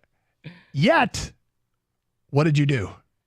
I was able to somehow pick the ultimate winner in UConn. Yep. And finish nowhere near the top. In fact, I just went and looked it up. Yeah. I finished tied for 47th. And I picked UConn. And they won. Do you have the whole thing there? No, I can't find the. So the rest of your bracket was a disaster. Complete disaster. Okay. Because it's funny, you picked the winner, man. You got a good shot to win. But you're certainly in contention. You were 47th. And by the way, you probably knew pretty early on. Oh, I got no shot. You know what? I might have been 7th, actually. Oh, well, wait a sec. There's a big difference between 47th and 7th. I know my wife fills out one, but it's under both our name. You know what I mean? I got K-Win 1 and K-Win 2. All right. I just found K-Win 1. So you actually did pretty well. Then scratch the entire conversation. I still lost. Have you made a cursory look at who you're taking this year? So here's my problem. So I had a team I was going to latch on already. I knew who I was going to pick for a winner. This is before the in-season, the final season tournament. This team won their tournament, and now I don't like that because now people know. Now I'm curious. Is that team Illinois? Yes, yes. I've liked Illinois like for the last few weeks now, and they go on and win the Big Ten tournament. I'm still going to stick with Illinois. That's my team to win it all. But I don't feel as strong as I did before the weekend. So there's a couple things about Illinois, but I'll first start with this. You know Illinois, the kid Damask, the shooter, scorer? Yeah. And the guard at Purdue, Jones, 55, they both transferred into the Big Ten from Southern Illinois. They were both at Southern Illinois last year. Huh? Yeah, so you had Damask and Jones in the backcourt for a Southern Illinois team that didn't make it to March Madness. Now they're huge parts of teams with Final Four aspirations. I am going to make a comment here, all right? Here we go. Purdue. Yes. Yeah, what about Purdue, Doug? They are 29-4. Uh-huh. They are a 1 seed. Yeah. All facts. And I do not think I am going to pick them to come out of their region.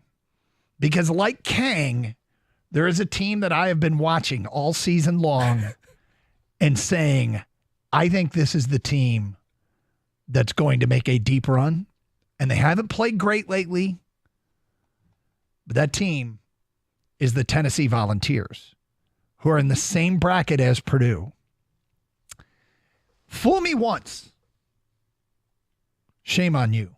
Fool me twice, or 3, or 4, or 5 times. Shame on me. And in the case of Matt Painter at Purdue, like I know they won a game in a Big Ten tournament this year. Like I got it. They weren't one and done. They happened to beat Michigan State. But when they lost to Wisconsin, is there something about Painter and the quick turnaround, or does he have problems winning those? Does he choke? I just It's been Purdue basketball. I was gonna say, so for you went 50 with, years. You went with Rick Barnes? Yeah. Yep. I love that Tennessee team. The reason you Ziegler's great. They got shooters. The reason to be dismissive of Purdue is because it's Purdue. Yeah, I go a little bit more in depth than that. But I mean, you just find the out. That's all. You just don't pencil them into the Final Four. You find a point at somewhere during this tournament beforehand that they exit. Well, there's a team out there that everybody thinks underseeded that could be dangerous, and that's Utah State, the 8 in the Midwest, which would be Purdue's second round opponent if Purdue doesn't fall victim to the 16-1 thing again. Which, by the way, again. I mean, last year, when that happened, when Purdue, who I picked to win it all, went out, I don't think it was the first night. I think it was a Friday night game. We don't get a ton of people that just out of the blue tweet us when we're not on the air. We're getting a lot of it now with the Pistons. Every time they win a game, people start tweeting directly, "Hey, Doug, that's a win. Yeah, Hey, sure, Doug, that's 2 win. Hey, Doug, sorry they didn't win." When Purdue lost, I opened up our Twitter page, and we had like 72 notifications, all mocking me. But I'm not going to that well again. I like Tennessee. Not up in here. Not up in here. There's 2 teams I really like that end up in the same bracket. Houston and Marquette are 1 and 2. I think I'm going to go with Houston out of that region. That's the South. I like Iowa State to pull the upset and get out of UConn's region in the East. This is widely being called the toughest of the regions. And I haven't figured out who I'm going with in the West yet. You know how you scout teams, you watch teams all season long, and then you see where they are, populate the bracket, and you go, okay, I'll take that team. I don't have a whole lot on this West region, which might have me just taking chalk in North Carolina. But well, I look at there's a team I want to know more about. Like, how close is Kansas to getting healthy? It's unknown at this point. And that's a big unknown, right? Do they have enough to get past Samford in the first round? Sure, but if they do, then the second round game's likely against Gonzaga. Yep. And they're going to need some players in it. Now, if they can get healthy and they're ready to go, Kansas can be one of those teams can upset you. They are a team that ended the season with a loud thud. I mean, they have lost, I'll have to look it up, but they've lost a bunch of games. They had players get hurt, including Hunter Dickinson. They've lost 4 of 5. And it includes, getting just absolutely housed. Cincinnati beat them 72-52. Houston beat them 76-46. Not a good shooting night. No, one might say. In the West, I understand why you'd go chalk with Carolina, and Carolina usually does really well in a I got to tournament. do a deep dive on that bracket. I don't know Alabama's a team that people seem to like a lot as well. Baylor's taking on Teeth in the opening round. So I like They're playing Colgate for people who didn't catch that. Thank you. Are you proud of that? I am. Okay. But Baylor's a team that can go a little ways. I mean, it's always fun to pick the upsets when it comes to the brackets. So does Baylor get all the way to the finals? They can do that. Houston is, I think every time you want to believe in Houston throughout the years, they've let you down. They let you down. They let me down anyway. So I can't go with Houston. And I certainly don't want to say Duke is Duke because that's no fun. But, who's Houston going to be challenged by? Well, I think they get to the Final Four, but I don't know if they're going to win it all. Last year they made it to the Sweet 16. I think they were 1 seed last year too, and they got knocked off by Miami. And I do remember sometimes when you're watching a game and you see a heavy favorite and you can make the judgment without knowing the kids personally at all, those kids are scared.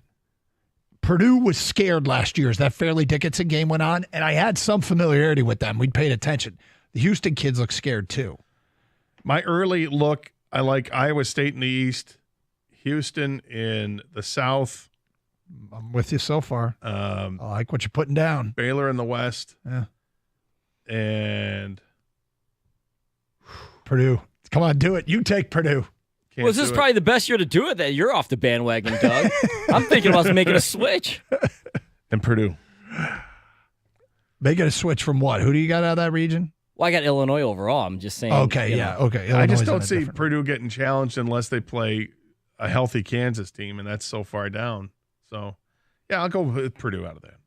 So I have one. That's 2 number 1 seeds, and then I'll get a 2 and a 3. That's fine. 248-539-9797. We'll finalize our bracket as the week goes on. Champ and Chump, last chance to get your votes on. It's Carson votes in, excuse me. It's Carson Anderson, 97-1 the ticket. Well, I know we got some snow on the ground, and look, it's going to go away real quickly. It doesn't mean you don't think about what your yard should look like this summer. It's got to look great, but it's only going to look great if you call Natural Way Lawn and Tree Service, where you get green, you stay green with Natural Way. 888-GET-GREEN is the telephone number. For a limited time, you purchase a full lawn program. You get free grub control when you mention my name, Gator, and the station's 97.1 the ticket. But you're going to want to do things right away. In fact, you can save some green when you prepay. Call by the end of the month for the early bird discount. Again, you don't want to see crabgrass. You don't want to see dandelions. Take care of all that right now. In fact, that first application is the most important for crabgrass control. By the time you see crabgrass, it's too late to fix it. So much easier to prevent a problem than it is to fix one. Schedule early. Give them a call right now at 888-GET-GREEN and get that taken care of. Each lawn is assigned its own specialist. We've got certified applicators and arborists that will custom tailor a solution specifically for your yard and your home. They offer the 100% satisfaction guarantee. It's a company that I've used for almost a dozen years now. I love what Natural Way does. Give them a call today, Natural Way Lawn and Tree Service, 888-GET-GREEN, or go to naturalwaylawn.com.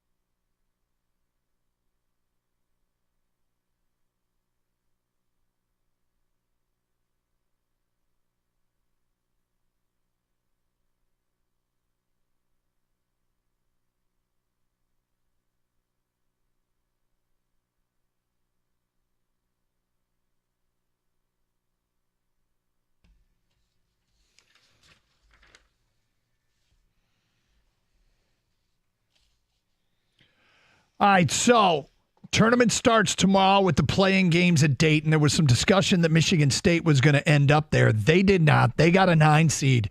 You know, Jerry Palm, I looked up one of his last bracketologies yesterday. Yeah. He had projected Michigan State to play in Dayton. And you know who he had him projected playing against? I do not, Doug. Dayton. Dayton did not go to a playing game. They ended up getting a That seems 7 kind of lazy at Jerry Palm, don't you think? playing Dayton and Dayton. Yeah. Dayton ended up being a 7 seed. Dayton's a 7 seed? Yeah, nowhere near the play-in game when it was all said and done. So what does Jerry Palm know? I don't know, but I've heard more people bitch about this year's brackets than I ever remember in terms of just the seeding and where people ended up in the line, what line they were on. But Michigan State, as we talked about the path, you know what I don't think you or I said once or anybody texted in? Nobody said Izzo. Nobody said that this is Tom Izzo. This is where Tom Izzo does his work. And he's, you know, he had that reputation. He's got the one national title.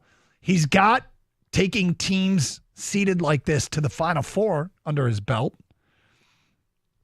So how much of a factor is he? Now, it feels like a lot of people think the game has passed him by and, you know, that he isn't what he once was and that he needs to, you know, get in the portal more. But is Izzo still going to be able to take this team on a deep run? I mean, you never count him out. He does have the experience, but I think the percentage is so low. It just doesn't seem like that tournament team, that it doesn't have the makeup of the team that has the run. Had Michigan State been shooting well this year, I'd say they can be dangerous, but they haven't.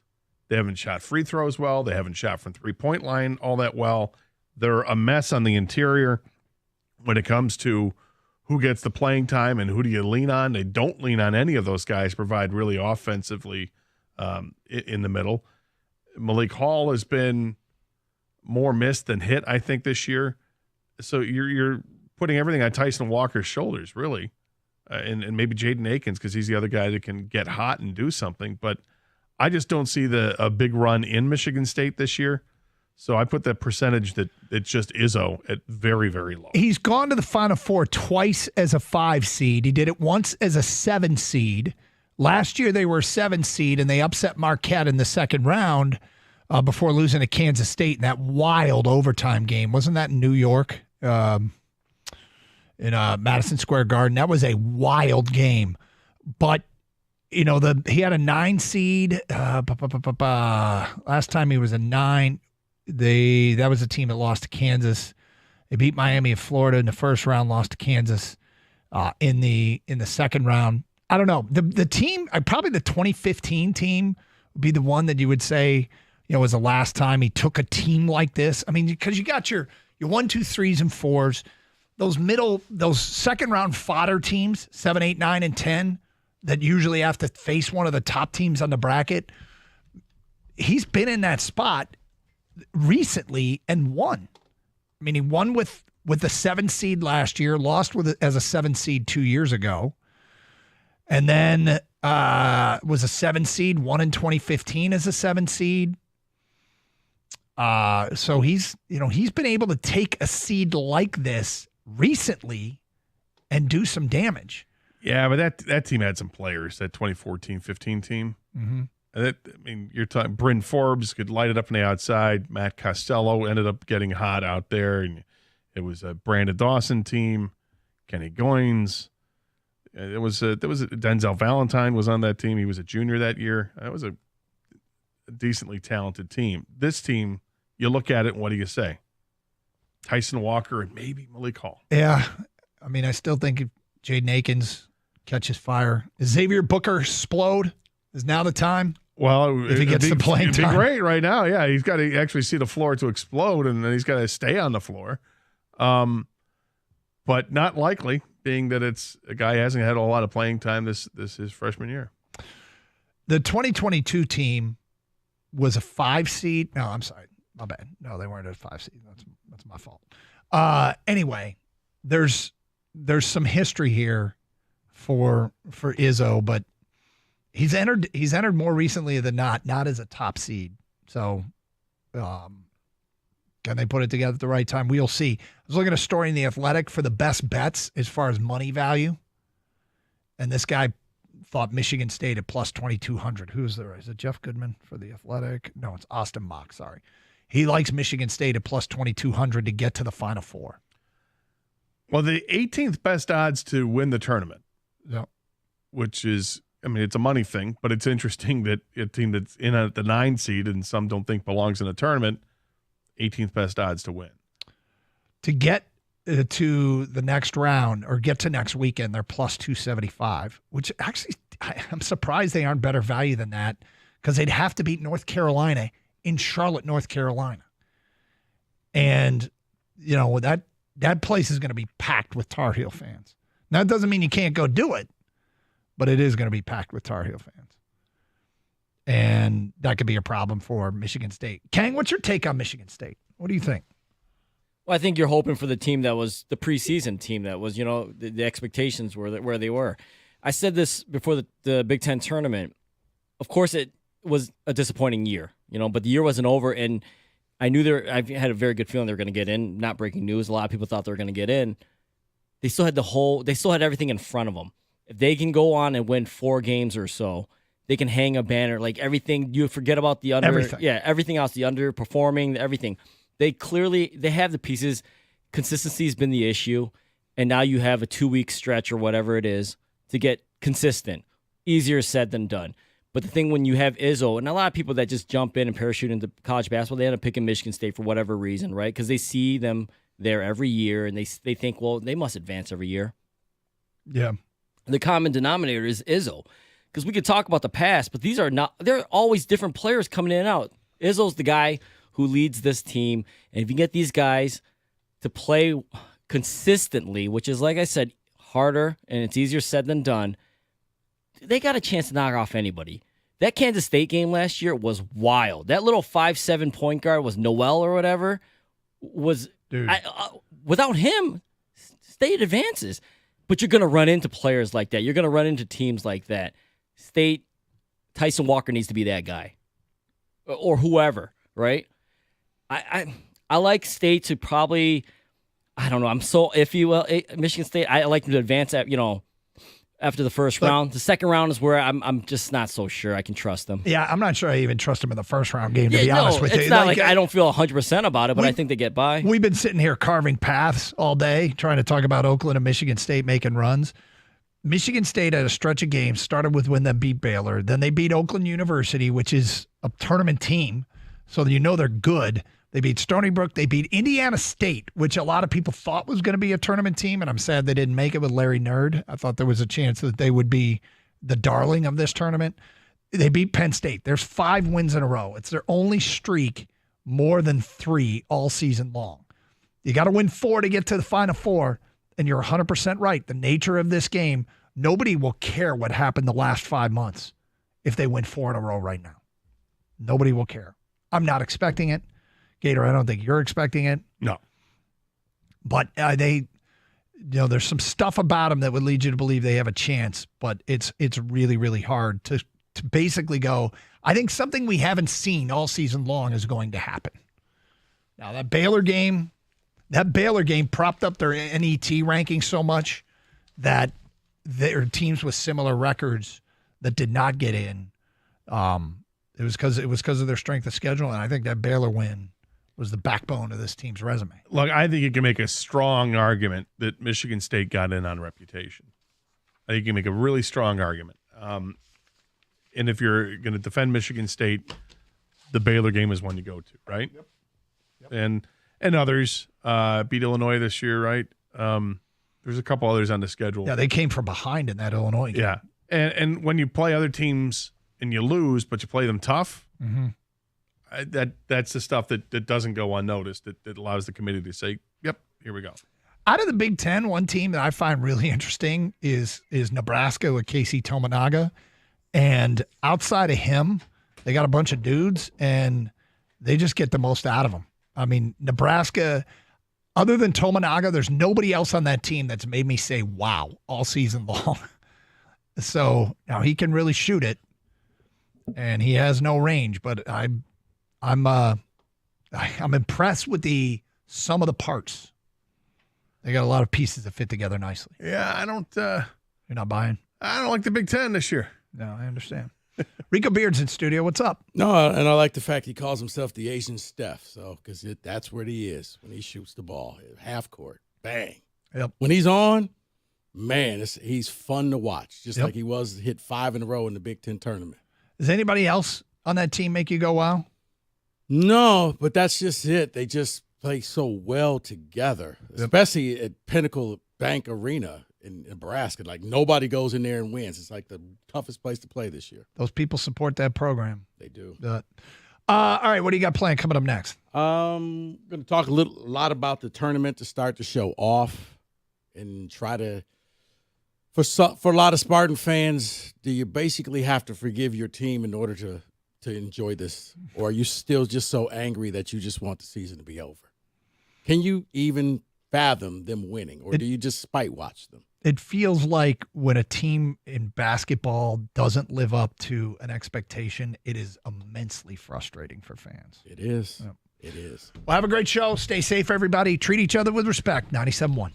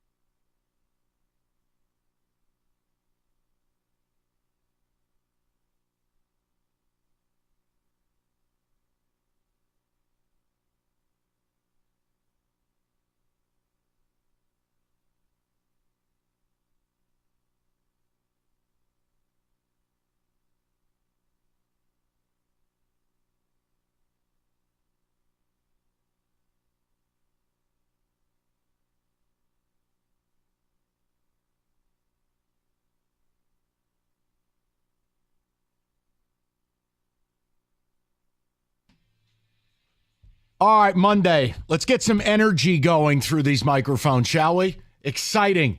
David's got a... Does that say God be Godden? Hey, hold on. Stop. Now, hold on a minute. First of all, David, that's not even a word. You're making up a word into a verb. He's doing him is what he's basically saying. That's basically what the hat is saying. It is saying God is being God. Okay, He's him. but Rico, as you're a very religious man like David. Now, what is your opinion on Jesus hype gear? Is that a thing? Yeah. Where do I get a God be Godden shirt or a hat for the tournament this week? Can I be Kenyan? No, but Kenny, what I want to do is get a God be Godden hat for you, but instead of the O in God, it's Campy's head. Would you wear it? If you put like a little circle with the line through it, then yeah, The I'm on board. Ghostbusters logo? That's right. All right. Now, the question is, do you know what his shirt means? No, I ain't got a clue. Man, that's too much reading. That's a whole Sanskrit on there. I ain't going that route. All right, so we got to get into this, and yes, we'll mix in a little Lions, but something is wrong here. Something is not right. The vibe is off. And is it because MSU's no good and Michigan didn't make it? We have all these problems with NIL. Teams are opting out of the NIT, not necessarily because they want to. A lot of these teams don't have enough players. Season's over. Peace. I'm out. But Rico had a point he made this morning, and I want to start with this because we want to talk about the tournament in earnest. Yeah. I'm in a different place with the tournament than I've been in years past. But Michigan State got in. They are the centerpiece of, I don't want to say controversy because I don't think enough people care, but it's been a lot of debate. Wait, why are they seated there? Mike, you may want to listen to the podcast because I can break down why they're seated there. Don't want to nerd out as you would say. 5-Star Zone, wherever you get your podcasts. But they're seated. They're seated where they are. The Cliff Notes. Tournament committee does not watch the conference tournaments. They already have that already listed out after Friday night. They're done. Anything that happens Saturday and Sunday doesn't matter unless somebody steals a bid. But I think when it comes to the tournament, why you and some other people aren't feeling the same way, because you had such high expectations for Michigan State. They came in preseason number 4. You read how pretty and special they were going to be. Izzo saying this is my best team ever, and they weren't. And they started off losing games to Duke and Arizona. You're thinking to yourself, okay, maybe there's a method to the madness. They'll get better. They didn't. They struggled through the Big Ten, finished 10-10. It was lackluster. And now you and a lot of people were just like, you know what, just end this thing. Don't even go to the tournament. I don't want to see them in there. They made it. Not only did they make it, the tournament committee said they were the best 9 seed. Which is nuts. So they valued the team more than you do. I think it's gotten to the point, in order to enjoy this, you have to lower the expectation. You have to almost forgive this team for disappointing you all season long. Be willing to set it all aside and say, in the words of Russell Wilson, let's ride. Let's just start all over fresh. What was the thing he said to Steeler fans? What was it, here we go or something? Yeah, it was here we go. That's what we say there. I'll tell you one thing. You need to invite Russ down to your barber shop. I don't know who cut his hair, but that was tough. Well, he can just cut it off. I think he's done. That was tough. That made Kevin Durant look like a full head of hair. That was something. Wow. Dude, Russ's hair was bad. Sorry. But let's refocus. Okay, so what you're asking me to do is something I'm not capable of. Can you forgive this team for disappointing you all season long? Can you lower your expectation and just realize Michigan State is a coin flip team? Meaning, in every game they play, they're 50-50 chance of winning, 50-50 chance of losing. Think of the last time that they played a game that you said, absolutely, they're going to win this game. Hasn't happened all year. So, but at the beginning of the year, you were told they were special. They weren't special. They aren't special. But they're in now. They're going to play Mississippi State, possibly play North Carolina. Can you enjoy this? But the only way to enjoy it, Mike, can you and other Spartan fans forgive this team for disappointing you? 248-539-9797. But it's more than disappointment. Like I say, it's like you walked in and they were with the whole polo team at the same time. This isn't just a random mistake. I mean, this is, come on now. This is like walking in on your spouse and you find out they're a Coke dealer. You're like, wait a second, that's not what I signed up for. See, I think it's more than that. This team's trash. I think it's you walked in on them, but this isn't the first time. Oh, dear God. David is aghast. It's happened before, and no. I'm going to be better next year. I'm going to be better next year. I'm going to be better next year. You know what? Give me one more year, and I'm going to prove to you I'm worth it. It's now the 4th year in a row. You're coming in as a low seed once again. You're going to be wearing the dark jerseys. That means that you underachieved again. You haven't been good since 2019. You were promised something. You didn't get what you were promised. Can you put it past and just actually enjoy the tournament for what it is? Or do you just sit there and hope that this thing is a mercy killing? Yes. And by 3 o'clock on Thursday, yes, you can then enjoy the tournament because MSU's not in it. Yeah, I'm choice B. I admit it. I know it's a terrible thing to do when you go on the air and you tell your listeners that you're not into it. That's like the dumbest thing a radio host can do. But everyone knows how I feel about Michigan State. I think it's upon you, the audience, to tell me why I'm wrong. Or be brave enough just to admit I'm right. Step to the plate and admit that you don't hate your school and you don't hate Tom Izzo and you don't even hate these players as people. You hate the product. That you don't enjoy watching them play basketball for money. That's really what this is. Maybe if they weren't all making 6 figures, maybe I wouldn't care. Maybe the idea that bad players are making money that they don't deserve and I want to cut them mid-season or trade them and I can't and I'm stuck with them knowing that somebody's paying them. Rico, I can't, but I think it's a great question. I want to understand where State fans are. So do me a solid. Instead of crying that we never talk about Michigan State or we don't talk MSU hoops, how about you support an MF topic one time? Tell me why you are either excited or not excited for this. Because, look, Rico nailed this. Years ago, it wouldn't matter where MSU got in. I would believe in my bones they had a shot to make a run. I'd believe, like the year they walked in and played Florida, it was a 10-7 game. The proof is there, but I have no faith in it. Rico, they drew a team. This Thursday, you go watch it. I'll do the show. It's going to be a fight to 50.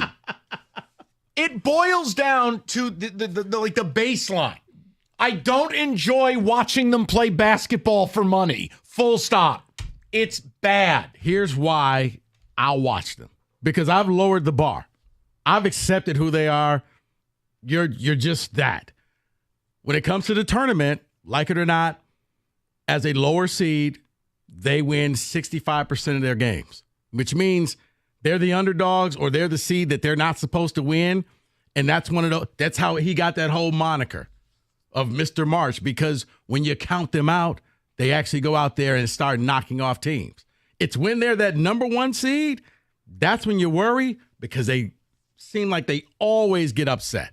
Or when they're that team that's in the spotlight, that darling pick, that's when they lose. Maybe the question is, David, it's a type of fan question.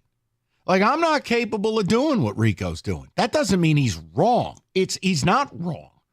I can't do that.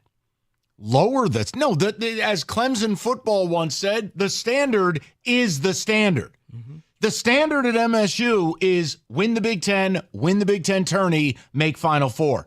I can't sit here and go 19-14, Man, we've been lowering the bar for half a decade now. Oh, no, we have. But like you said, you can't make a trade. You can't bring in free agents. So this product, it ain't going to get any better this year. I know, and that's why I just want it done. Accept it, and you eat the meal. It's a substandard meal. It's pizza.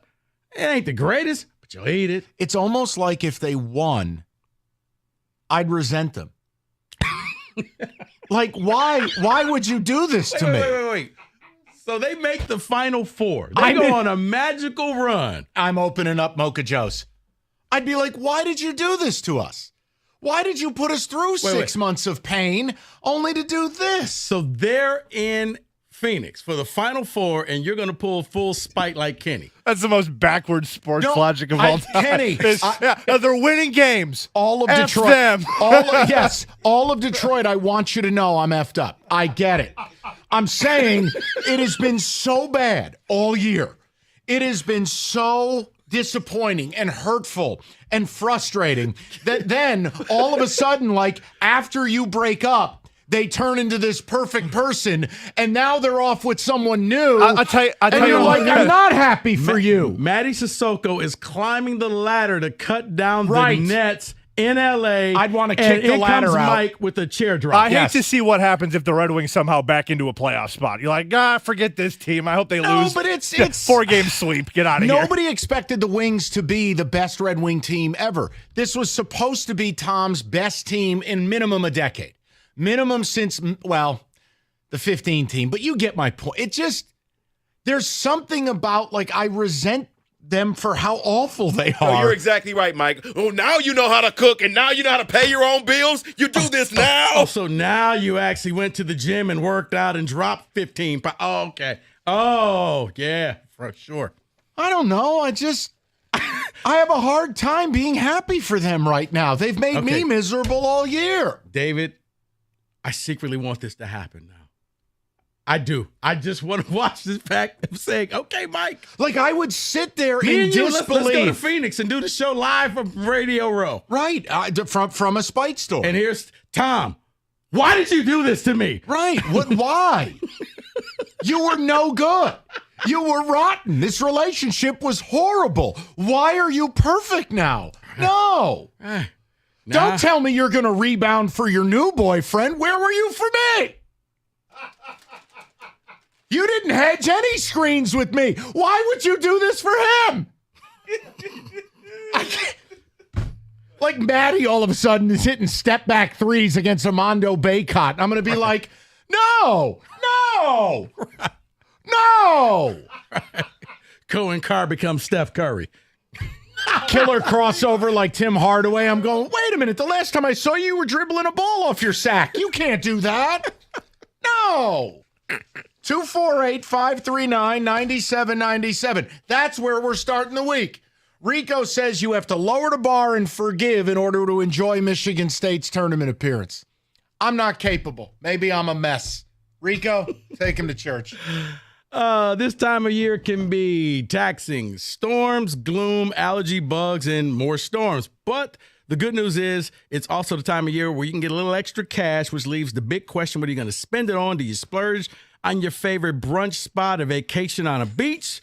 You rent a car, you cruise down the coast, or a remote cabin getaway in the great outdoors? Well, this season, if you switch to Xfinity Internet and mobile, save and still have enough left over for all your big plans. The next generation Xfinity 10G network, now through June 21st. Get 150 megabit internet on the 10G Xfinity network for just $20 a month for 12 months, no annual contract. Go to Xfinity.com/10G. Call 1-800-XFINITY or simply stop in a local Xfinity store today for more details. Requires paperless billing and auto pay with a store bank account. Restrictions apply. Not available in all areas. Equipment, taxes, and fees extra after promo. Regular rates apply. Xfinity Mobile requires Xfinity Internet. Actual speeds vary.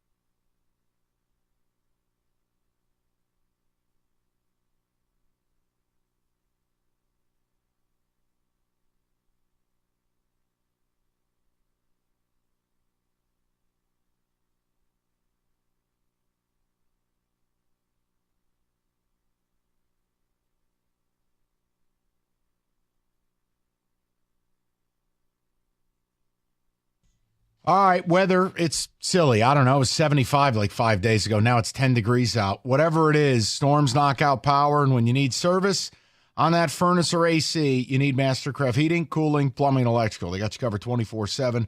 Locally owned for over 40 years. They're going to back their work with a 5-year warranty. Mastercraft, your one-stop shop for heating, AC, plumbing, electrical. Plenty of generators in stock. And if Mastercraft can't help you the same day, they'll get to you next day with a 25% discount. It's mastercraftheating.com.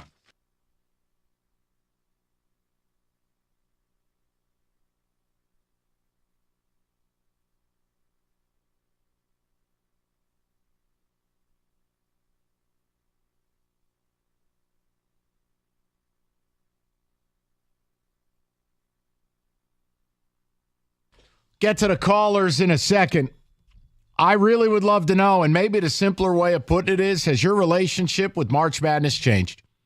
As a fan of the sport, of any given school, has your relationship with this thing changed? I know as a Michigan State fan, for me, it's simple.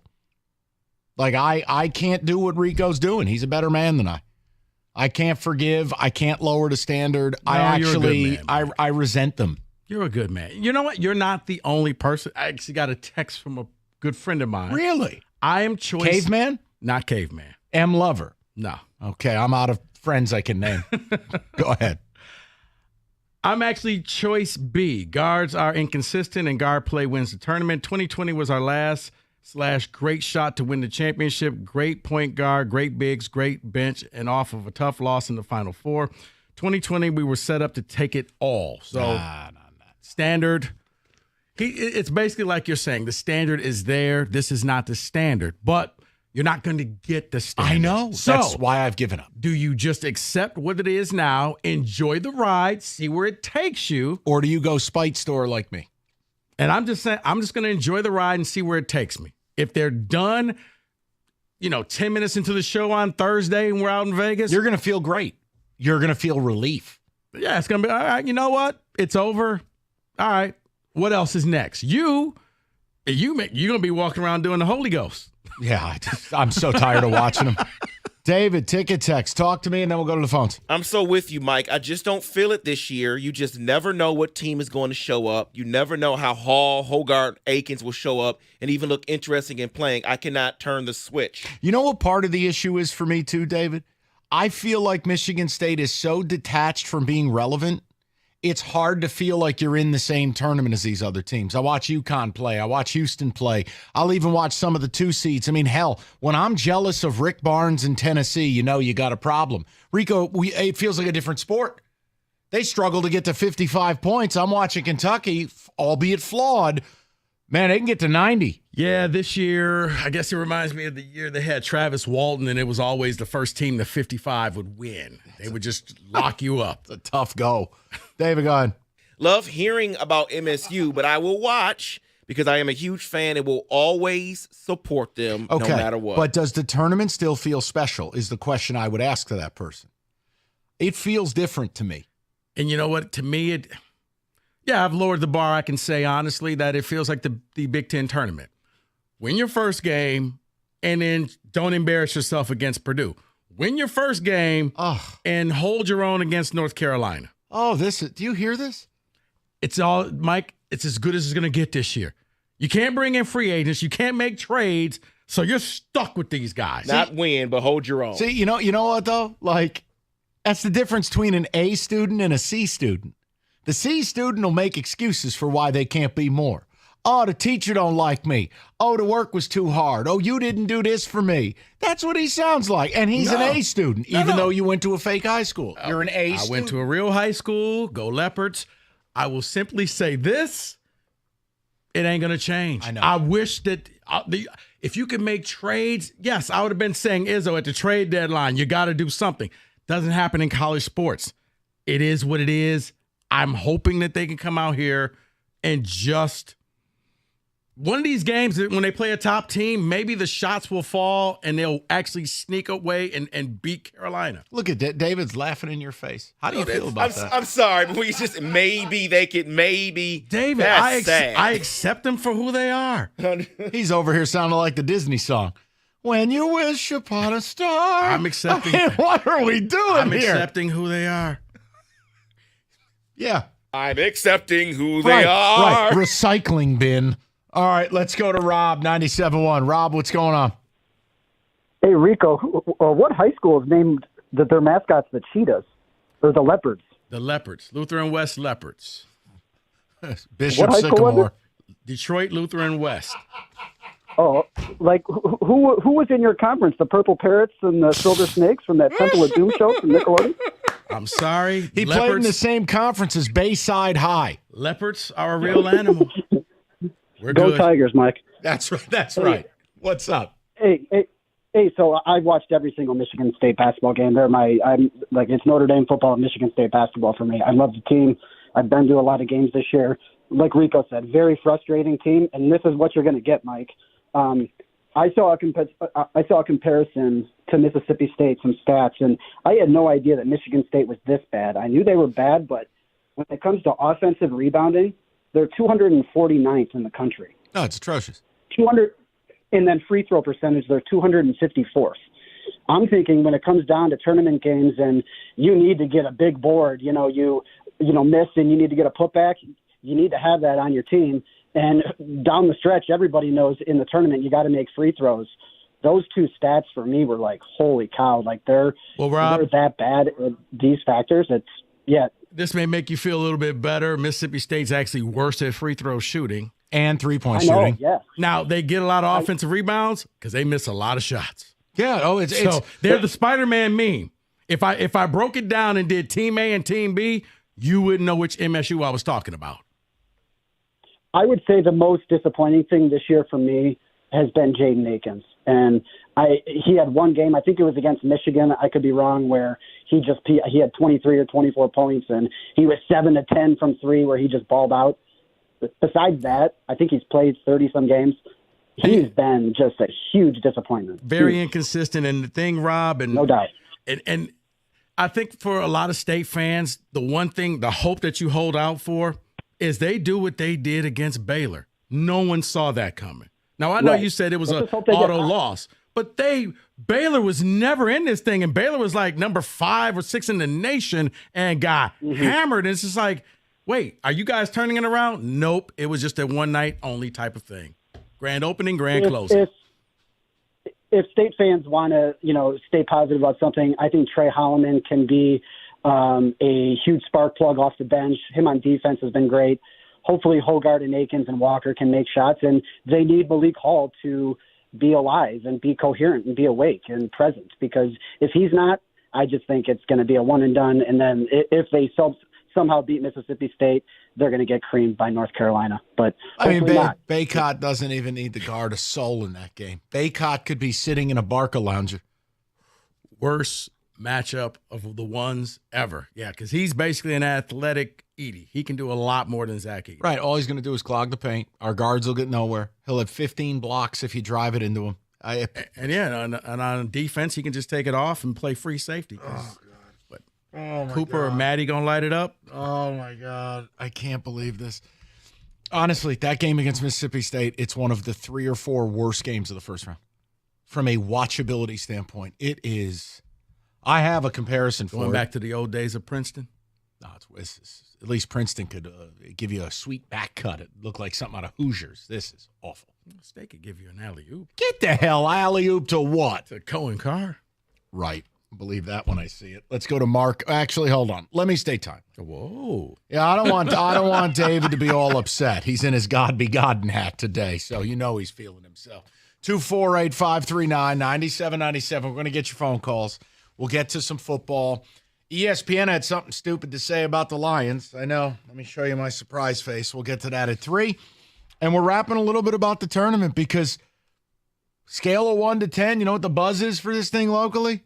About a 0. Is that a Tigers hat? LSU Tigers? Yes. Okay. Black. I like that. Black, I like that. Okay. Are you guys done back there? The man just complimented my hat. Everybody calm down. Paulson's. They're having their annual inventory clearance sale, and they're moving things. Everything in the store up to 70% off. Huge savings. 4K TVs, speakers, amps, receivers, you name it, it's on sale. And look, you don't remember anything.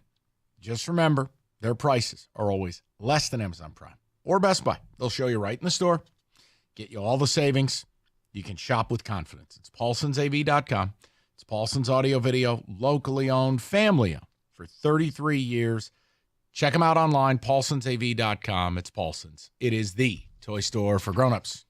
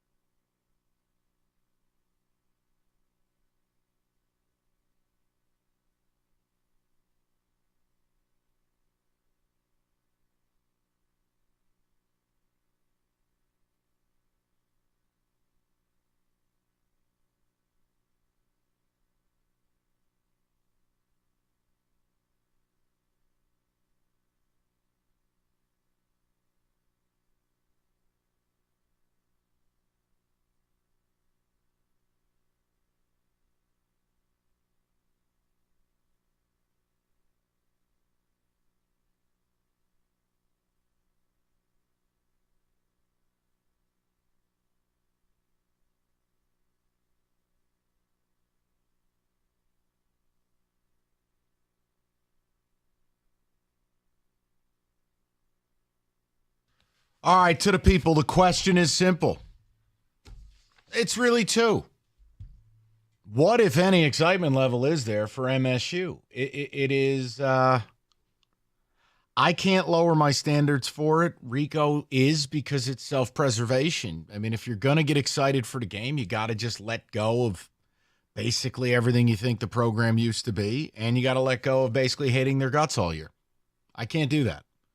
But the other angle is there's something amiss. The tournament does not feel the same. It just does not. There seems to be, it matches the weather outside right now. Very gray, very cold, very flat. You got Michigan, who fired a coach, their ass. MSU, a lot of fans checked out because it was clear they weren't any good. Now their first round game, it's going to be unwatchable. I think the tournament is a miss, Mike, because this may be the first year there's no real stars in college hoops, where even if you don't like this team, you want to watch this team because of this player. Houston's been like wire-to-wire #1 team all year long, and most people couldn't tell you a player on the team. Well, and even like Jamal Shedd is their best player, but he's not splashy. Right. Dalton Connect is a ton of fun to watch Tennessee, but you're right. I think Reed Sheppard is super entertaining, and he might be the first American-born player to go off the board in the NBA draft. He is, Mike, but you know what? You know who you know more of? The women's players. Oh, God, we're doing this? No. I'm just saying. The stars are in the other tournament. There's no stars in the men's tournament this year. So that's why, okay, unless you're a hardcore college basketball fan, it's not that same excitement of, oh, my God, I got to see Duke with Zion, or I got to see Ja. I got to see this person because I'm going to see him. Let's put this to the test. Hold on. This is interesting. David, pull up any NBA mock draft you want. And I want to go 15 picks deep. Hell, make it 20 if you want to. How many American-born, non-G League, non-Euros college players are in that arena, if you will? I think Reed Sheppard might be the first off the board. The kid from Colorado, Williams, might be somewhere up there. But I think Rico might be onto something here. Go real quick. Yeah, this is interesting. Isn't it? Alex Sarr. That's a French American. kid. He's from France. Zachary Richara, also an international player. Nikola Topic, international player. Number 4 is international. Number 5, Cody Williams. Colorado. Okay. Number 6. Who, by the way, no one has seen play. Pac-12 has an awful television deal. No one has seen Cody Williams. Just unless you're a loser like us. Keep going. Yeah, number 6 would be Dillingham. Okay, Kentucky. And then Baylor's Jacoby Walter. Yep. Yeah. And then Reed Sheppard. Okay. So Reed Sheppard is the only one, or Dillingham, that people might know. Like, that's the whole point. There is no player you're pining for. There is no Zion. Because any player west of the Mississippi River, you're not watching. Look at even last year. Once it got to the Pistons picking at 5, it's like the Thompson brothers, Bernard Mathurin. It was like you are right. You do get to a point where who? Right. So that's the problem. Whereas, yeah, like it or not, you know of the names on the other tournament because you've seen them. But like, oh, okay. You want to watch Caitlin Clark. You want to watch Angel Reese. You want to watch you know their names. You don't know any name in this tournament. I know their names. I just don't want to watch. Well, you're different. They're very skilled. It's just not entertaining to me. I don't want to watch a game that's played underneath the rim. That's just not fun for me. So Caitlin doesn't play underneath the rim. No, she fires 40-footers. She's like Steph Curry. Respect. But I'm saying the game's not played above the rim. It's just not. No, it's not. It's hard for me to watch. Marcus, 97.1. What's up, Marcus? How's it going? Good. I'm an MSU alum, and I hate this team. I've never hated a Michigan State team more. Why did he sound like he was at one of those meetings where I'm an MSU alum and I hate this team? Hi, Marcus. That's how it's my mood. I didn't want to call in almost, but I still watch them, and I'm disgusted when I watch them, and I'm still gonna watch them in the tournament. And the only way they can even hurt me is if they beat North Carolina, and I'm the only idiot in my bracket that picked them to lose. But I'm not excited for it. This should be a tournament. This should be a Michigan State tournament where you're talking about there's no stars, there's no team that you're like, oh, that's destiny, they're gonna win. That's the tournament where Michigan State should make a run, and they're not gonna because they don't care. No one on that team seems to care. They come out flat every game, and it's just I don't even know why I watch it, but I do. Marcus, I don't think that it's not that they don't care. I just think they're not consistent, and that's been the problem. Where one game you'll get Tyson scoring 30, and then the next game he'll score 8, and it's where Malik can be great, and then Malik can disappear. I can go down the whole roster. That's the entire team. So I feel like Malik's the only one that cares. I feel like Tyson's almost just tired of carrying them and having to be the guy when there's just nothing going on and they can't create. And it's all right, Tyson, here you go. And he's all right, I'll try again. But no, I'm with you on it's that. hard I to often watch. say the real injury for Tyson is his back from carrying this team the last 2 years. He's just tired. But I'm still gonna watch, and I'm gonna hate every second of it. Right. And I'm not. It can't be excited for it. Marcus, I can't be. Like you're right. It doesn't feel like the exciting tournament. No, it doesn't. And I'm with you. Like saying you'll watch it, it's like bad television. You're not engaged in it. It's just noise until you're ready to go to sleep. Yes, I'll watch State Thursday. What do you think? I'm going to be giving a Tiger Woods fist pump at the Masters? Wait. Maybe I have the perfect analogy for you, Mike. Name included. Okay. Maybe State is the TV version of The Walking Dead. Still around. It's still on. I stopped watching it 7 years ago. Right, but I'm saying, but it's still there. And you cashed out 5 years ago. Our bigs do look like zombies. Maybe. I mean, seriously, Matty Sissoko on the offensive end, a Walker. It basically is the same thing. I'm here for you, buddy. It's not far off. Let's go to Paul, 97.1. Paulie, what's going on, buddy? Well, what's going on is we're just in a real hell of a state of affairs right now. It's just basketball. There was a common word that I seem to be repeating itself common to all basketball in the state of Michigan, and that's unwatchable. It starts with the Pistons, and then, my God, the U of M was horrible. Michigan State was bad, not that bad, but horrible. I'm more excited about Golden Grizzlies getting slaughtered by Kentucky. I swear, I used to be so excited for the tournament, and now it's like I'm hoping that Michigan State's going to be a Cinderella team. Come on, Yeah, what I happened to can't reality? do it. I can't arrive there, especially when we're in the midst of it's been years on end of this. And if I have to hear another person use the biggest loser mindset of all, which is, well, it could be worse. I'm sorry, I really don't care because I barely care now. Right. Well, unless the Golden Grizzlies turn out to be St. Mary's, there's nothing to watch in this tournament because even the Blue Bloods are kind of a pale blue. They are. I mean, there's only a couple of teams when you really look at the sport. And that's the point, Paul. The sport, and I don't want to do this topic today because Rico and I do it. We fight all the time. I think college sports are either dead or dying for people like me. The teams that are actually high level and fun to watch, you can count on about one hand. Like if you watch UConn, you're going to see college basketball from days gone by. All right, they are a demolition squad. High-end talent, NBA talent, elite offensive, and they are a wagon on offense. And you're like, okay, this is good to watch. There's not many teams, man. Like when people are like, oh, my God, I can't believe Iowa State's not the best too. And it's like, great, name a player. Can't. Like, people can't even name their coach.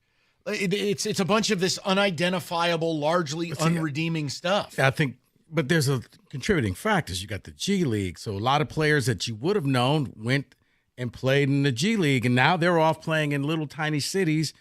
Like if the Osur and Amen Thompson had gone to a college, we probably would know a lot more about them. But instead, they weren't. Maybe Osur would have learned to shoot. Maybe.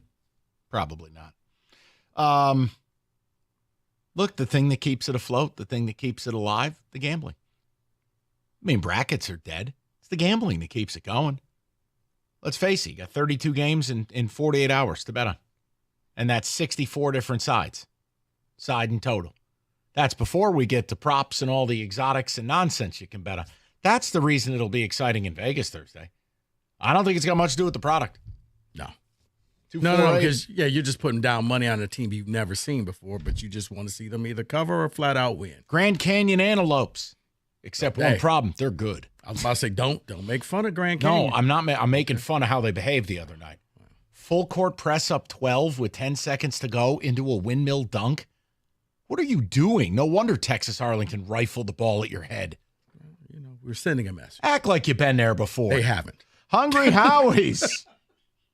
Nothing like a pepperoni. I'll tell you this, the pepperoni pizza would be more satisfying than Michigan State versus Mississippi State. That's for damn sure. Not to mention, you're going to get double the pepperoni, 100% real mozz, real dough made in-house, your choice of flavored crust, all for just $9.99. So the tournament's here. I can't promise you good ball. I can Promise you a good pizza. Pepperoni Duo, limited time only, $9.99. It's Hungry Howie's.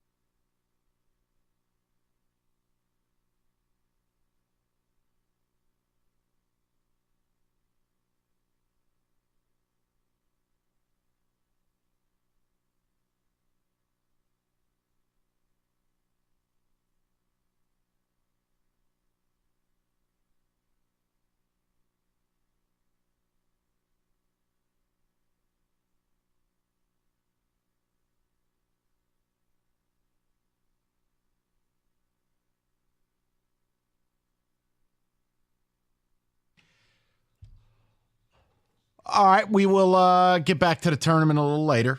Let's get a little football in the mix, shall we, David? Music.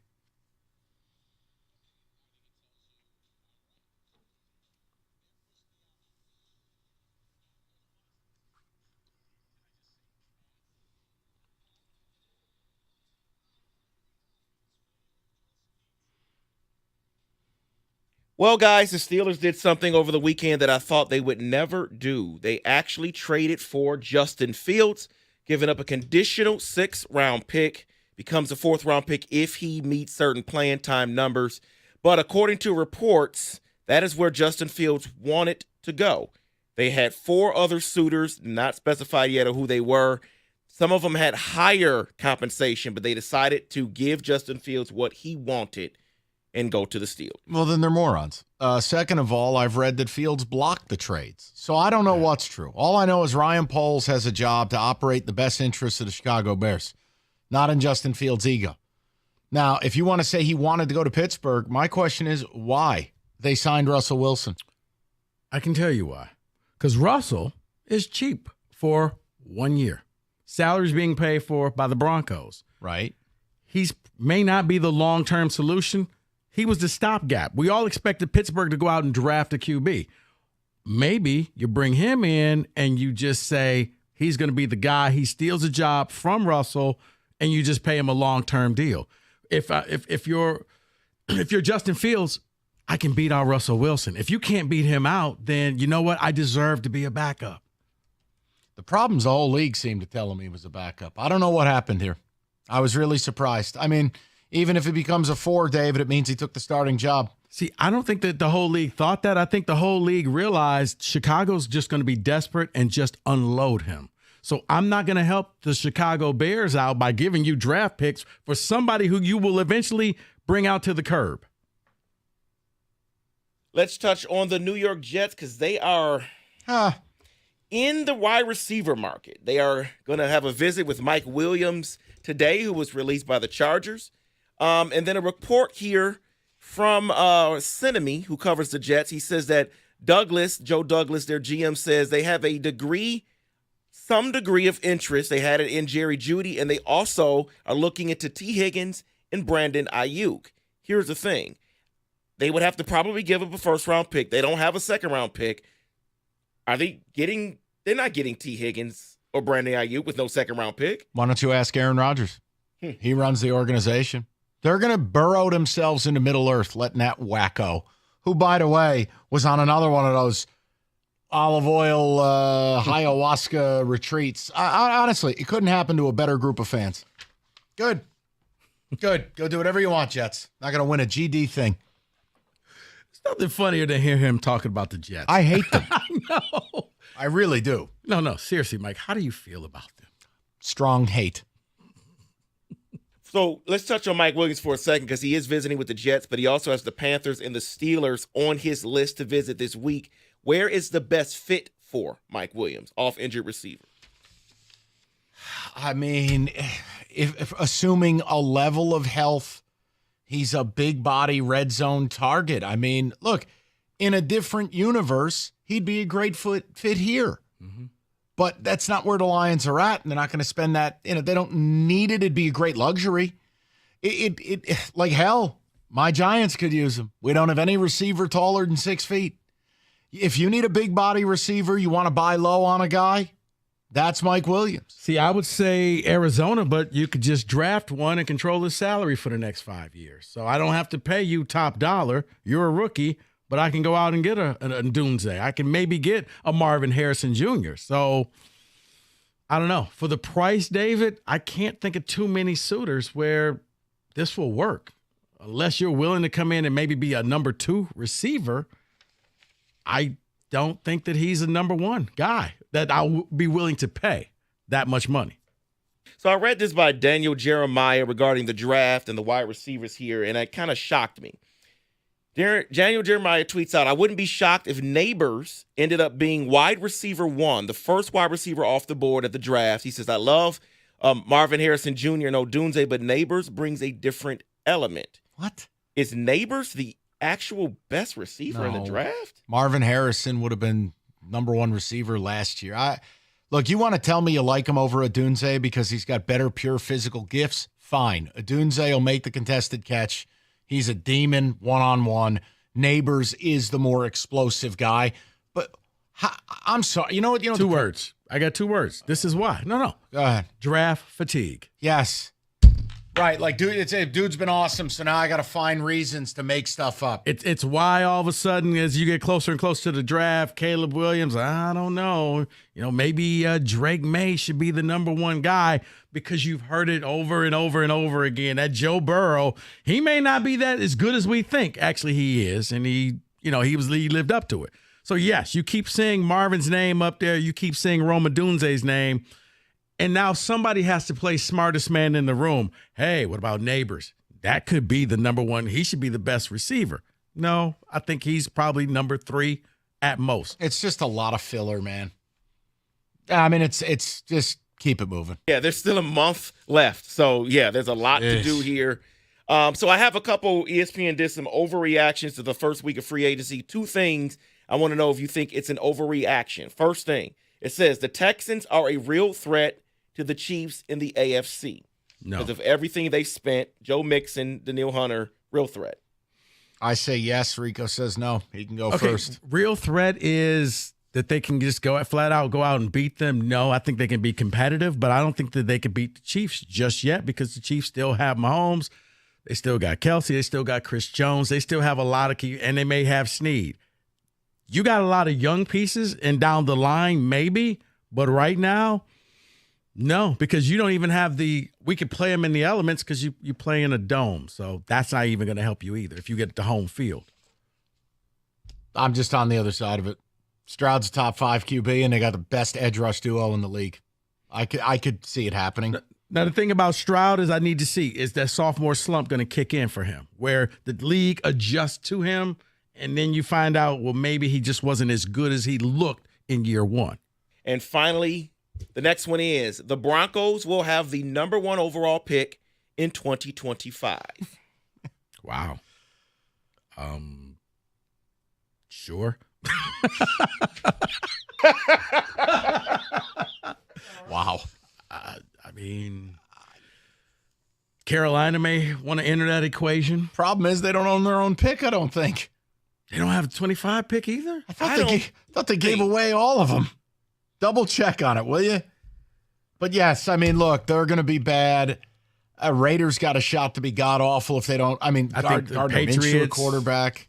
Yeah, I think the Patriots will probably be bad. They do own their own pick. The Panthers do in 2025. Then it's the Panthers. Then you're wrong, and Rico's right. It's Panthers. That is They'll be picking 1, 2. Yeah, I was going to say. They'll be right there in the mix. They'll be evaluating the same players, that's for sure. You'll get Bronco fans who are angry because they won a meaningless game in Week 16. Like, you just cost us the number 1 overall pick. But, yeah, those two teams probably safe, barring, like, some franchise QB goes down and a team that we thought was going to be good. Out of nowhere, just ends failed. up being bad. So. And that is in football today. All right, tournament time, buzzer beaters. College hoops, it's March, and I said it earlier, the only reason this tournament's got juice, maybe betting on it, FanDuel, everyone gets a no-sweat bet from now until March 20th. So get involved. Doesn't matter if you're new or if you already have an account. You'll get bonus bets back if your bet doesn't win. You can even use that no-sweat bet in a parlay if you want to be a maniac about it. So download the FanDuel Sportsbook app if you don't already have it. Go to FanDuel.com/ticket. Make every moment more with FanDuel, America's #1 sportsbook. 21 and up, present Michigan. Refund issued. Non-withdrawable bonus bets that expire 7 days after receipt. Max refund, $5 unless otherwise specified. Restrictions apply. See terms. Sportsbook.fanduel.com. You got a gambling problem? Call 1-800-270-7117.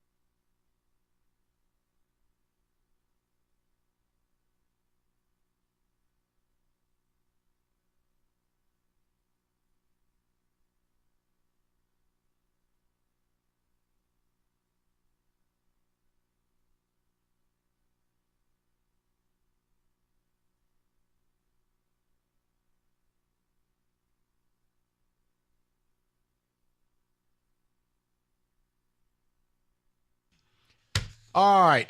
Odyssey.com rewind. You missed anything? We opened up. We talked Michigan State briefly because I just don't care. I cannot lower the standard. I don't like watching them play. They could win Thursday. They could lose. I really don't care. Rico is willing to lower the bar so he can preserve enjoyment.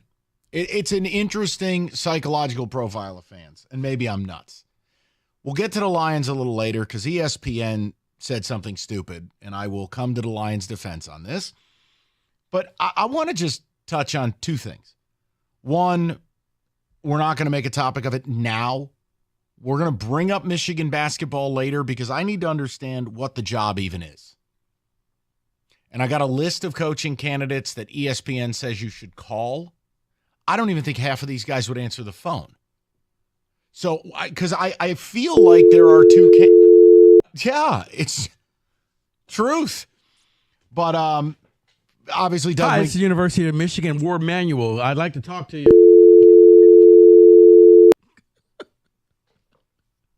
It's something. Doug McDaniel is transferred. Hopefully he goes somewhere that doesn't require books. And then you lost your best recruit for next year, Doug McDaniel will be applying to Southern New Hampshire. Try to be professional. I'm not. You don't need to be. You don't need to be. You had a top 30 recruit, and, well, he gone too. So I don't know what to tell you. But we'll get to the coaching angle of it later. How do you spell WCCC? You just did, Doug. Congrats. So, with that in mind, WCCC, Cheap Trick. All right. Let's be professional. Did you hear the piece of the update about the NCAA tournament? I did. So, does that validate what I said to start the show, is that the relationship with March Madness, it's totally changed. It's totally different. Kenny brought this up. Like, there's no magic to it. I loved March Madness. Even now, like, the only juice I have, we'll be in Vegas for it and the betting on it and the social aspect. But look what I just said. It wasn't brackets. It wasn't the love of the game. $7.6 billion will be wagered on U.S. sports books for the NCAA tournament. That is double the amount that the Super Bowl generates. I really, like, when we break it down, Rico, you and I have had the conversation. I don't like the decisions that are being made, but I understand why they're being made, if that makes any sense. Mm-hmm. The networks know what this is. They want a better TV product. They think putting more teams in or breaking away from the NCAA will get a better TV deal. And let's face it, $7.6 billion is going through that window. And I got bad news for you, the people. 7.6 ain't coming back out. So I just wonder, is the only redeeming quality of the NCAA tournament as it currently stands or moving forward that it's become a betting event, that it really has nothing to do with the reasons we used to love it? Mm-hmm. I used to be able to watch games left and right with no bet. Used to be able to watch a game like St. Peter's, Kentucky. That's riveting sports television. Now they're trying to even take that away. It was Styles making the fight. Like, oh, my God, this is a great defensive team. This team shoots a lot of threes. Which one will win out? Yes. To answer your question, it is changing. It is about betting. The reason being, unlike the Super Bowl, it's one game. This one, you can go all in, and if your bet loses, guess what? There's another game coming up in 10 minutes. Let's put some money on that. We're going to just keep betting and betting until we finally get a couple of winners and feel good about ourselves. Now, Vegas is going to make the most money because they're going to take most of your money. But you get the opportunity to look right and feel right because you picked that 14 to upset that 3. But it used to be the bracket. Remember how good it felt when you filled out a bracket years ago? Oh, I had this, I had that. And then you had bracket guy telling you all the updates every time. Oh, I called that upset. Where is he? Hold on. That's Stoney. I don't remember the last time somebody has put a bracket in front of me. I don't even know if the office has a bracket pool. Who the hell plays brackets? I had a couple buddies of mine. They sent me a bracket saying, "Hey, you want to join the bracket?" But it's like, Nah. Okay. I mean, but the thing is, with brackets, you could be done in a day and your bracket's busted, and now what? Whereas gambling, individual games, okay, I picked this game and they lost. All right, let me go pick another game. Let me pick another game. Let me ask Rico. You talk about next game in 10 minutes. No, I can go the second half to the game. I'm done with that one. The second half of the next game is right there. On the second half of this game. I thought this team was going to win, but obviously not. See, I'm kind of wondering something, and I mean, I don't know the wisdom of doing this topic, but whatever, it doesn't matter. If I get in trouble, who cares? Like, the whole idea of it is there's a cost to the sports betting. And this isn't some Greenpeace routine. Like, hey, man, you're an adult. You decide to ruin your life with gambling, that's on you. The point I'm making is there's a cost to your fandom. And I do wonder if we're starting to see a little bit of a change with people, and the college game becomes a testing ground. See, the pros we've always accepted as just mercenaries for hire. There was never any nostalgia to it. You know, these players don't like living in the cities they live in. They take the money. But collegiately speaking, everything about college football and college hoops, think about it, Rico, rivalries, the geographical relevance of it, David versus Goliath. The only thing that is left that they haven't ruined, the networks, is the betting. But it comes at the cost of what the event really is about, because now we see, Friday we did that topic. These networks know that Emirates signed a bad deal. They're going to go, we're going to break away from the NCAA. Mm-hmm. F the little guy. Hell, a lot like Morehead State playing Illinois coming up on Friday. Morehead State may not have a program if these lawsuits go the wrong way, because these could be 8-figure penalties, buyouts to every team. I kind of just wonder if this is the collateral damage of it all. Like, you'll always like the tourney, but it is different now. It feels different. The NIL has changed the way it feels. Look at what's going on with the NIT. And I'm not doing a bleeding heart for it. I'm saying these schools, some of them, I know factually one of them, they didn't turn down the NIT bid. They didn't have enough players to play, because the minute their season ended last week, 6 players disappeared off campus. So it's not what Tom Crean said, and you guys should just be lucky to play basketball. I think there's an element of it, but look at St. John's. Patino already said, I got to bring in 10 new players this year. They lost, didn't make the NCAA tournament. You can't even locate your team. Some of these dudes left campus. Some of these dudes already have a deal brokered, even though they're not supposed to. Or am I the only one who views it this way? No.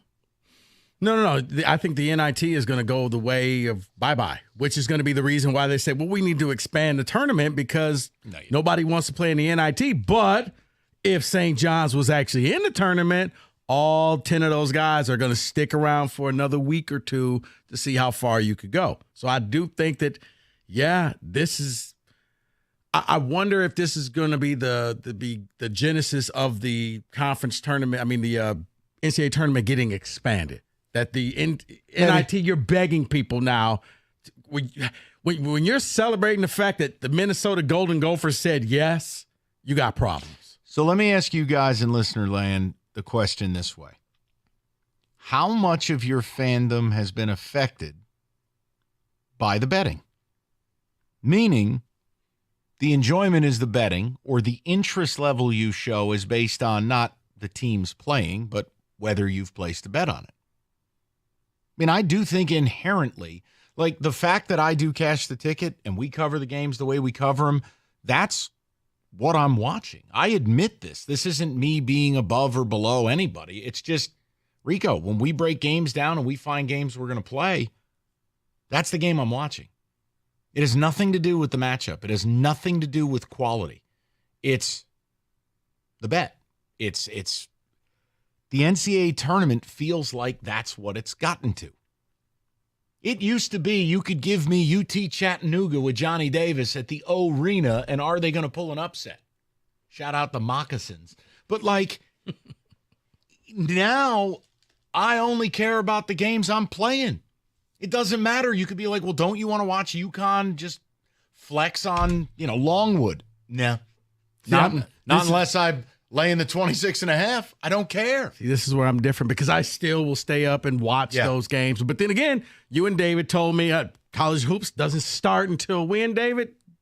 January at least? January. Yeah. So, in November, I'm driving to Indy to watch the Champions Classic because, I'm that guy. No, I'll but admit it's also your favorite. Like, I totally understand it. Like, college football, it's largely become the same thing. Like, Ohio State, Notre Dame at night, that still got me, regardless of a wager. Did I bet on the game? I did. I pushed. The point is, the point is, No, I'm laughing because I literally had to pull over at a sports bar because I'm like, I can't listen to this game on the radio. I got to find a sports bar on the way home. But we're losing part of that. I mean, think about this is like, I know the Pistons are bad, but the NBA as a whole, what person driving around right now, 2 kids and a mortgage, is settling in for an NBA game on a Thursday night that doesn't involve their team unless they bet on it? No, you're right. But Mike, I think you've hit an iceberg. There's so much to this topic that I can tell it resonates with the people. Hey, do you think you could punch a giraffe? 248.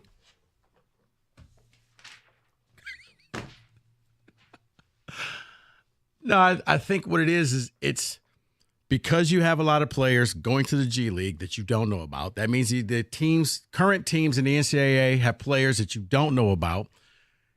And then they filter to the NBA and you don't know about them there. So you lose interest. Where at least like college football, you get to know somebody on a team. And even if they transfer to another team, they're there for 3 years. So you know Michael Penix from his days at Indiana, and now you know him from his days at Washington.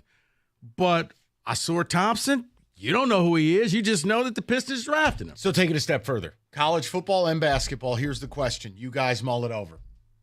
Is the only thing that's left for these two sports gambling. Everything else has been eroded. Everything else has been irreparably damaged. Then moving forward, if you're the 99%, not the 1% hardcore nutcase cultist, the only thing left for college sports right now is the bet. 248-539-9797. If you disagree, tell me why. I won't die on this hill. But I would really like to hear from you guys because the tournament's coming up and almost $8 billion is going to be wagered. That ain't got nothing to do with loving the schools. In an instant, an auto accident can put you in the worst financial position of your life. You got to hire the right lawyer to make sure the insurance companies pay what they owe you. That lawyer is injury attorney David Feminino. Him and his team have made insurance companies pay for almost 30 years. Can help you with your case as well. David, ready to speak to you personally right now. If you call 855-65-CRASH or go to that website, getdavidgetpaid.com.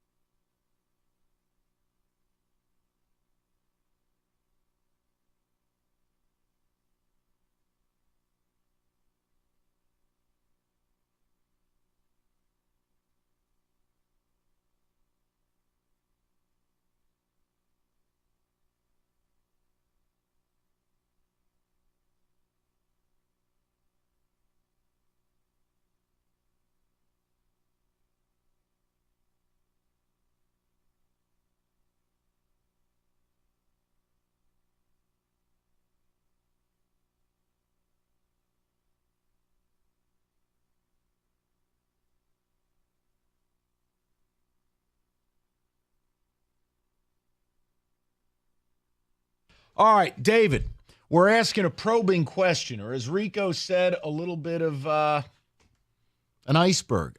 $7.6 billion is going to be bet on this deal.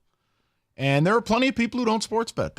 I fully recognize that. What I'm saying is college sports, the networks and the sports at large have done everything in their power to destroy themselves, to destroy tradition.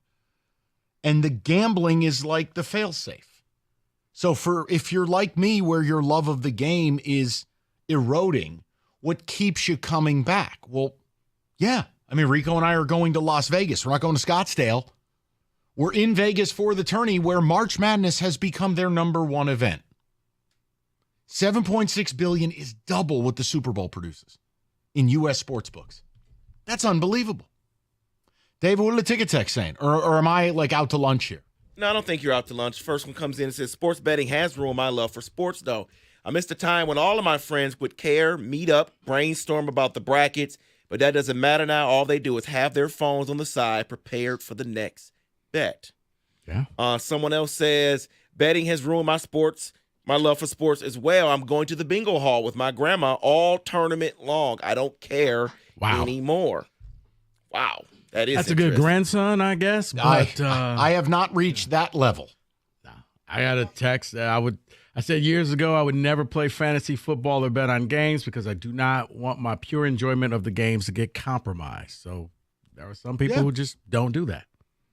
It's compromised because I don't believe in the people running the sports. Truly. They've made every decision to take away the things I love. Well, what keeps me coming back? I mean, the sports betting element of it allows you to partake. At least I'm just honest about it, I guess. And what hurts? My basketball team stinks. And please don't be some, mouth-breathing Sparty who calls me up and is like, well, your Spartan card's revoked. Good, take it. Second of all, don't tell me being a 9 seed is good. It's not. You know what a 9 seed is? Those are the teams we used to make fun of. Beats a 10. Hey, it could be worse. Signed, Stetson. I actually thought that they were going to be a 10 seed. They should be. They have no business being a 9. None of it matters. No. Well, here's the thing. Even Izzo didn't know. He was like, he stayed up all night because he thought that they were going to miss the tournament. He didn't know if he was going to be in Dayton. And when all the Dayton games got filled up, he was just like, oh, my goodness, either we're in or we're out. So when that name finally popped up, he was like, you saw the relief on his face, like, okay, we get a second chance at life. See, Mike, I'm glad, real quick before you go to the call, I'm glad you said what you said, because Freddie from Florida just texted this in. If your team is good and competing for championships, college football and basketball, it's still great fun. If not good, not competing, it's just about betting. That's it. Period. I mean, they've made it like we all wanted this playoff society, right? Well, we've arrived at it. What's left? The byproduct. Okay. That's it. I can see that. But see, once again, maybe I'm just a sick person. You're because, not sick. You're the 1%. You are incredibly passionate about like even in football, the whole, Oregon, Washington Pac-12 championship that Friday night was a thing of beauty. It was so much fun to watch. Not if you were laying the 8.5. Let's go to Jeff. How dare you? Jeff, what's going on? Hey, Mike and Rico, how you guys doing today? Good, Jeff. What's up? Just wanted to first say I'm super pumped up for the tournament. Having an opportunity, I want to congratulate Coach Izzo on making 26. That's pretty special, making the tournament every single year since Mateen Cleaves was a sophomore. But like you guys, I'm a fanatic of the game of college basketball. I watch everything. I watched Rico ask 2 questions yesterday in the press conference after Selection Sunday. And my narrative is parallel with Malik's answer to yours, Rico, when they do the right things and they're clicking. Most teams are scared, and as well as they should be. And I have to admit, we've been erratic because I'm not delusional, but the team who beat Baylor by 24 points is still there. We already played Tennessee in the scrimmage before the year started. We played Duke, got beat by 11. We got beat by 6 against Arizona. We played Purdue twice, and we were right there. And I honestly think that we should have beat Purdue Friday. But in regards to rank, though, the buzz may not be there for the average fan. But you have to take in consideration in 2017, Denzel Valentine's senior year, we finished the regular season number 2 in the AP poll, and we got bodied in the first round. So, I mean, I just think if we're there, we have an opportunity to do something special and maybe go out on a run. But I do also have to comment on the gambling. And I don't know where to go with it because, I mean, how much is it gambling or how much is it of the control that are officials able to bet on games? Because if you look at the foul column against Purdue on Friday, it's a little lopsided. I mean, and also, what was it? 14 Jake fouls. Diebler also got lopsided. 14 fouls against Edey, 0 called on him. Is that what you're referencing? Yeah, but I think the Big Ten got the message because the next game, Edey had like 2 fouls early in the game. So I think they knew, guys, you got to at least make it look like we're going to call some balls. We're going to call some fouls on Edey. Yeah, Wisconsin almost got cheated there, too. There were some questionable calls on that one, but there were some teams that were left out of the tournament. I mean, I was scared to death myself, Rico and Mike. I mean, I was nervous because I was like, Holy Ghost, we're going to be playing in Dayton. And then when that didn't happen, I was like, oh, no. You know what, Jeff? I was about to say, I'm being a little geeky here. But, yeah, when FAU went as an 8 seed, I knew at that point they were in easily because everybody was like, FAU is going to be in Dayton. I'm like, apparently the committee sees things a lot different than Joe Lunardi. So, yeah, that's what everybody was going on. Joe Lunardi caused a panic the night before. I know. Look, I'll stay away from the seeding and all that stuff. And I mean, there were a couple teams that to me deserve to be in, and that happens every year. I'm never going to freak out about the 68th team. What I can't stand is when they put out this stuff saying we're using the net rating, it's better than the RPI, this is what we're doing. The team who had like the 28th net rating, Indiana State, didn't get in. They weren't even one of the last 4 out. St. John's, who won like 7 games in a row and bodied Seton Hall by 20 in the Big East tournament. It didn't matter what they did, as it turned out. They didn't even get close. Yet I got to look at the dead body of Virginia. You know, you got FAU. Rico nailed this. FAU, I don't care they made the Final Four last year. I don't care if it's the same team. They lost a half dozen rancid games in their awful league, didn't win their conference. There's stuff in this whole deal where I just went, whatever, man.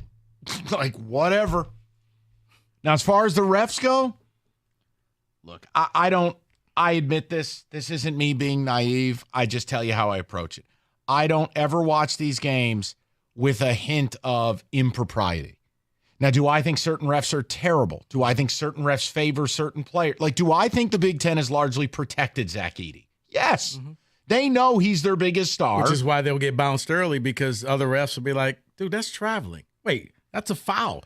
You can't just run people over. Right. And I agree with you. I do. But that's as old as time. Like, you don't think the ACC catered to Tim Duncan? You know what I mean? Like, or Anton Jameson? Like, I know I'm going way back here, but like, it's hard to find legitimate stars who stay in school 3 or 4 years. You're going to get calls. Zion would just truck people and one. I know a ref, he's dead. And one. I understand Zion has his problems, but just for a moment, did you see him go coast to coast in 3.4 seconds for the game winner? Yeah, apparently he's dropped like 15, 20 pounds. That was pretty cool. Wait, what? I didn't do that. Don't look at me. 248-539. I'm just here so I don't get fined. 9797. Your phone calls coming up next. Get green, stay green with Natural Way Lawn and Tree Service. Limited time only. You purchase a full lawn program, receive free grub control. And remember, you mention my name, you're going to get their best pricing of the season. And don't worry, it's lousy out. Oh my God, it's snowing. I can't mess with my lawn. No. They got to get their first application of the season down. You let them take care of their work, you're going to get the enjoyment the rest of the year. They'll have professional applicators, a custom-tailored solution to your lawn. All you need to do, visit naturalwaylawn.com for all your lawn care needs or dial 888-GET-GREEN. That's 888-GET-GREEN. It's Natural Way Lawn and Tree Service.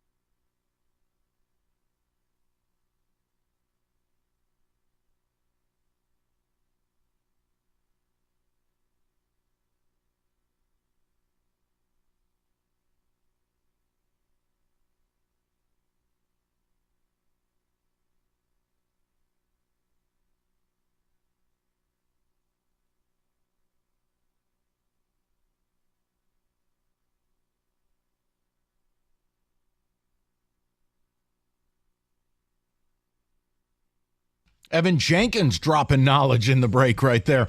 I want to knock out these calls. Rico has a tournament by the numbers. I also want to bring up something that I haven't heard anyone on this station bring up, and I'll spend one segment on it.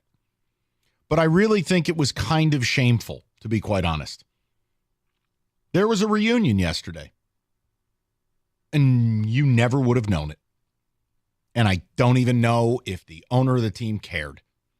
We'll talk about it. We'll do one segment. It's just something that it irked me. It made me a little sad, and we can move on. Let me go to Rory, 97.1. What's up, Rory? How are you? Michael, how are you? Good afternoon. Hey, Rico. Hey. All right. So stick with me here, fellas. This might take a minute. I'm going to start. I am a casual gambler, but I'm going to argue that gambling has not ruined the tournament. I gamble when I get a hunch, so I took Scotty Scheffler Wednesday night to win the Players. Thank you very much. Put Plus a unit on that. 550. Nice. Yes, sir. Yes, sir. Small unit, but still. So I'll jump in NFL playoffs here and there. I just put a couple bucks on Tennessee as a alum, so we'll see how that goes. We're not great in March.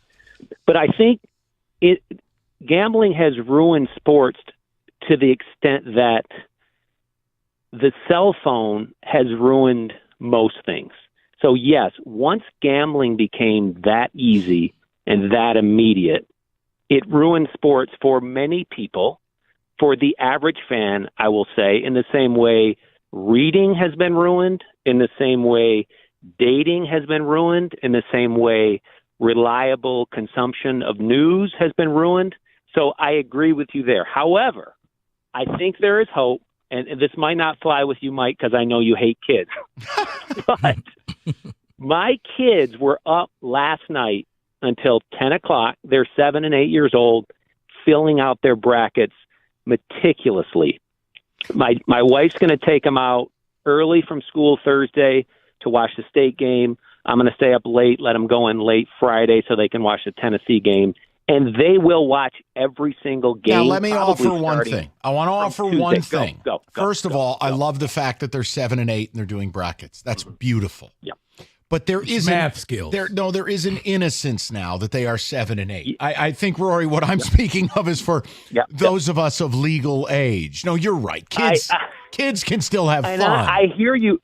I hear you, Mike, but I'm thinking long term that if we as fans can model this for them now, we won't ruin it. But many of my buddies will sit and watch a game with their kids, and what are they doing?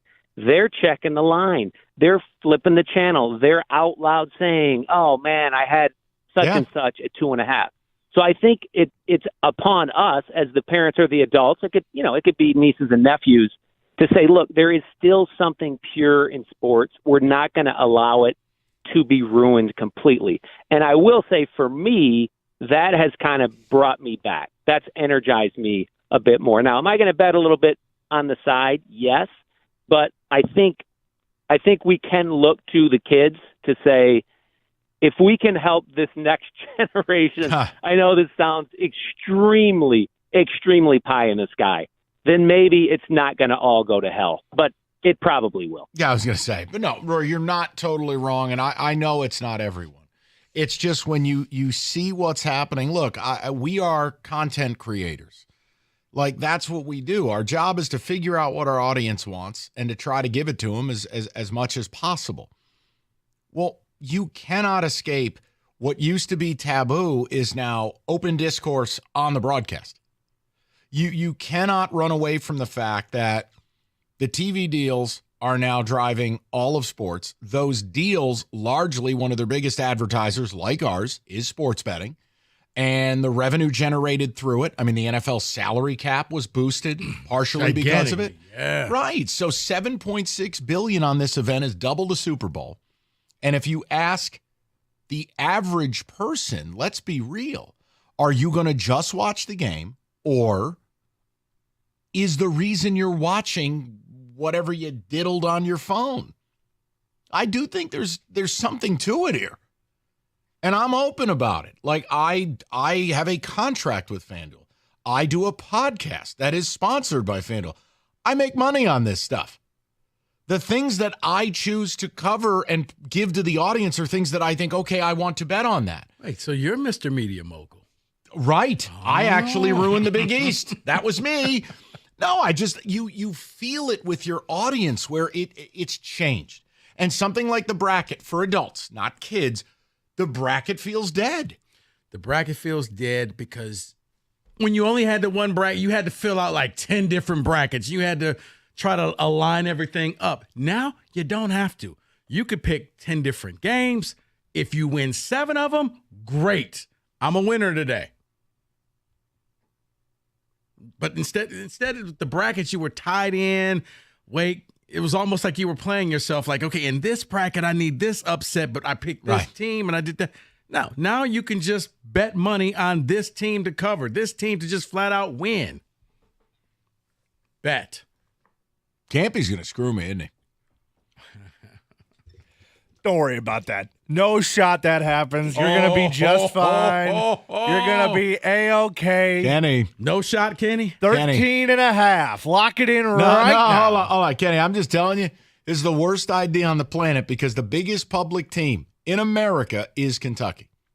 Like every time they go to the tourney. There's a reason, Mike. It's because they're playing Greg Campy's team. No, okay. This is Kenny. That's the reason why they're a big public favorite, Mike. I'm going with the Golden Grizz on this. Are you really? He's going to flush away hundreds of dollars right down the drain. You're going to give me 13 and a half? I might. I'll think about it. I see a team full of tryhards. Even if Rocket Watts hit a meaningless 3 and Oakland only loses by 12. Tryhards only work out if there's talent there. There's no talent there. Oh, my God. I have never seen Horizon League talent. Let's go. Kenny, you beat Cleveland State. Kenny, way to go. It's your alma mater. Right, I really need you to seek some therapy. Yes.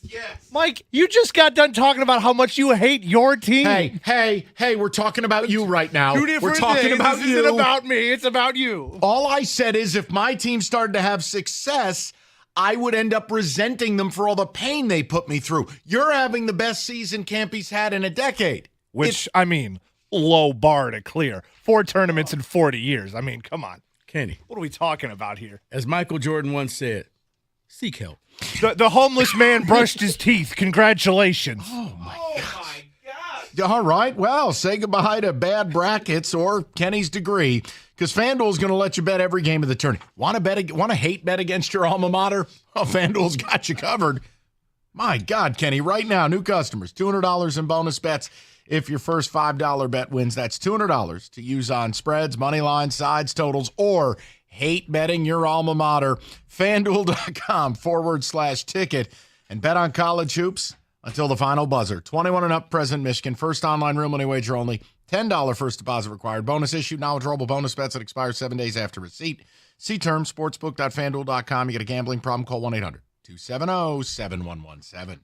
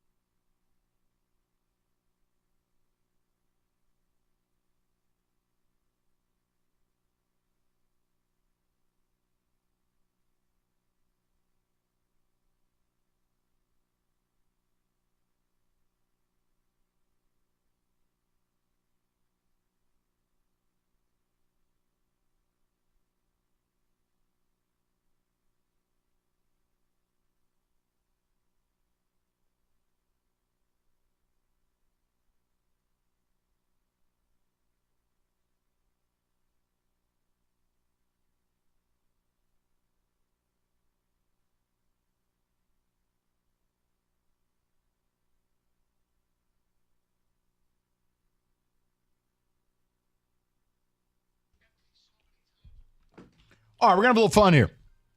Tournament. Each day this week, we're going to try to do something to enlighten, if you will. Tongue-in-cheek, but enlighten you on some of the interesting tidbits that'll help you dominate the water cooler regarding a sport you didn't watch all year. So let's get into it. It's time for Rico Tournament by the Numbers.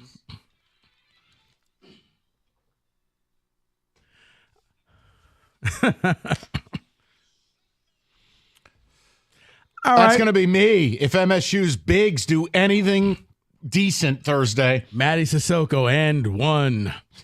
Shandala, blah, blah, blah, blah, blah, blah. Go ahead. You know what? I'm going to make it very easy for you, Mike. The number 23. Number 23. All right, Emmett, that's not the streak because that's at 26. 23. David, you want to jump in on this? Yeah, work together on this, guys. Michael Jordan's number. I have no idea. Is that the number of pins Kenny has put into his campy voodoo doll? No, that's unlimited. That's unlimited. Oof. What's 23? 23 years since the Big Ten's won the last national championship. Good call. Do you think the Big Ten protects Zach Edey for that reason? They know he's their best hope? Actually, I don't think it is. But not Illinois. They don't guard anybody. Well, they don't have to when you score a lot of points. Okay. All right, 11 of 12. 11 of 12. I mean, can I phone a friend? 11 of 12 what? Think the game's starting tomorrow. Okay. 11 of 12. Have 11 of the 12 first-round teams have made it to the Sweet 16? Right there. Holy hell, Dave. You know what's funny? You are atrocious at just about every game we play, but you have found your calling right here with this game. This is the second edition of By the Numbers. He's gone Rain Man. He just, out of thin air, math equation floating above head.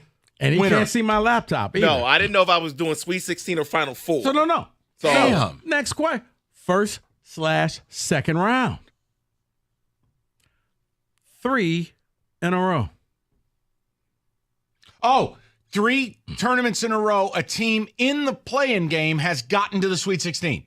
No, we just did that. That was 11 of 12. 11 of 12 what? 11 of 12 first 4 teams have made it to the Sweet 16. That was the previous question. You're saying, hold on. 3 in a row. 3 in a row is, I thought it is the years in a row it's happened. No? No, 11 Syracuse. No. 11 of 12. Yes. It's crazy, isn't it? Wow. Yeah. 11 of the last 12 Like, tournaments. I remember the UCLA team we lost to. Then it was VCU. Cuse. Then it was, wow. But yeah, 11 of 12 years. Pay attention to who's going to be playing on Thursday and Friday. I mean, Tuesday and Wednesday, because one of those teams will probably make the Sweet 16. No, 3 in a row. I got a guess. Yeah, go ahead. Let's start with you. Number 1 seeds have fallen. No. Princeton, St. Peter, and Kenny's favorite team, Oral Roberts. What about it? The 2 seed has knocked out a 15 seed for the last 3 years. You mean a 15's knocked out of 2? Yeah, 15's knocked out of 2. I'm sorry. Yeah. I hear you. So who's the 2 who goes down this year? That's a great question, Mike. I think that 2. If you had to pick one, who's the 2? David, go ahead. I'm going to tell you the one I don't think. It ain't Iowa State. I'm going to go Tennessee. Woo! Poor Rick Barnes. Mm-hmm. This is by far and away the best team he's had. If he can't get this to the Sweet 16, he needs to retire. Seriously.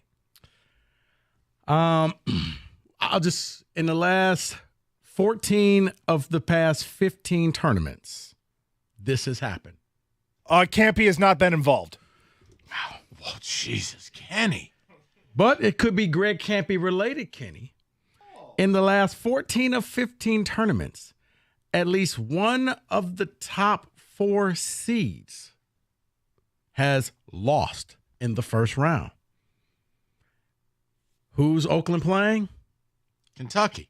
What seed are they? Kentucky's a 3. Number 3, They fall in that category, Kenny. Oh, come on. You want to put some money on that? I'll give you that. Why you got to do this to me? Straight up. Here's one. Let me see. at least in 15 straight tournaments. Okay. 15 straight tournaments. We're going to the next round, next weekend, Sweet 16 round. 15 straight tournaments. 15 straight tournaments. And something regarding the Sweet 16 is what you're telling me. Can I say a double-digit seed has made it? Yes, great guess. Great guess. All right, pressure's off. I'm on the board. God, this game is difficult. But you know what's funny is we've normalized it. It's become something that just continues to happen. But don't you think it's just a parody? I think so. Yeah, because you're right. The 12-5 game upset used to be, oh my gosh. Now I'm surprised when the 5 wins. Thank you. I remember I think it was Judd Heathcote's last year. State was a 5. They lost to 12 Weber State. I thought my life was over. Harold Arsenault went for like 40 and knocked us out of the tournament. Well, it's funny that you mentioned that, Mike. I'm just going to give you this little tidbit. Yes. But in the 68-team era, we all know about the 12 upsetting the 5, right? Yes. There has been just as many 15 seeds as 12 seeds to make the Final Four. To make the Sweet 16. As many 15 seeds has made the Sweet 16 as 12 seeds. Were we at 68 teams when Dunk City did it? Florida Gulf Coast? Yes. They were a 15. They beat number 2 Georgetown. Yeah, St. Peter. You're right. Wow. Hold on. Are we sure the St. Peter's thing actually happened? I still can't believe that. Like, you remember the white kid with the fro? Yes. And the confused look on his face? Yes. Dougie Buckets or whatever. So he transferred, left St. Peter's to go to Bryant. He doesn't even start for Bryant. But in that tournament, and there were the twins on that team. He was Kemba Walker in last year's tournament. Right, and you just got to get hot for a couple of weeks. Oh, my God. Kenny, Kentucky's losing OU. No shot. Come on. Be real about this, man. I want to be. I want Kentucky to put 100 up. They will. Well, here's the next one in the Sweet 16 round. Yes. 2 in the past 26 years. 2 in the past 26 years. 2 times in the past 26 years. David, you want me to throw a dart? Yeah. That it's been formful with no upsets? That the higher seeds all advanced? No, you're close, but no. 2 times in the past 26 years, all number 2 seeds have reached the Sweet 16. Whoa. Only 2 times. So if you're filling out your brackets. What brackets? Just some things, or you're making your bets, just some things you may want to think about. Twice in the last 26 years. That's amazing to me. Going with the whole Cinderella role. Yes. In the past 7 out of the past 9 tournaments, what particular seed has made the Sweet 16? 7 of the last 9 tournaments, there's been one particular seed, think Cinderella, that has made it to the Sweet 16. I'm going to say 13. That's what I don't get credit. He beat me to it. I think we're wrong, though. No, but I was thinking where you're at, the 6-13 game, and it just... Yeah. No. 4-13, right? Excuse me. Go back to earlier question, the play-in tournament. 11s and 12s. An 11 seed. So once again, don't sleep on the 11 seeds. Finally, not Sweet 16 related, but maybe 65%. 65%, not Sweet 16 related. But could be. The percentage of my tuition that went to Oakland University's basketball team. Penny. Seek help, man. Golly. The amount of times MSU wins as a lower ranked seed. Oh, okay. January, February. Just give you feel better about yourself now. You know what? How about this? I'll give you more of these numbers tomorrow. Perfect. Buy the numbers.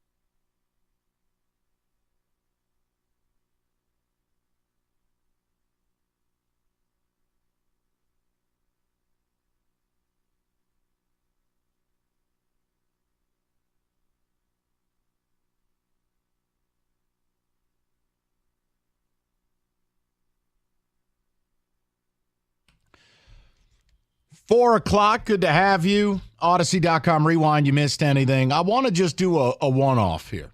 Yeah, we've hit a lot of different things with the tourney, and really, part of it is there's not a lot of sizzle and exploring why, and you can go back and hear it. And yes, we talked a little state, but I just want to do a one-off here, something interesting.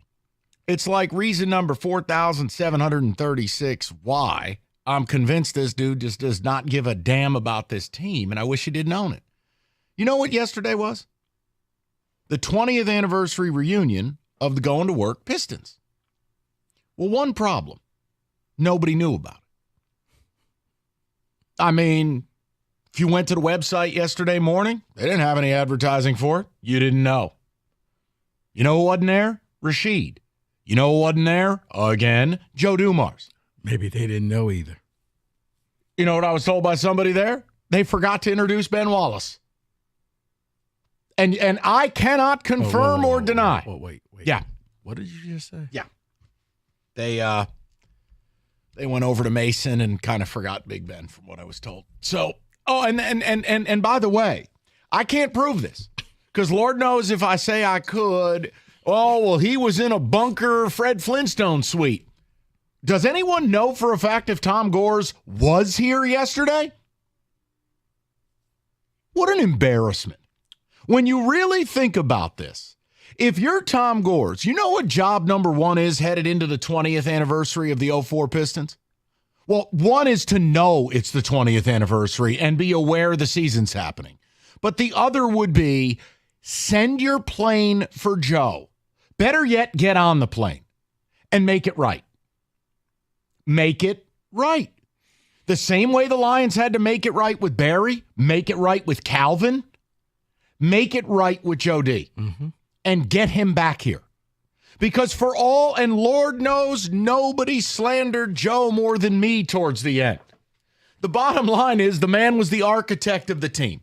The man brought the Pistons back from the abyss. And for our purposes, won 2 titles. Big shot, Bob. The point is, what a disgrace when you really look at it. It's bad enough that the 20-year anniversary, your team is 12-53. All right? Bad enough that they have fallen into a state of irrelevancy that I don't know any team in this town has ever accomplished. They're in rarefied air, Rico. Rashid won't show up, period. Joe will not show up, period. There was no hype for it, no advertising for it. Man, they should have been giving out the entire team's bobbleheads, T-shirts. I'm sorry, I'm still stuck on, you forgot Ben Wallace? And apparently he was getting up to be introduced, and they kicked it to Mason. So, I mean, he was the most iconic player on the team. The Hall of Famer. I know Chauncey made big stuff. Like, that's like Chicago Bulls having the reunion tournament, and here's Pippen, and here's this person, and then Paxson. And here's the best part. We're going to introduce Jordan? Not if enough Tom time. Gores were here, wouldn't he have inevitably taken the microphone in one of his Bobby Bugacci dress shirts and mewed the crowd? Like, do we even know if Gores was here? It's just, it's so embarrassing. How did you do this and not really publicize that the team was going to be here? Because here's the thing. You would have sold out. People still love to go into work. It reminds you of the days when this team was good, when they were relevant, when they were at the top of the NBA food chain. You would have had casual fans saying, I just want to see this team so I can be reminded of good basketball.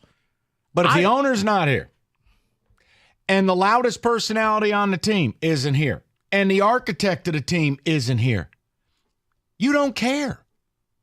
So why do you even own this thing? That's a very bad look. You're right. You got to make whatever is going on, you got to make it right with Joe D. And for those of you who go, easy to say, it's not your money, can we just level right here? Tom Gores' net worth since purchasing this team has ballooned to somewhere around $10 billion. 10. A private flight from L.A. to wherever Joe is at, call it $60,000. Tom Gores could use 60 grand as toilet paper. $10 billion. Mm-hmm. Fix it. Joe, yeah, it's on the weekend, Joe, so I know you're not doing your day job today. I'm going to send the flight for you, first class. I'm going to put you up in a hotel for the night, and then we'll fly you back the next day. What do I got to do to make this right? I know you're mad at me. I'm mad at you. Whatever it is. Joe, what can we... Yeah, can we put aside our differences, and let's just come together for the city of Detroit? But you'd have to care. You'd have to care. Remember, this is the same guy amidst a 25-game losing streak who wanted you to know he gave hobby horses to homeless kids. He don't care. It's a grift. That's all Tom Gores has been. It's a grift. He bought this thing for pennies on the dollar, a distressed asset from Karen, and he has never cared. No, he thinks he cares. Occasionally he'll throw a few clamshells at it, launch a few T-shirts at the pores. Here's a press release. I gave something to poor kids. He doesn't care. A 20-year anniversary. Don't know the owner was there. Joe D ain't there. Sheet ain't there. No advertising. And from what I was told, forgot to introduce Big Ben. At that point, just, you know what? I quit. How did you forget Big Ben? Yeah, not a good look. You may want, you know what? How about we try this again and have the reunion? We're going to, how about we try this? We'll just call this a soft opening. We'll try it again. We'll bring them all back. We want to reintroduce the 04 Pistons. See, and that's the problem because you only have one shot to do this right because you're bringing in Billups, who is busy coaching a team. You have Darvin Ham, who is busy coaching a team. Is he? So you have to get it right the first time. I mean, you just can't do this. It cannot be this way. No, but the point I make is, look, for the grief that I give the owners in this town, I don't think it's unfounded. It's just unacceptable to have the architect, the godfather of the Pistons organization, essentially, is so alienated and so disenfranchised, he won't show up for a thing. What are you talking about, Mike? They just built a new playground. I heard slides are a lot of fun in 20 degrees for kids who can't afford a coat. I mean, what are we doing here? And again, I cannot confirm. Maybe he was here. Maybe he was tucked away in one of them bunker deals. But I got to think that this is such a big moment that you want to let everybody know, yep, I'm the guy. I own the team. As a matter of fact, let me in. If anything, I'll introduce the MC of this program. Right. And look, for all the pressure that was rightfully put on Sheila to make it right with Calvin, why is there not a single word in this town putting pressure on Tom Gores to make it right with Joe Dumars? The man not only got launched out of a cannon and the entire town turned on him, his damn house burnt down. You want to talk about a rough exit from town? I think for Joe, because Joe has just been quiet. Calvin lets you know, oh, I'm still around. I just don't like this team. But Joe's silence is deafening when he won't appear here. He won't come back. How many jerseys have to be retired and he hasn't been here? Fair. How many reunions? Did a 10? Did a 15? Did a 20? Fair. Just make it right. It was one of those things, one segment, we're not going to, hey, what's your favorite? No. I just find Tom Gores to be distasteful. It's just the easiest thing in the world, man. Little forgiveness, little gratitude, little class. Those things are free. But I don't think most people realize it, Mike, because listen, Calvin was still around, and Calvin lets you know. I'm the weed king of the Midwest. But he also lets you, hey, you coming to the seat of the Lions? No, not really. Why not? Well, it's personal. See, so you knew. About that bonus money. But Joe, well, you just kind of assume, well, he just kind of left. It wasn't that great, but. Left. He was unceremoniously dumped. Okay. After his house caught on fire. Well. I'm making a point. He brought a championship. He brought 6 straight Eastern Conference finals. Lord knows he made mistakes. And yes, it was time. Or just even him as a player. But you can't take a legend. A man who as a player brought you a title, a man who as an executive brought you a title, should have been 2. You cannot just allow him to age and eventually leave this earth disenfranchised, alienated, disrespected, and so angry he won't show up here. That's your job as the steward of this team. That's just my viewpoint on it. It is. I don't think that's asking a lot. You can send a plane for him. You could. And yes, I'm spending your money, Tom, but you won't miss it whatsoever. Sorry. That's all. Just a fun note. And please, I hope that you're wrong about the Ben Wallace thing, because What I if was that told. Just what I was a told. lot of people should probably be fired, because how did you? Mistakes were made. I mean, I could see if you missed Mike James. It's just what I was told. You missed Ben Wallace. Not reporting it as factual. Just that's what I was told, and I have no reason to believe the person who told me he's lying. Yesterday apparently was also promoted as Jalen Durham bobblehead night, not championship night. Weird. Why did Cade act like a bobblehead with 10 seconds to go? The shot clock's off, son. Maybe he thought it was 1 second to go. No. You're a third-year player. The shot clock's off. What are you doing launching a three? And then, of course, the Heat come down and Bam Adebayo, the bank's open. Whatever.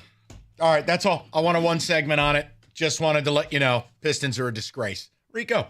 Planet Fitness is the home of the judgment-free zone where anybody can go and feel comfortable and work on their fitness goals that they have for the year. I told you about the $1 down, $24.99 a month Black Card sale that they have. Well, guess what? It has been extended. Why is that important? Because not only do you get your regular Planet Fitness membership, but now, in case you travel, you can go to any Planet Fitness worldwide. Or if you want to bring a friend with you to work out, you have unlimited guest privileges with the Black Card. It is $1 down, $24.99 a month. You got to hurry because this offer ends on March 21st. But at Planet Fitness, you're going to love it. So head into your local Planet Fitness right now and sign up. While you're there, check out the gym, squeaky clean gym. A lot of places have new equipment, whether it's strength training, cardio equipment, they have it all. But you got to head in there right now. $1 down, $24.99 a month. The Black Card sale ends on March 21st.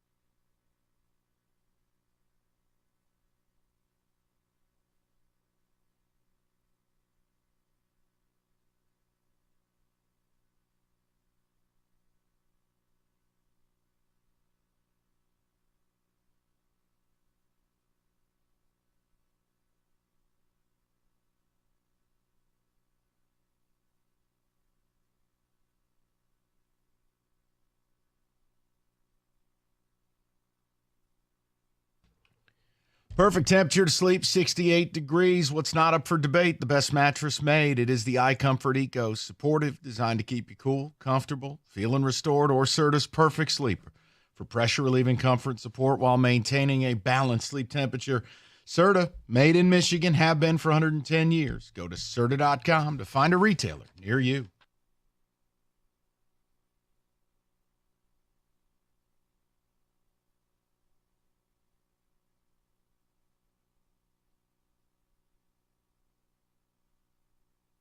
All right, David, a few of the ticket texts. We will get some football to you later in the hour.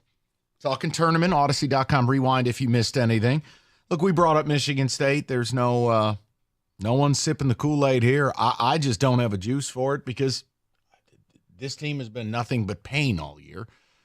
Rico lowering the standard because that's the only way you can enjoy it.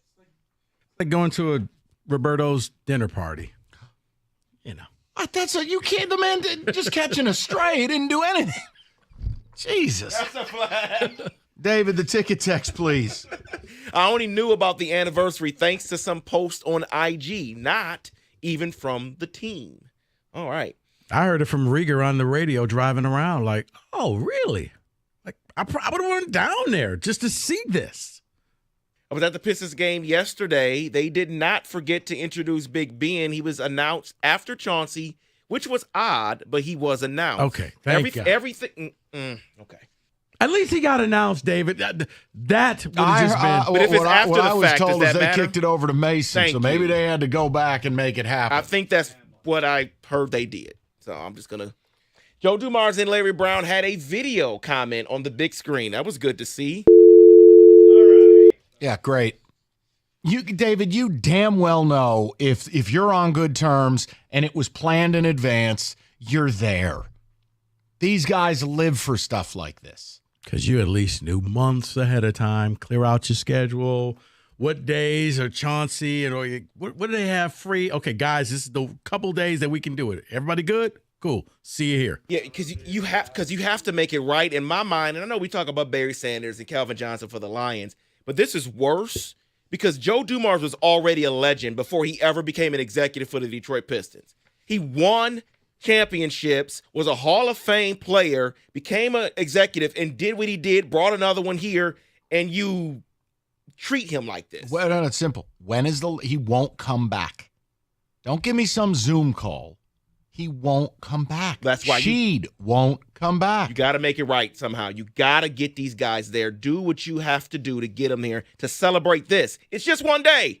They can never come back again for all I care. But I want to see them as a fan today, that day, if they tell me about it that day ahead of time. Yeah, I was going to say, come on.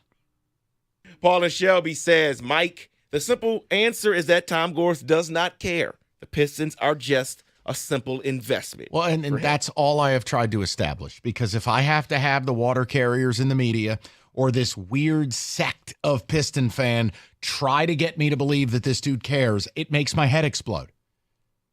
Just stop. The man has been one of the single worst owners in all of professional sports since the moment he bought this team. Just stop. Oh, but he wished us a happy holidays via Zoom.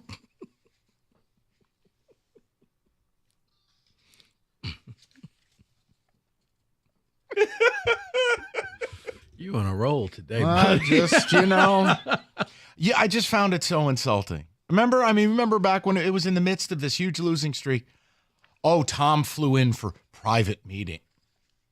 Oh, the hell he did. I'll never get that. Oh, he met with Monty, did he now?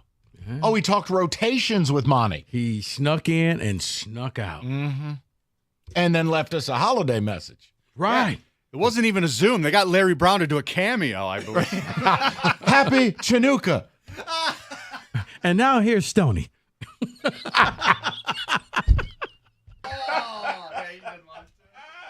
Touchdown, Lakers. They introduced him and not Big Ben. My son and I were at the game. He almost forgot about it. There was so little advertising about it. Joe Dumars appeared on the pre-recorded message, though. Yeah, okay. Mm-hmm. Someone should tell Gores that the Going to Work Pistons sold out 119 games in a row. Gores relies on big names and big teams coming here to sell tickets. He needed to rely on people coming back for this team. You remember back the 04 finals and Eastern Conference finals. Do you know what standing room tickets were going for at the Palace? $90 in 04 for standing room to a basketball game. Not the Lions playoff game. That's the level of hold this team had on this community. Mm-hmm. Mike, they offered a suite underneath the court, which made no sense to me, but you were there. Like, they had big screens, like, so you don't even get to see the game. No, it was under the court. They had suites because they just ran out of room. Yeah, somebody says Tayshaun said in an interview that Sheed was coming into the city to see the guys, hang out with them, but wanted nothing to do with showing up at LCA. Also correct. So again, it just comes down to, I believe an owner's responsible for making it right with the legends of the team that predate him. And it just, name one thing that's gotten better under Tom Gore's stewardship of this team. Name one thing. On or off the court. Name one thing. The only thing that's gotten better is the valuation of the team, which benefits him, not us. They don't have a home. They're a redheaded stepchild of that building. See, for a while, I thought it was going to be Monty Williams coming here because I was like, okay, that was a power move bringing in an established coach, but... One problem. He said no 3 times, and you went back a 4th. It ended up you probably should have listened to him.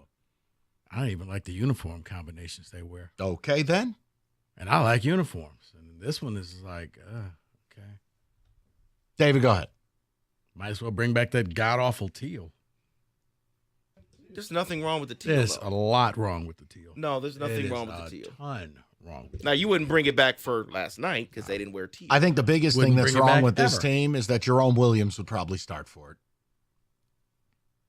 He'd be the all-star. He'd be those high socks. JYD. And someone is texting in saying, I wish they would have advertised it. I would have loved to go to see that team again on the court. Yeah, now tonight, it's funny. I was saying to Kenny, it's like one of the rare moments this deep in a season, you'll see a straight up like record reversal. The 54-14 Celtics versus the 12-53 Pistons. Yeah, it's a score doku or whatever it's called. It's the perfect inning or whatever it is. What's the cash to ticket? Should you put money on the Pistons tonight? I don't. No.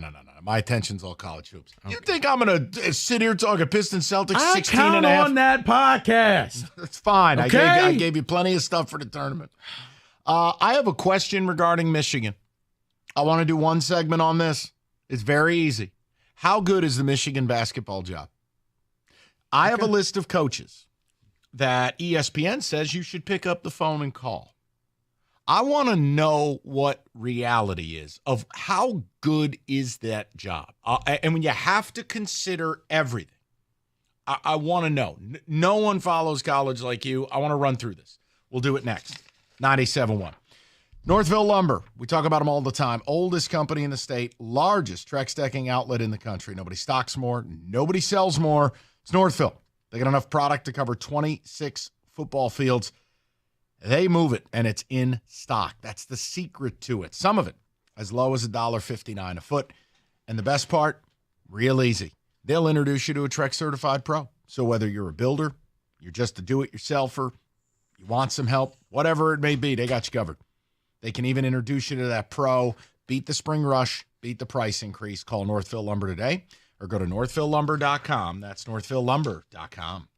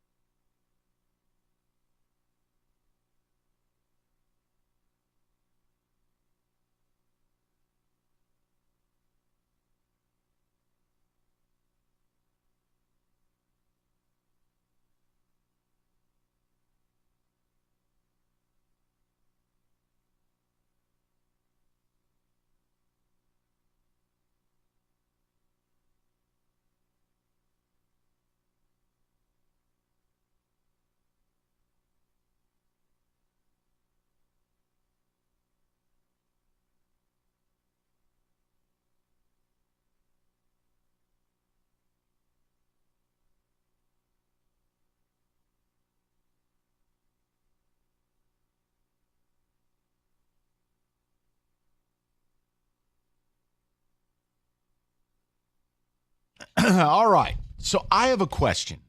And David, I know you're a Michigan fan. Sit tight for a second. I want to run through this and see if I can get a real gauge, because we spend no time on this Friday, and we're going to spend very little today. But Juwan Howard being fired, what is the Michigan basketball job? Now, I've always believed it's a very good job. It's a major brand. You can draw upon the past here or there. Nobody cares about the cheating because it's who you are. And, well, it's in the Big Ten, which usually for me is pretty damn wide open. I don't respect this conference. But ESPN put this up, and I want to run through it. Ready, Rico? Yep. The actualities of the Michigan job. You tell me agree or disagree, and then I want to know where you think it is, and I'll run through a list of coaches. Ready? Okay. All right. For one, you're always going to be a second-class citizen. It is a football school. It will never change. John Beilein had you playing for a title in 13 and in 18. It will never change. Agree or disagree? Definitely agree. All right. You're going to be a second-class citizen. You will never make big-time money as the head coach. You make good money. You won't make big-time money because that's reserved for the football coach. Absolutely. Bo said it himself that the basketball coach should never make more than the football coach. Okay. Your NIL is not strong when football is the priority. That the NIL is fine enough, but let's face it, it's not elite. You're not going to do what some schools. I was told something, and I'm not comfortable saying what team. They're not in the Big Ten, but it's a team that missed the tournament and may have spent $3 million on their roster. That's a hell of a lot of money to miss the tournament. Mm-hmm. But your NIL is good, not great. Fair? Fair. Okay. So here's the here's the other one. I was about to say you're missing one. Oh, but we can do. You're going to struggle to get in big-time transfers. Right there. Not only Caleb Love, who I don't – guys, I'm not being rude. I don't think you wanted him. Why don't you go watch the Pac-12 tourney as to why? Caleb Love will shoot you into and out of games. He's a menace to his own fan base. But Terrence Shannon at one point was committed to Michigan. There are hiccups with admissions and portal targets. Agree? Mm-hmm. You got to be a grad transfer. Pretty much, unless you want to just throw away your entire education and start from zero as a freshman, you're not going to be able to transfer into Michigan because they don't accept a lot of the credits from other schools because there weren't Michigan classes. David, do you vehemently disagree with anything that's been said so far? Not at all. So now I want to bring you in with Rico. I'm going to give you the coaches that are listed as potential candidates that ESPN, not me, has said, call these people. I want you to tell me whether Michigan is a better job than where they currently reside, all things considered. Ready? The first one I think is a laugh factory. Nate Oates, Alabama. Well, just in case Nate Oates was thinking about it, Friday, right after Juwan got fired, Alabama re-upped his contract and made it impossible. He already had a $10 million buyout. Now Michigan is never going to pay the money to bring him here. But it's not a better job than Bama based on what Nate is getting paid, and they're building him all new facilities. And you can play bad people and no one will say anything. All right. And your second fiddle in Alabama to football, but he's the king because Nick Saban's gone. Right, but they take care of you even though you're second fiddle. Yeah. Like I brought up TJ Otzelberger on Friday. He's making 1.5 at Iowa State. If Michigan was serious about basketball, you wait and you call him when this tournament's over and you offer him $5 million a year. But they won't. Dusty May, Florida Atlantic. No, it is not. Michigan is not a better job, but here's why. If you're Dusty May, you're Indiana. You're an Indiana product. You're waiting for Mike Woodson to finally fail. Which could happen after next a year, yes. And you go get that Indiana job. Michigan is something that you would take if you were desperate. He's not desperate. I wonder if Dusty May ends up at Louisville. That's close enough to Indiana, though. Yeah, it's across the river. Yeah, to be exact. exactly. But okay. Randy Bennett, St. Mary's. Now, it's an off-board selection here. Wow, that is off-board. But Moraga, California, and Ann Arbor, it's a long way away. But listen. No, I'm going to say. This is a step up. This is a major conference. But here's the thing. St. Mary's just won the WCC. I know. St. Mary's looks like the better program than Gonzaga currently. Right. You're going to be the top dog. You really only have to face Gonzaga every year. That's it. What I like with Randy Bennett, he finds players. Now, yes, Aiden Mahaney, their best player. It's the highest recruit they've ever gotten at St. Mary's. But all these other dudes like Saxon, that swing forward they got, they find players, and you're like, who the hell are these guys? If I'm Michigan, I put them on the short list. Okay. Though. Other possible calls you make. That's Ready? a good pull right there. Is this a better job? Jamie Dixon, TCU. He's got him to 3 straight tourneys at TCU. You're in the Big 12. Fertile recruiting grounds. No, because you made 3 straight tourneys. No, you're. It's a slight edge TCU. David, am I want to say Michigan's a better job, but the recruiting around here just isn't what he can do down there in Texas. And here's the thing that you got to remember. Whoever takes this Michigan job, you're going to pull a Rick Pitino. Yes. You're probably going to have to bring in 8 to 10 players. Yes. Immediately. Let me give you a name that makes sense to me. It doesn't make sense where he is. I never understood it. And they just got snubbed from the tourney. Porter Moser, Oklahoma. He was the one who birthed Loyola Chicago. Why he ended up in Norman, I have no idea. Midwest guy. I think it was the money. Well. And the prestige of being in the Big 12. Well, how about being in the NIT? Porter Moser. Now, see, I view Michigan basketball as clearly better than Oklahoma. I'm sorry. It is. No. It is. And now, because he did Loyola Chicago, he knows the Midwest area.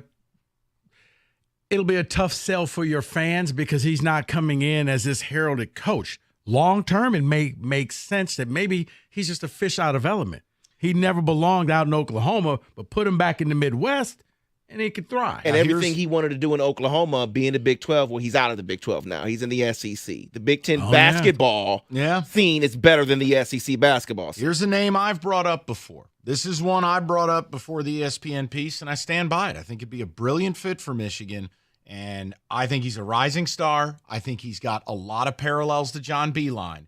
It's Josh Schertz, Indiana State.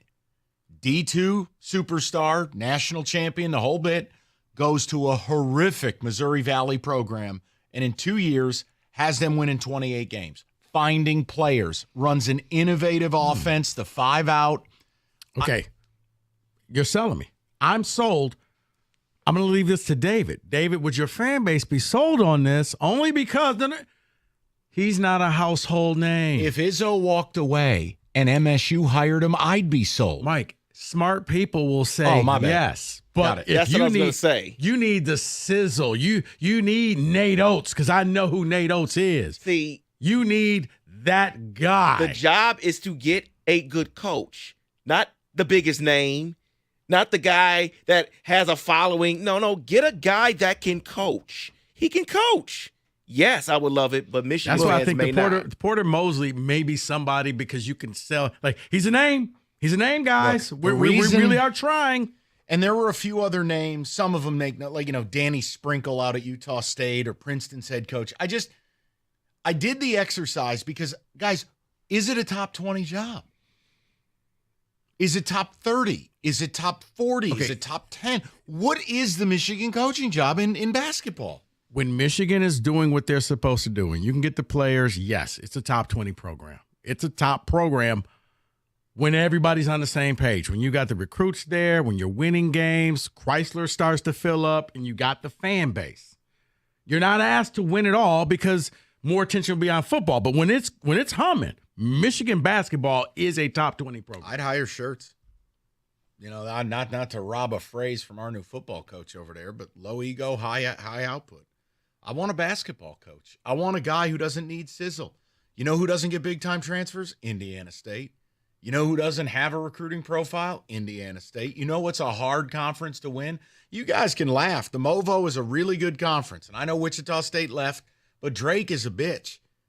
And those I would schools say this, play ball, man. And I would say this, if you're Michigan, I'd make sure that Beilein was on the selection committee. I would want to hear his input on who he likes. Yes. Because maybe sees somebody and says, you know what? I like that. Reminds me of a young me. I don't mind that suggestion. 248-539-9797. Did I not say nice things about your school? You said nice things. We didn't get a chance to do it Friday. I wanted to give one segment to it today, and I do. I'm with you. It's a top 20 job Now- if they're serious about it. Now, the thing, what I've read, and if I've heard and talked to people, I guess it's going to be a search committee. This is not an award decision. Like, outside sources are going to come in and figure this thing out for them. So take that for what it's worth. Victor's Home Solutions. Do you need a roof? Have you pondered it? Are you seeing signs that you might? Call Victor's. You'll work with a company that's going to take care of you, show up on time, do the job, guarantee their work, and they offer a free 21-point video roof inspection. It's simple. 21 common areas of roofing failure. They'll investigate them all. They'll show you the findings, and sometimes, hell, most often, a small repair can save a big expense. And that's where Victor's comes into play. The quality of craftsmanship, more 5-star reviews than any other roofing company in the state.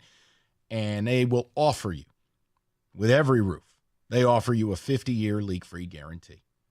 It's Victor's. Call them up today. Schedule that free 21-point video inspection, 734-773-1100. That's 734-773-1100, or you can set that appointment at victors.com.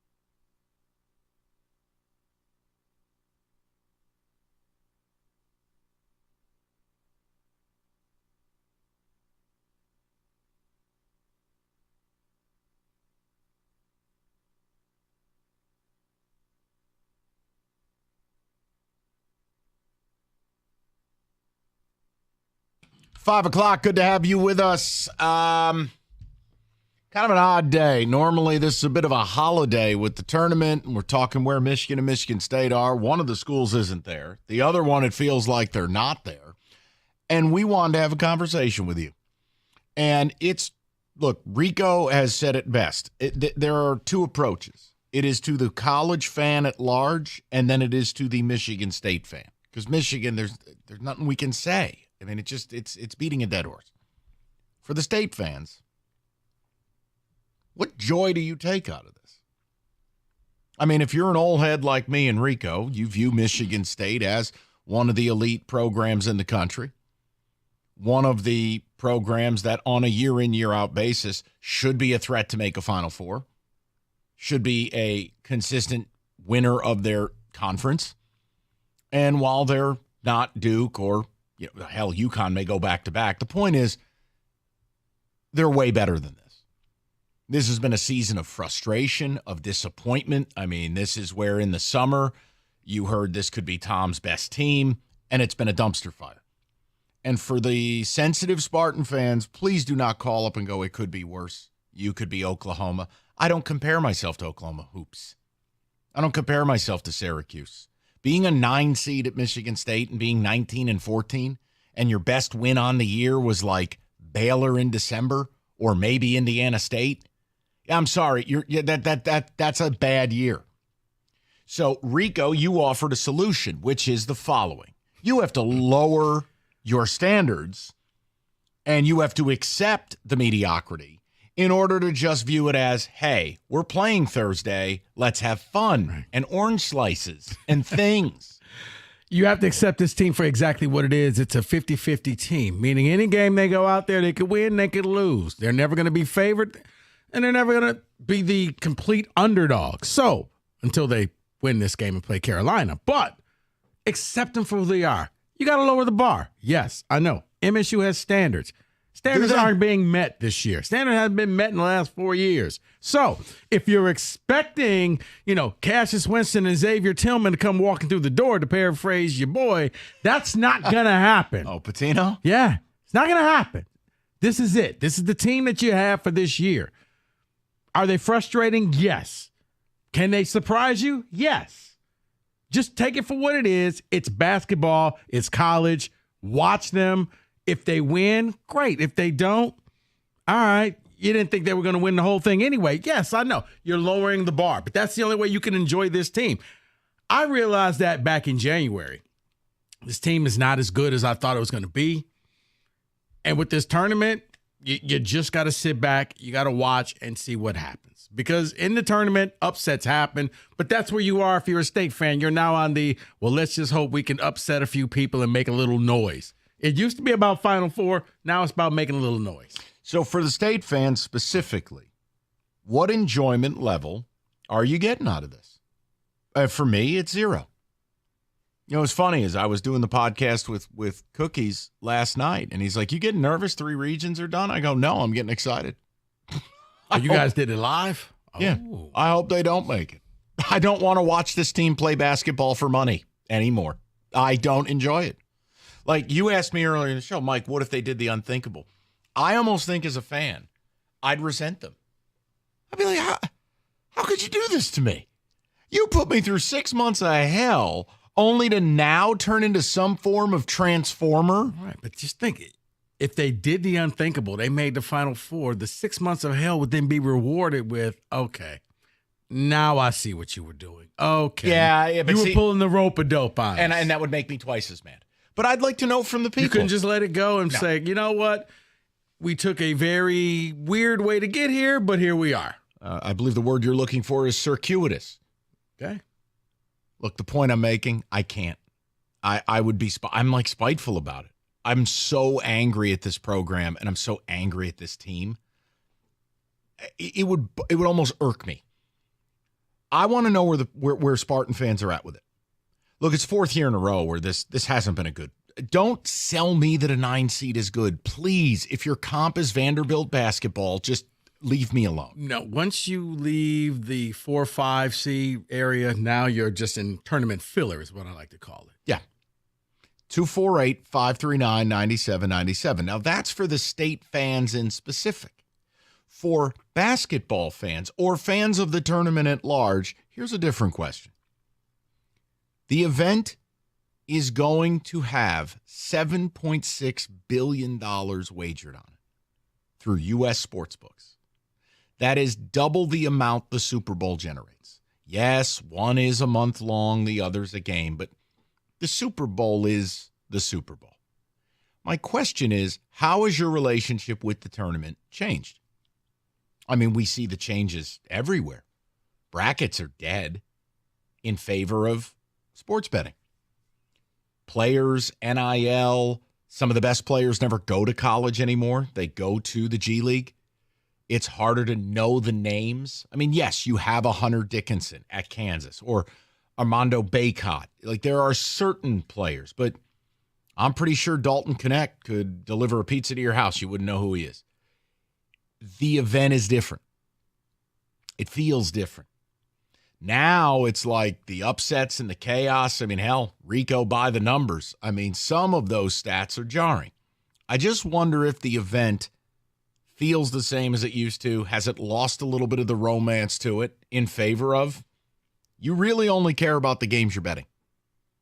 That it's not the magic of the tourney. That if you, like right now, think fast. Can you name what teams are in what regions? Do you even know who the 1 seeds are? No, you do because you're a nerd. In a beautiful way, you are a nerd, and that's you should be. I mean, if you're sitting in that chair and don't know, well, you shouldn't have a job. I'll leave that one alone.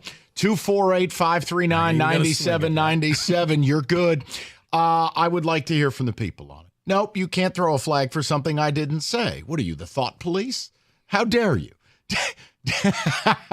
David, if you'd be so kind. Again, for Spartan fans, are you capable of lowering your standards and just enjoying the moment? I'm not.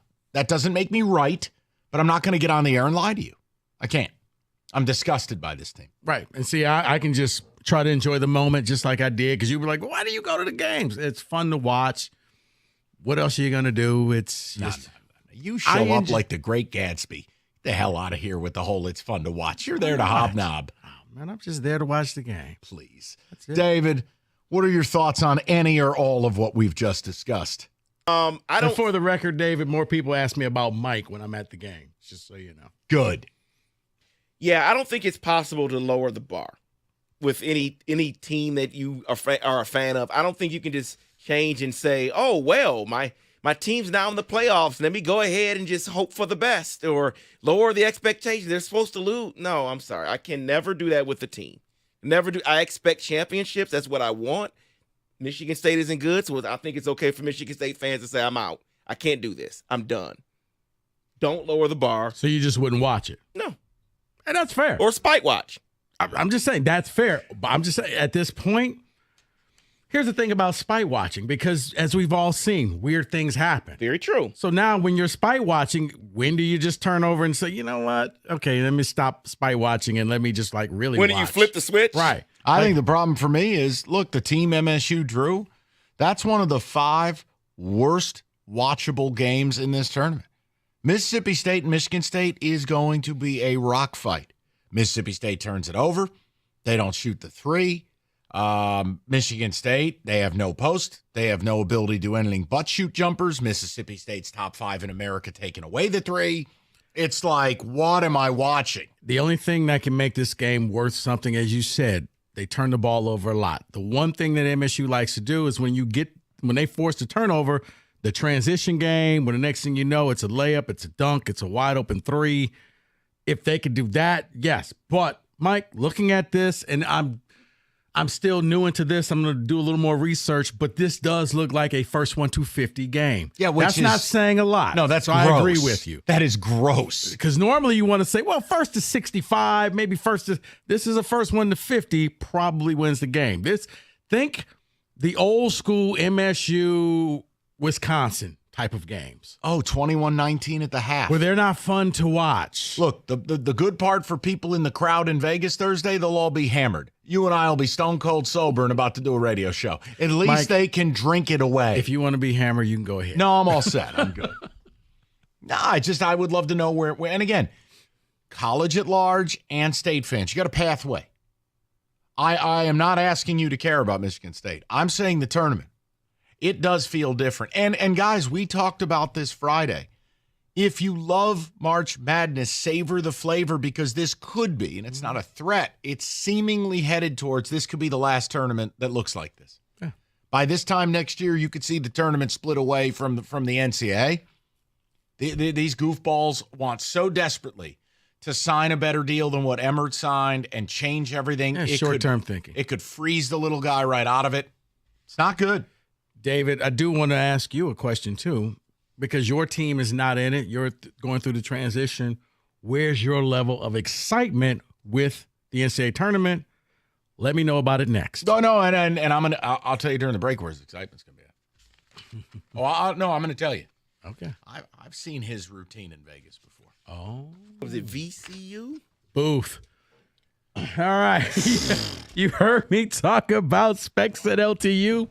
You want a career in radio, you want to go into broadcasting, TV, or graphic design artist, Specs at LTU could help you achieve your goals. It's very simple. You need to be curious. You go visit the website, ltu.edu/specs, and you're going to learn more about the broadcast media arts, digital media arts, and graphics communications program through Specs at LTU, taught right here in Southfield on the campus of Lawrence Tech.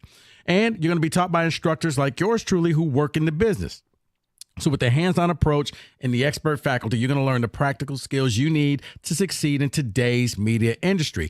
And the beauty of Specs at LTU, you do not have to wait until the fall for the next classes. Classes are starting year-round. So go to the website, ltu.edu, and you'll learn more, and you'll find out when that next class is available. Get your name on that list, ltu.edu/specs. And then while you're there, make magic by enrolling in Specs at LTU certificate program. Do that today.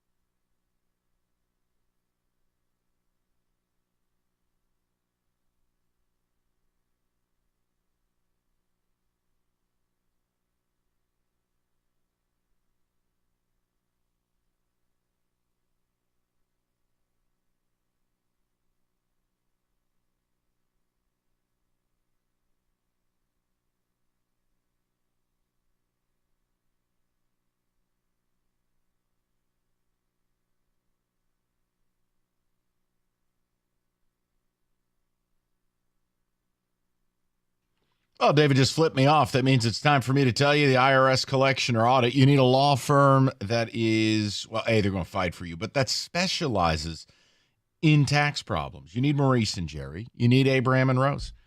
Look, they have brought clients before the Supreme Court.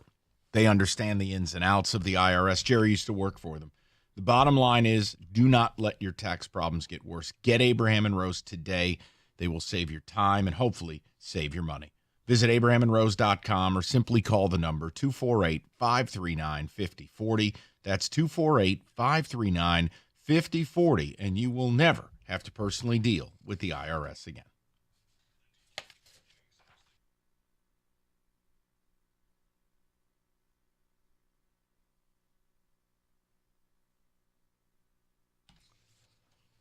Hey, Kenny. Real quick, before we get to the callers, the texters, the whole bit, you want to explain the Red Wings to me? You snap out of it Saturday. You look good. You beat a Buffalo team who I was terrified was going to come in here and kick your ass. And then what was last night? So you ask if I want to explain it. No. Okay, then. over to David. That's perfect. At least you're honest about it. It's just it's there's no try. They've tried one game this weekend. They didn't try the other game. There's no. This is coaching. I'll say it until I'm blue in the face. This is a Derek Lalonde problem. And it's what we talked about Friday. I don't understand why, if 6 playoff teams have fired their coach in season, why the Lalonde thing's not a discussion point. You will have me on that discussion if they lose to the Blue Jackets tomorrow, because the Columbus Blue Jackets are the Eastern Conference Arizona Coyotes. Hey, they have a cannon. They do have a cannon. They also suck. I know that. You hate them. Kenny, is this just me being naive or playing the role of the Black John Jansen? You just treat this the final games of the season. This is for your job. Yes. You make the playoffs. This next game is for your job. Are you saying Jansen's out? No. I'm saying let it play out. Oh, I was really confused what was happening there. No. I'm like, wait a second. They just put the show together. Let it play out. Meaning, got it. I'm going to give you to the end of the season. No. You don't make the play. Your job is this. You make the playoffs, you have a job. You're not in the playoffs, you're fired. You don't lose have to have Columbus. a discussion. You no-show against Columbus tomorrow, you're fired. That's if I'm the GM. If I'm Steve Yzerman, you lose to Columbus. You no-show Columbus tomorrow, you can lose to them. But if you play tight, good hockey. You can't give him the opportunity. Fix this. You made this mess. Fix this. He had all season to do this. His team is no-showing. It's a fireable offense. Okay. I like it. This is good. Kenny's drawing lines. Let's go to Roy, 97.1. Hi, Roy. Hey, what's up, man? How you doing? What's on your mind? Well, so you were asking about the NCAA tournament. Yes. And yeah, so for me, and I'm not get off your lawn guy. I mean, I'm in my 40s, but it's the quality of the product that makes you not really care or want to watch it. So, like, my team's not in it. I'm a Michigan fan. Mm-hmm. I don't even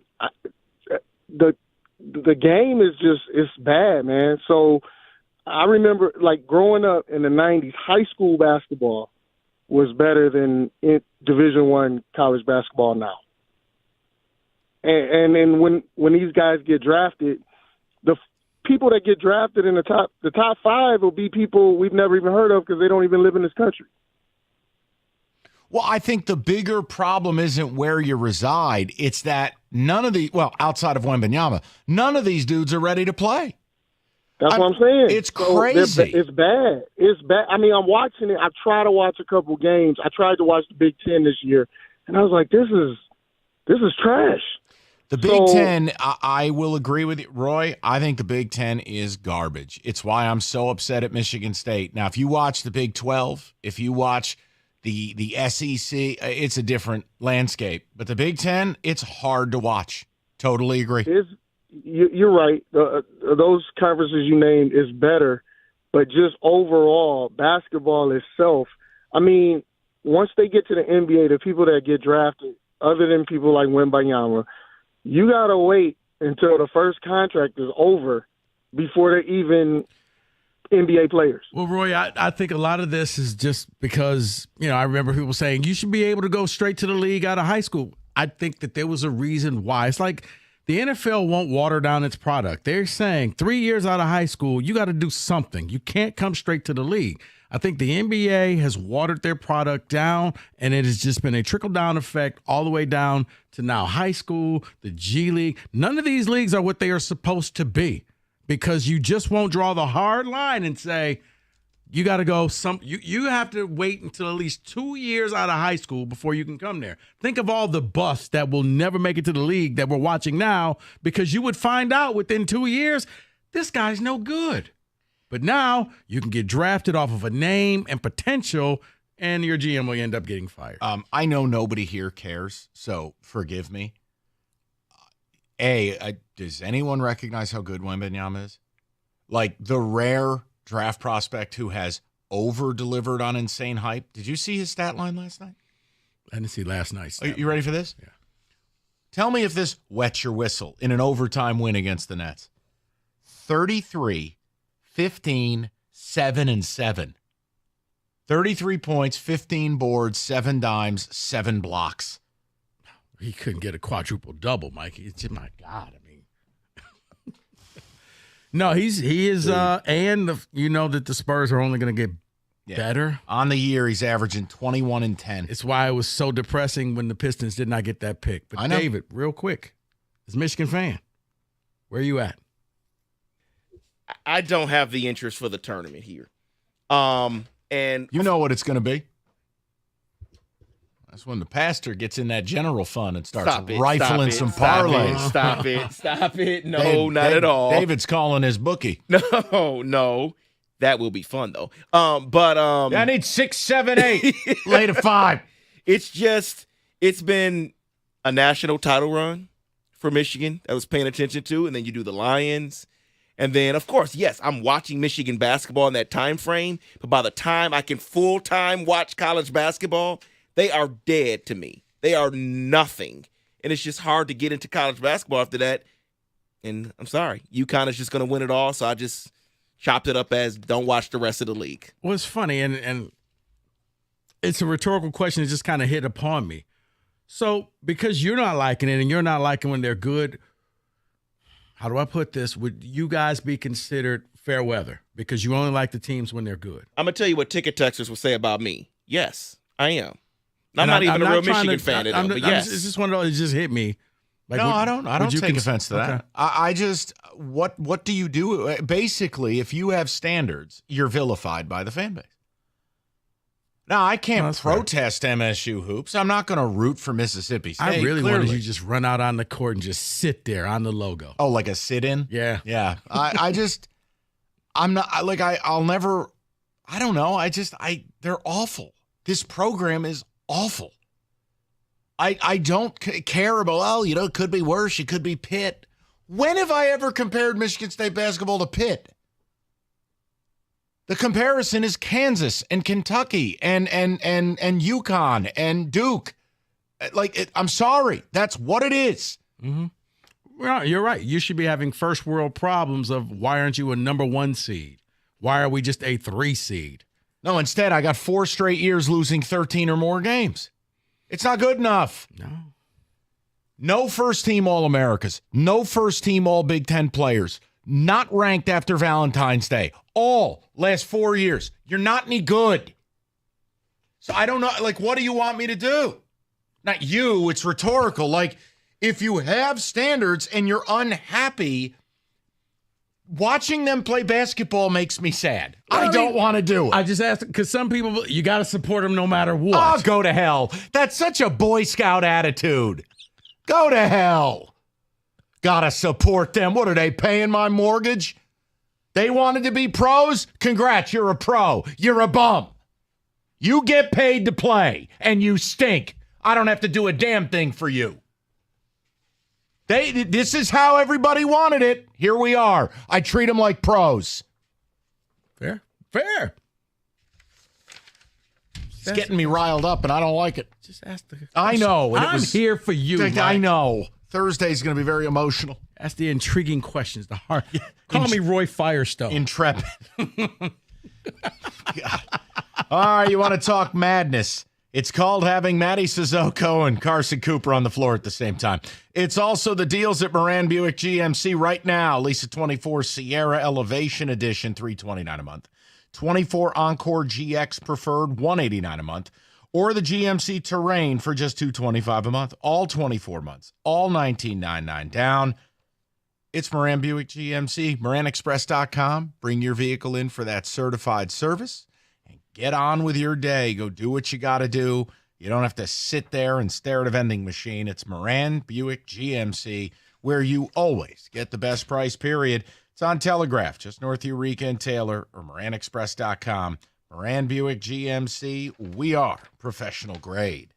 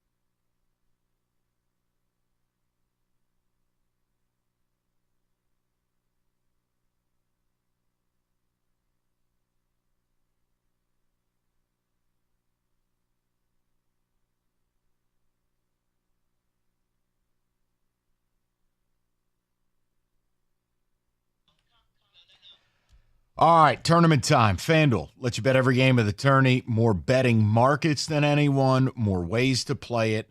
And whether it's an upset, a 1 seed, it doesn't matter. It's tourney time. It's FanDuel. $200 in bonus bets if your first $5 bet wins. That's $200 to use any way you like. You can even pick maybe a future. FanDuel.com/ticket. Bet on college hoops until the final buzzer. It's 21 and up. Present Michigan. First online real money wager only. $10 first deposit required. Bonus issued, non-withdrawable bonus bets that expire 7 days after receipt. See terms, sportsbook.fanduel.com. You got a gambling problem? Call 1-800-270-7117.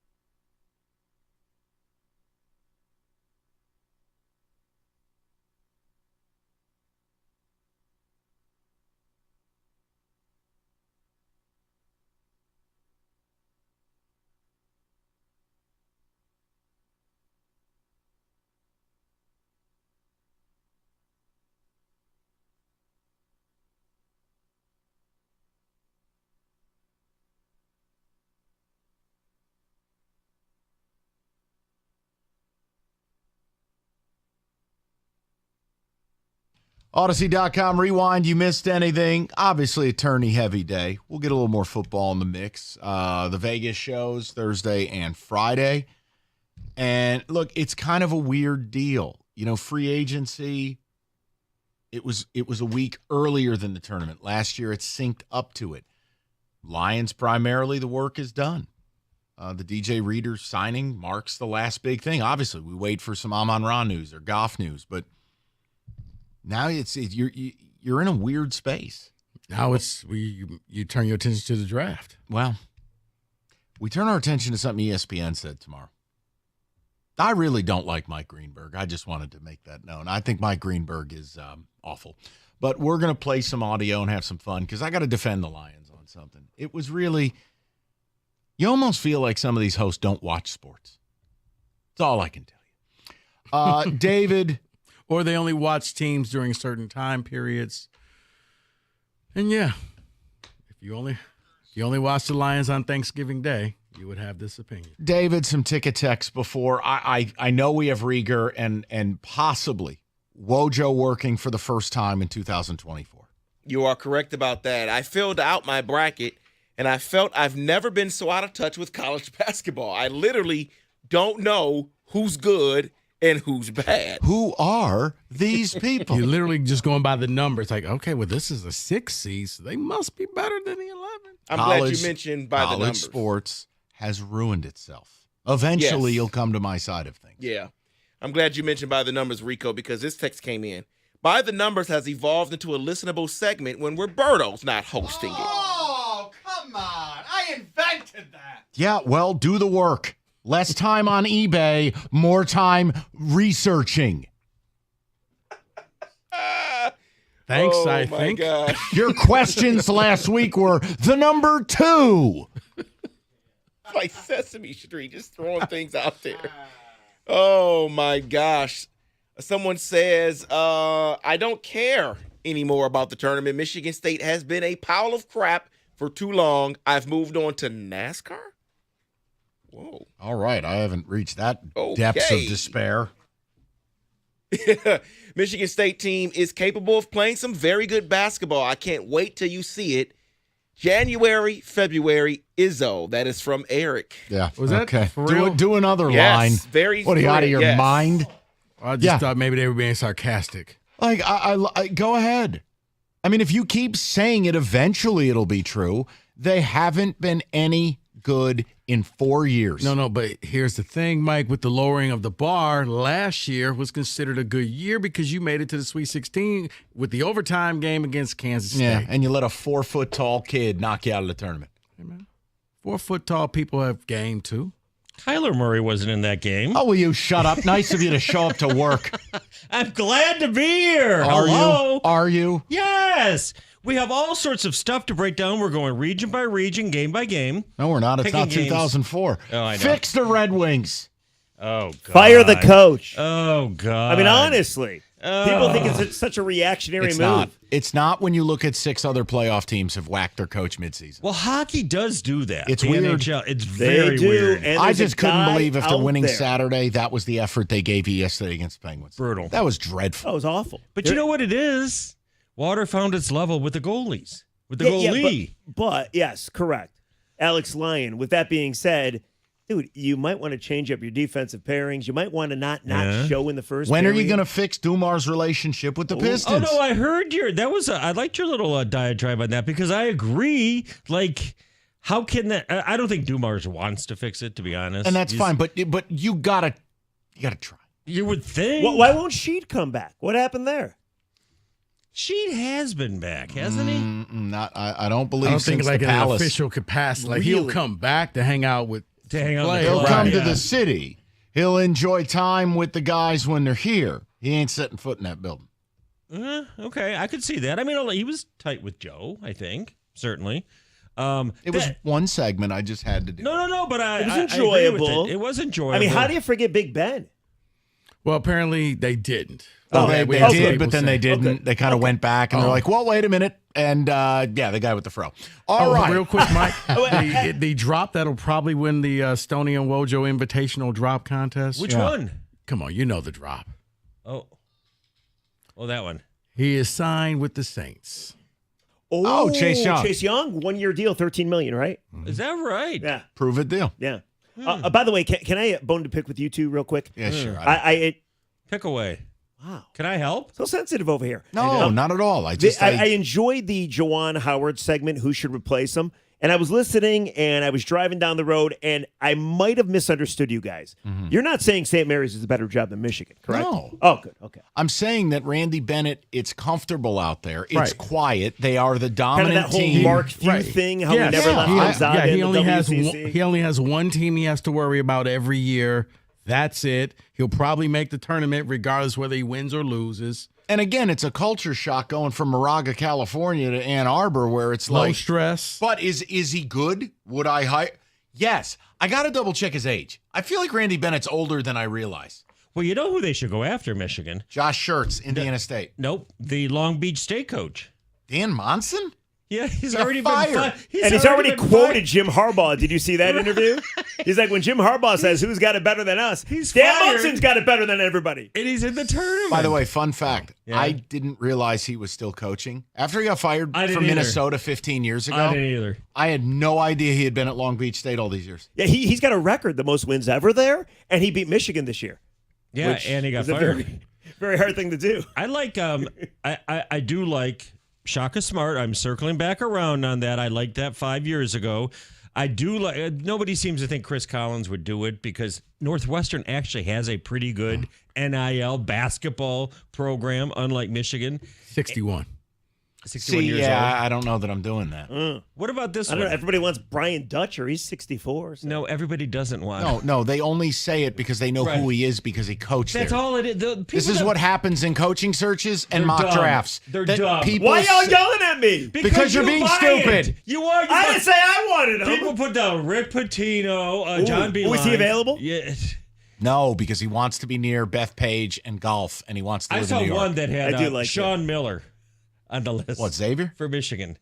Like the guy that has had the scandals Well, he, of all well, the he scandal went didn't away, get the though. Ohio State job. That's Yeah. what it was. He was a lock for that job, except for the ranged interim from coach went on a pretty nice they run. were going to go for Ohio State was going to go for Dusty May, who I do like as well. and FAU. but they were smart to keep Diebler. I mean, I they guess, play for yeah. that guy. Yeah, they do.